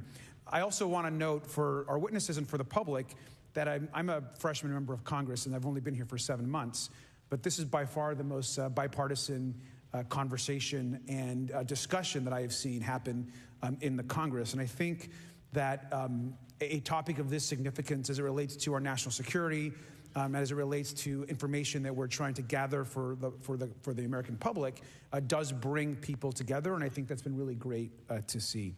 I think it's also important to note for the public, today in our hearing, we had on our side also both our full ranking member, which is Mr. Raskin, and our vice ranking member, which is Ms. Ocasio-Cortez, both here at our hearing. I think it shows the importance and seriousness that our side of the aisle is taking to this important hearing, but also to the broader issue as it relates to working with our Republican counterparts on this committee. I want to additionally add that I think it's really important that we have and continue these discussions and these hearings. Clearly, there's a lot of information that we don't know, but it's also very clear that we have to continue our investigation and accountability on asking the right questions and ensuring that they're part of the public record. One thing that was important today is some folks might wonder, why are we asking questions that might already be out there or that have been asked before? It's important that they're asked and put into the public record as it relates to this committee. And so I want to thank you for, answering some questions multiple times. I know not just in maybe meetings you had with some members, but also here in the public. Let me also just add an additional note that it's important also that our friends in the media and those that are not just reporting on this hearing, but that have reported on this topic and that may in the future, the media has an important role in this process. And it's very important that the media engages, does independent investigation, and reports on not just what happened today, but what they see independently as what is happening around UAPs in the broader community. That is also an important public benefit that we have in trying to get the information and the facts as it relates to this. Let me also just say finally that as a teacher and an educator and a longtime teacher and researcher, that I also really believe in following facts, in doing your homework, and in making sure that you follow science as we try to get as most information as possible. And so I want to thank you all for agreeing to do that today. Transparency is a cornerstone of government. We live in a vast galaxy, a lot of unanswered questions, and thank you all for being here today. Mr. Chairman. Thank you. I'd like to one more time thank Mr. Burchett and Ms. Luna for bringing this to our attention. It's a topic that has interested me since I was in school. It was a very illuminating hearing. Obviously, I think several of us are going to look forward to getting some answers in a more confidential setting. I assume some legislation will come out of this. Sure. I apologize, Mr. Chairman. I need to compliment the folks in my office that did a lot of the work on this. Rachel and Noah sitting behind me here. They're very quiet and humble, but if without them, this thing would not have come off like it did, so I apologize. Thank you. I think we're going to want to look into what we can do to make more of this information public. I think there's certainly a time period after which it should always be made public, and people have been concerned about these issues, like I said, since I was in high school. But in any event, I'd like to thank everybody who was here, sticking through the entire hearing. Without objection, the members will have 5 legislative days to submit materials and to submit additional written questions for the witnesses, which will be forwarded to the witnesses for their response. If there's no further business, without objection, the subcommittee stands adjourned.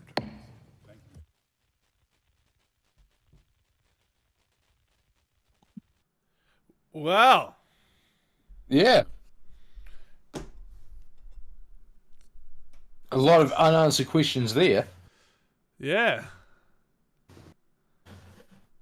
What I want to know is George Knapp now comfortable? That's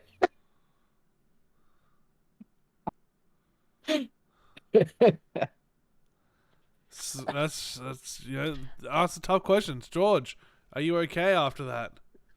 Did you end up getting comfortable? Did you not have a massage after to sort of loosen your shoulders up a bit?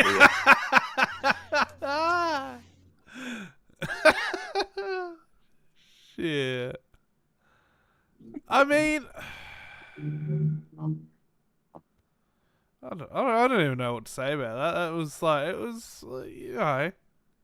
It was mildly informative, but only mildly. Yeah, it's like, so if you eat hot sauce on a regular basis and then you go and get a mild salsa to have with some chips, that kind of spiciness is in that. Yeah. So if I were to eat a mild salsa with some corn chips, I'd be like, it's good tomato sauce. It's quite sweet. That's the kind of, that's where we're at. Yeah, even for me, it wasn't like, ooh, this is riveting. Yeah, which is a shame. It's like, especially towards the end there, I was like, I've got my mic turned off. I could easily have a nap for the next 10, 20 minutes. Yeah. I mean, and look, not miss anything. I get you got to start, you got to walk, you got to crawl before you can walk and walk before you can run. I get that. I understand that. So, overall, that was a good thing. It was a good start. Yeah, and that's it. You got to start somewhere. You can't just run out of the gate. But at the same time, it was like, yeah, there could have been just a little more to it. Yeah, especially someone who wasn't constantly going, "Oh, I can tell you that in a private setting." Yeah. Oh, we can have a skiff about that. Yeah, discuss that within a skiff. But I mean, look, not in a public setting. Yeah, we'll find out over the next coming days whether anything else comes out of this. Because it only happened a couple of days ago, and they said up to 5 days. So we've got a few more days to wait, which is fine. That's okay. We can handle that. Yeah, but we'll see over the next coming months if there's got to be more meetings like this, because this is the second one for the year. Yeah. So there's going to be more later this year, going into next year, and they're just going to become more and more. Like, eventually, we're going to become more and more regular. Hopefully, they're going to actually say something in public, not in private. Yeah, and they will. It's a matter of time now. They're going to declassify more footage. That's going to happen. Hopefully we get to see that shoot down video. Yeah, I really want to see that. Don't have to show us it actually crashing, just the video leading up to it and the object being fired upon. Yeah. I'm sure we'll see it. I'm sure we will. I have faith. I have hope that we will one day see it. In the future. Yeah. 15 years from now. So let's move away from that. I only posted you the one bloody video. Yeah, I know. That's okay, because it's now had me thinking about a different... I'm fucking clicking play, and it's a 2.5 minute video. I didn't think it was 2.5 minutes. 2 minutes and 29 seconds. Jesus. It felt longer than that. I've got a couple of longer videos. There we go. Now it's suddenly gone to 11:11. Maybe it was a 2.5 minute ad for Burger King's new Roadhouse Whopper. Yeah, must have been. Which I wouldn't be surprised. I got a fucking 40-odd minute video in the middle of a 15-minute video for something else last night. Yeah, right on. All right, before we play that, can I just quickly go fill my water bottle and I'll be back? No. Yes. No. It's only about the 4th refill I've done. I shan't allow it. Too fucking bad it's happening. Oh, okay. Bobby. I don't know. I'm gonna sit here and I'm gonna just wait for you then, and I'm gonna just talk random nonsense. Because honestly, I don't know what else to do. because yeah. Not that it really matters if I'm talking or not, because we have no one watching. It's just me.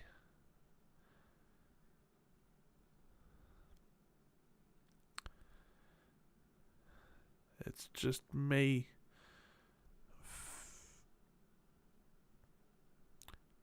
Yep.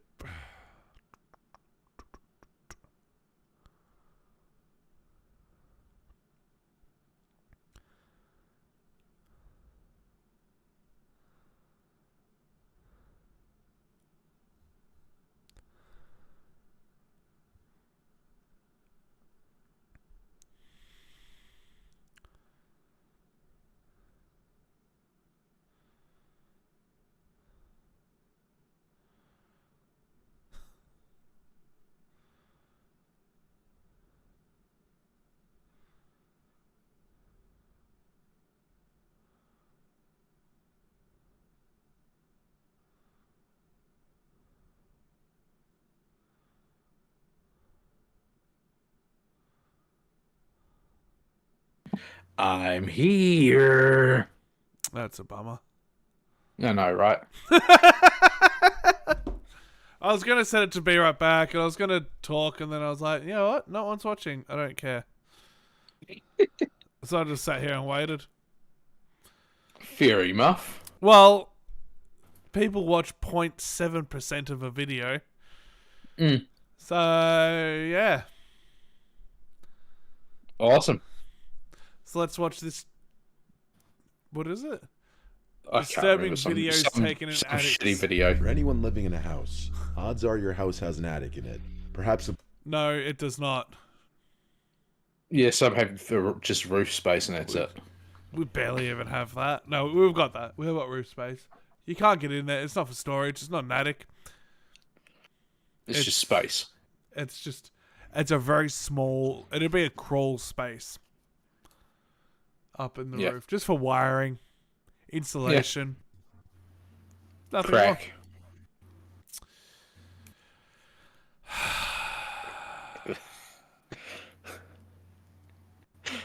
place in your house you spend the least amount of time in.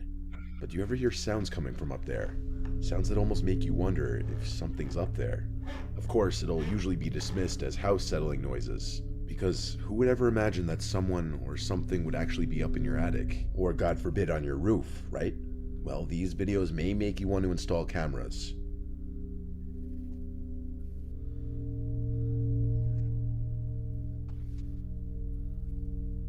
Jerome and Ashley Kennedy, a Pittsburgh couple, along with their 10-month-old baby, were living comfortably, unbeknownst to what was going on above their heads in their own home. The row house next door that was being renovated was owned by 73-year-old Robert Havrilla, who's described by the couple as very reclusive and known to keep to himself. Jerome was in bed one night when he heard noises above him in the attic, the kinds of noises that weren't just house noises. He knew somebody was up there. Then he noticed a light shining through a pipe, as if it were searching for a place to look through. So Jerome installed a surveillance camera in his attic, and a day later, caught on tape was many people's worst nightmare. His neighbor Robert in his attic, carrying a power drill, looking into the bedroom. His neighbor had made a removable wall to gain access to their attic. It wasn't just the attic though. Jerome also found perfectly round holes in the common wall between the two row houses. The shapes indicate that Robert the neighbor was drilling holes through the wall. Cops were called, and Robert was charged with stalking and trespassing, which he pled not guilty to. Robert's attorney made a statement that his client had no bad intentions.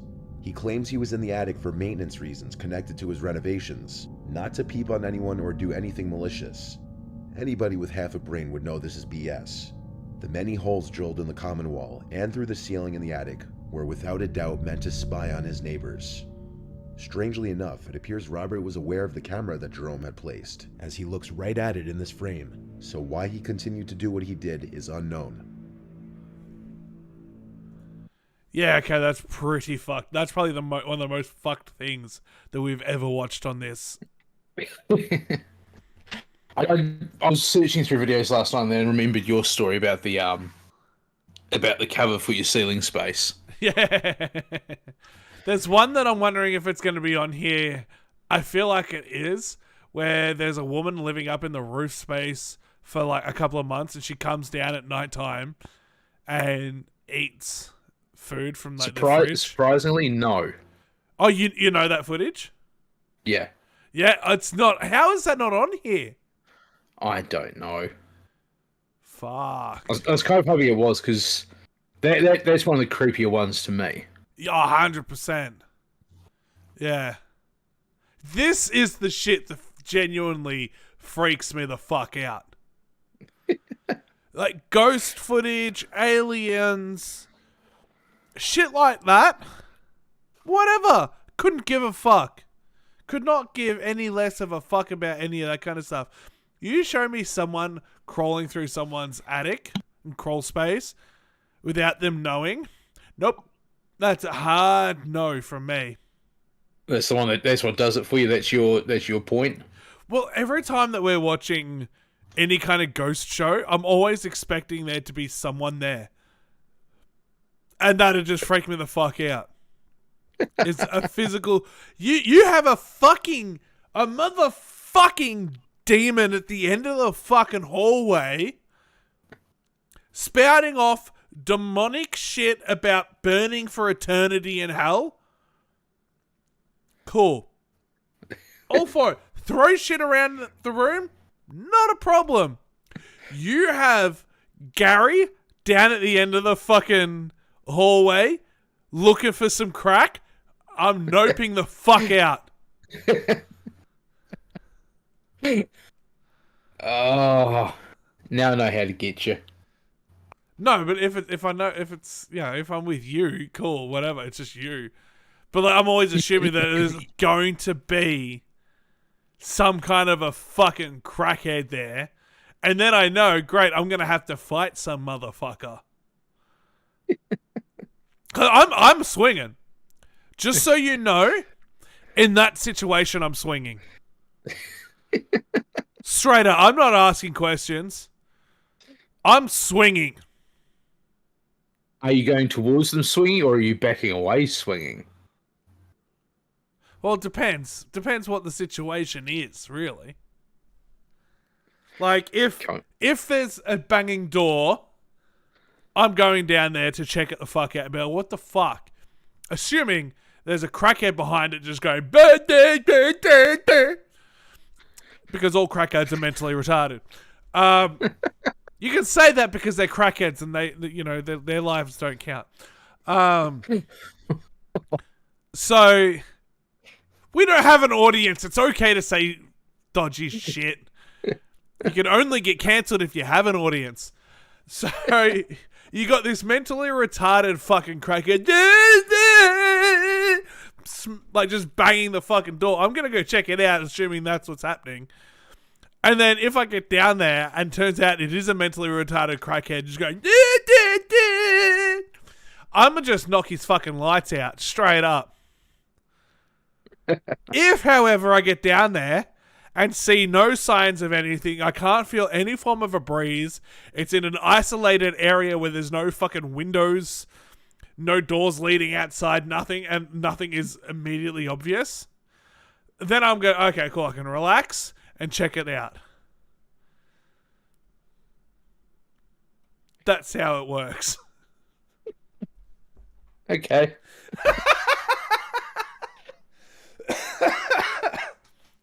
Yeah. What? How does it work for you? Oh, I just deal with it. I mean, that's a very boring way of saying it. Well, it's going to depend on the situation. I'm literally just going to deal with it. You hear down the end of a hallway, around a corner, you can't see, you hear a door banging. Yeah. Whilst on an investigation. Yeah. What's your next move? I literally go and find out what's causing it. Yeah, it's like what I do. Yeah, I just deal with it. Yeah, so you get down there and you see Gary, the mentally retarded crackhead, banging the door. You knock him the fuck out, or right? I send him packing, yeah. In whatever way is necessary. Yeah. And then if you see literally nothing, then you go, cool, we've got something. Yeah, then I grab my gear out and I investigate. Yeah, so we're on the exact same page. Yeah, cool. Good. Okay, number 4. I just put it more simply. I deal with it. Yeah, but my way is more elegant. I'm Yeah, more of a but- storyteller than you go, I deal with it. It requires more words, and I'm just not up for that. Yeah, bitch. Uh-huh.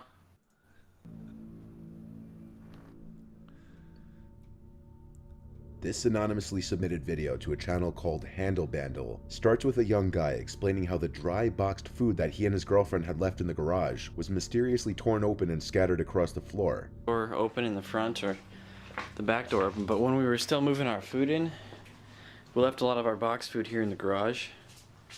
And when we came out, I think it was a couple days ago, I think it was a Thursday in the morning, the boxed food, the dry food that we had, was all torn open and scattered across the garage floor. Since then, we sweeped it out and cleaned it up and everything, but something got in here and tore a big hole in the side of some of those boxes. But anyway, with this new camera, hopefully I can catch something on video. Maybe even put it up on YouTube, we'll see. Obviously, it could have been any number of wild animals. So, in an effort to catch the animal in action the next time it happens, to hopefully help put an end to it, the guy starts to record anytime he hears noises outside. So the following night, the guy and his girlfriend hear some sounds on the roof while watching TV. So he looks out his window with his camera's light on in an effort to see if he can find the source of the sounds. So we were just laying here watching The Office by the window up here, and we're on the second floor. And I mean, we hear noises out here pretty often, but you can see how high up we are.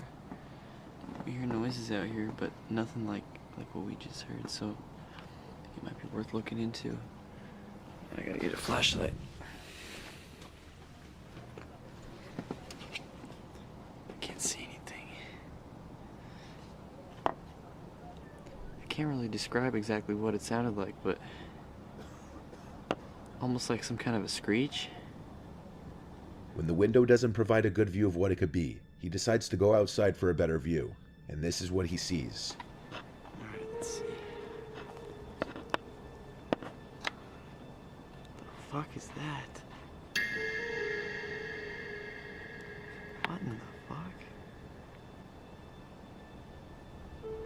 Wait a minute. Hey! It's half ahead of what looks to be either some kind of creature or perhaps somebody wearing a mask. He goes back inside to gain access to the roof through his window to get a closer look. As he climbs up, he hears a snap, then looks to see the head again, still staring at him, causing him to possibly fall off the roof.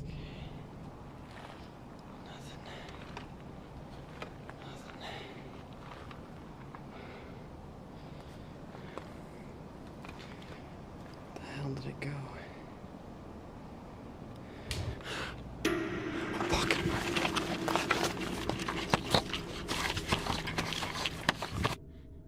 No other information is known of this video.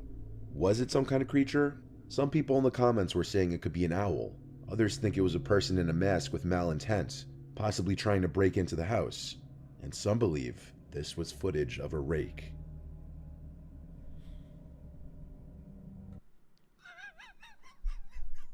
If that's an owl, that's a fucking big owl. Oh, that's funny. That's genuinely quite humorous. I think it's his missus. Well, the one who was on the bed. Yeah, and then like he's disappeared, and then he's outside looking for it. Gives her very, very, very ample time to be able to get out there and set shit up. True. Or a prank in general, especially since how he says in the first part of the video, oh, you know, see if I can put it up on YouTube or something. Yep. The first But one, yeah. legit. The second one, not so much. no. That was a bit silly. It was a bit of a silly Billy moment. It was. That should have been replaced with the footage of the woman crawling out of the fucking roof and eating food out of the fridge. Yeah. Genuinely fucking terrifying. That one there, a bit stupid. Given the fact that it actually happened and was going on for months. Yeah. Yeah. There's plenty of footage of like similar things where people have been living inside someone else's crawl space in their roof for months and months and months, like even like a year of living inside a crawl space, coming out, eating, going out, doing whatever, coming back and getting back up in there to spend the day. Yeah. Yeah. I mean, 99% of these are ones where you go, yeah, what? Yeah, nah. Yeah, we started off strong. And then quickly went downhill. Yeah. Alright, we'll keep going. Let's see if they get better. I assume they don't. Imagine being home alone at night as a teenager in a big empty house, and imagine that you start hearing noises from up in the attic. That's exactly what happened to 17-year-old Stephen Braun. While playing video games in the living room, Stephen heard thumping sounds from up in the attic. He called his dad, who was at work, and his dad sounded concerned and told him to go upstairs and check on the hot water heater, which is actually in their attic, a very uncommon place to find a water heater. Stephen's dad was worried that something was wrong with the water heater and that the sounds he was hearing were coming from it. So Stephen obliged and proceeded to go up into the attic, but not without recording. How convenient.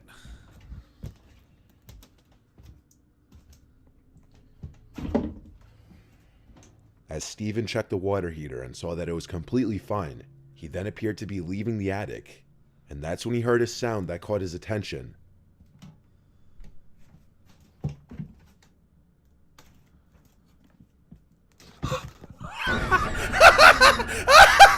Stephen heard something come from...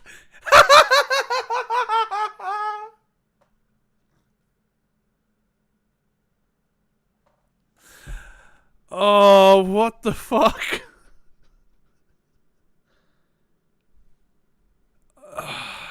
Why do you do this to me?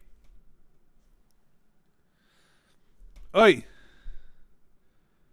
It's because you love it. Stop muting yourself. I didn't have myself muted. What are you talking about?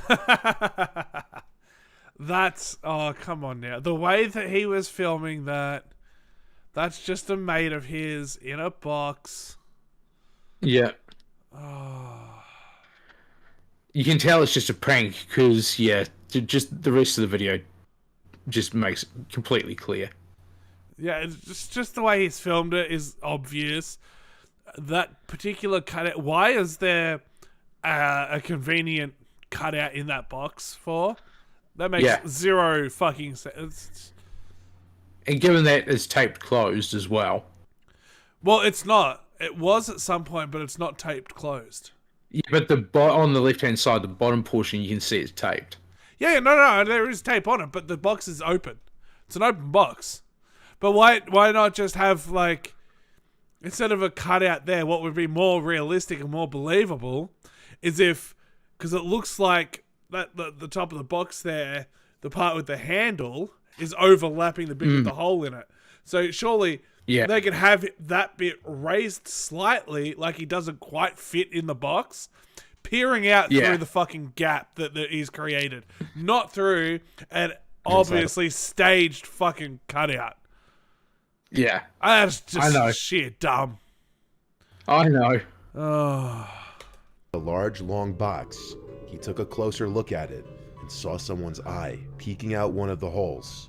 Understandably, the 17-year-old was probably in shock and unable to do anything besides stop recording and run out of the attic. He says he locked himself in his room to call his dad, and his dad simply told him to hang up and call 911, and that's what he did. As Stephen was in his room, he heard the footsteps of someone leaving the attic and then running down the stairs of the house and out the front door. No, he As didn't. this clearly happened way too many times before, by the time police showed up, it was way too late to catch the intruder. Oddly enough, nothing was stolen from the attic or the rest of the house, but it's unknown for how long exactly someone was up in the attic, or what they were doing up there. Jerking off.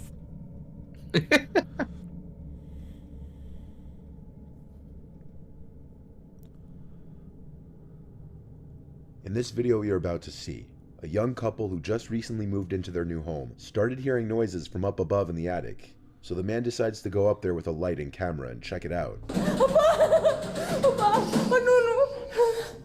Oh, no, no, no, no.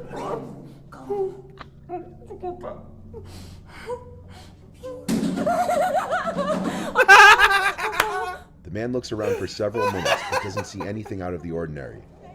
As the wife is clearly very distressed and scared, the man maintains a calm, reassuring demeanor about the situation.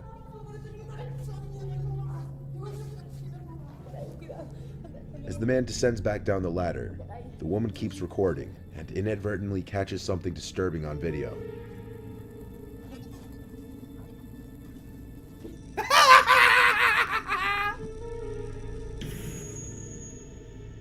What appears to be the wrinkled, gray face of an old man, peering down at the couple for a very brief moment with an eerie expression. It quickly disappears back into the darkness above, going undetected by the couple. Some people believe that it may have been a homeless elderly man who was taking refuge in the couple's attic. However, given the small size of the attic, it would be very unlikely for the man not to have spotted a squatter up there. No one thinks that it was an old man. No. It's some CGI. No one, the way that it moves is... Yeah, the way it's in and out. Yeah. It flows in, flows out. It's a stock image that they've just thrown in there. That was shit. Yeah. Oh my god. This is terrible.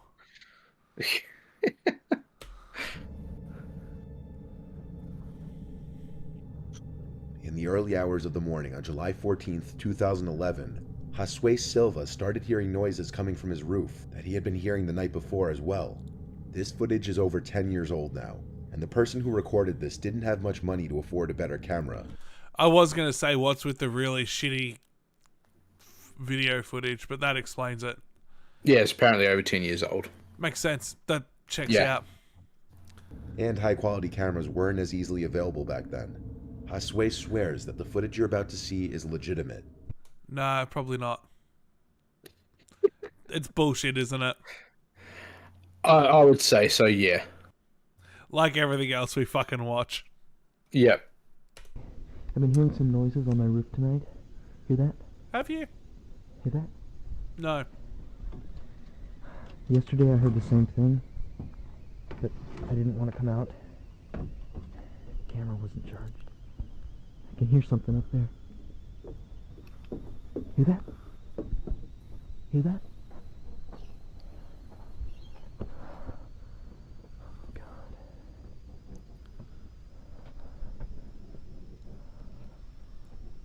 Gotta climb on them.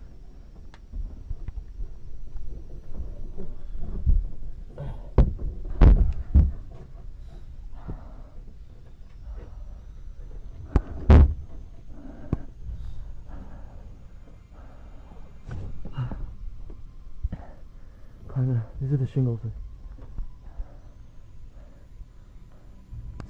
Oh my god.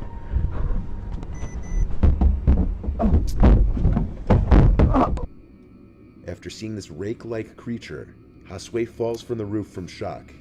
He grabbed his rifle and returned to his roof, but the creature was no longer there. The creature seems to be bald with a large round head, but no facial features can be seen.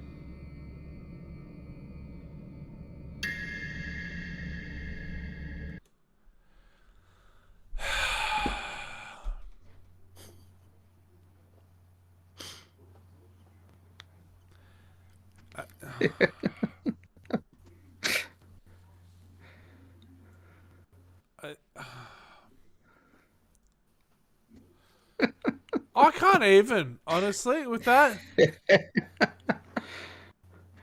Well, I was going to look for more videos, but yeah, someone was like, "Oh no, I want to cover the hearing." Yeah, we got a solid 4.5, almost 5 hours out of that, and then your stupid little video, we knock out in fucking 20 minutes. Well, I didn't look for any others because you wanted to cover a thing. Hey, we've been streaming for almost 5.5 hours. I think we've done pretty well, stream-wise. We have. So, don't be coming at me say, oh no, because I managed to find a video that got us 5 hours worth of content. Yeah, but with how we are, we can do 5 hours worth of content with three videos anyway. Yeah. I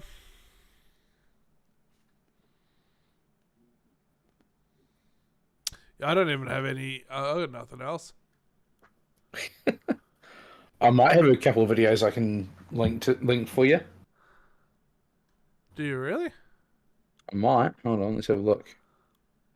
So I did have two other videos pulled up that I didn't end up watching. Right, so we're gonna watch it now, are we? When my laptop hurries up and does what I tell it to, yeah. Oh shit.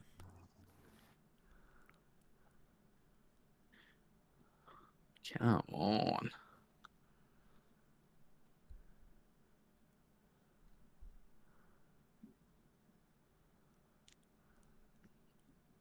Where's my cursor?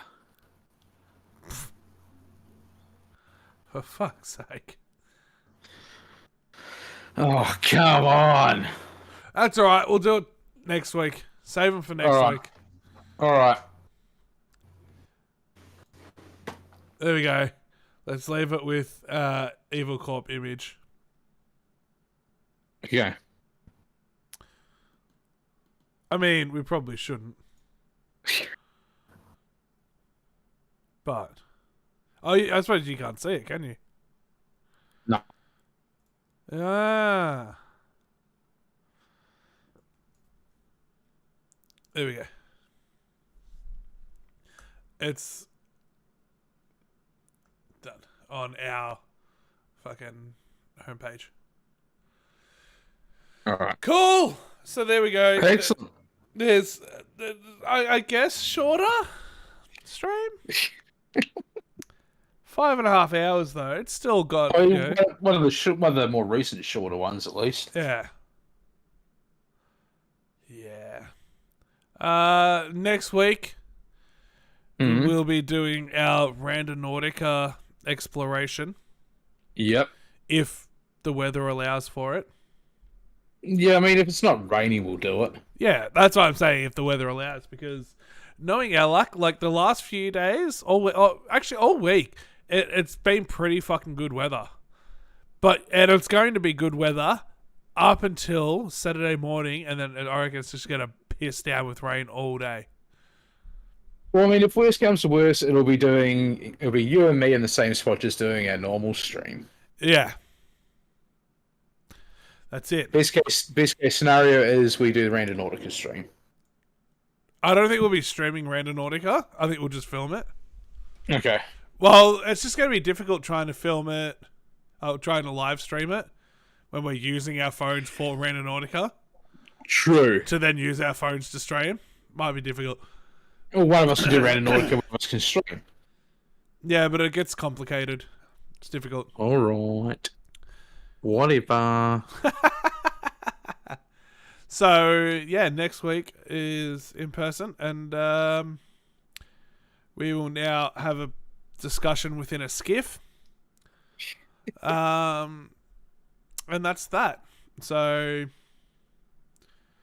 to anyone that happens to be watching at this point in the video, if you're watching it, or is streaming it live right now, go fuck yourself. Goodbye.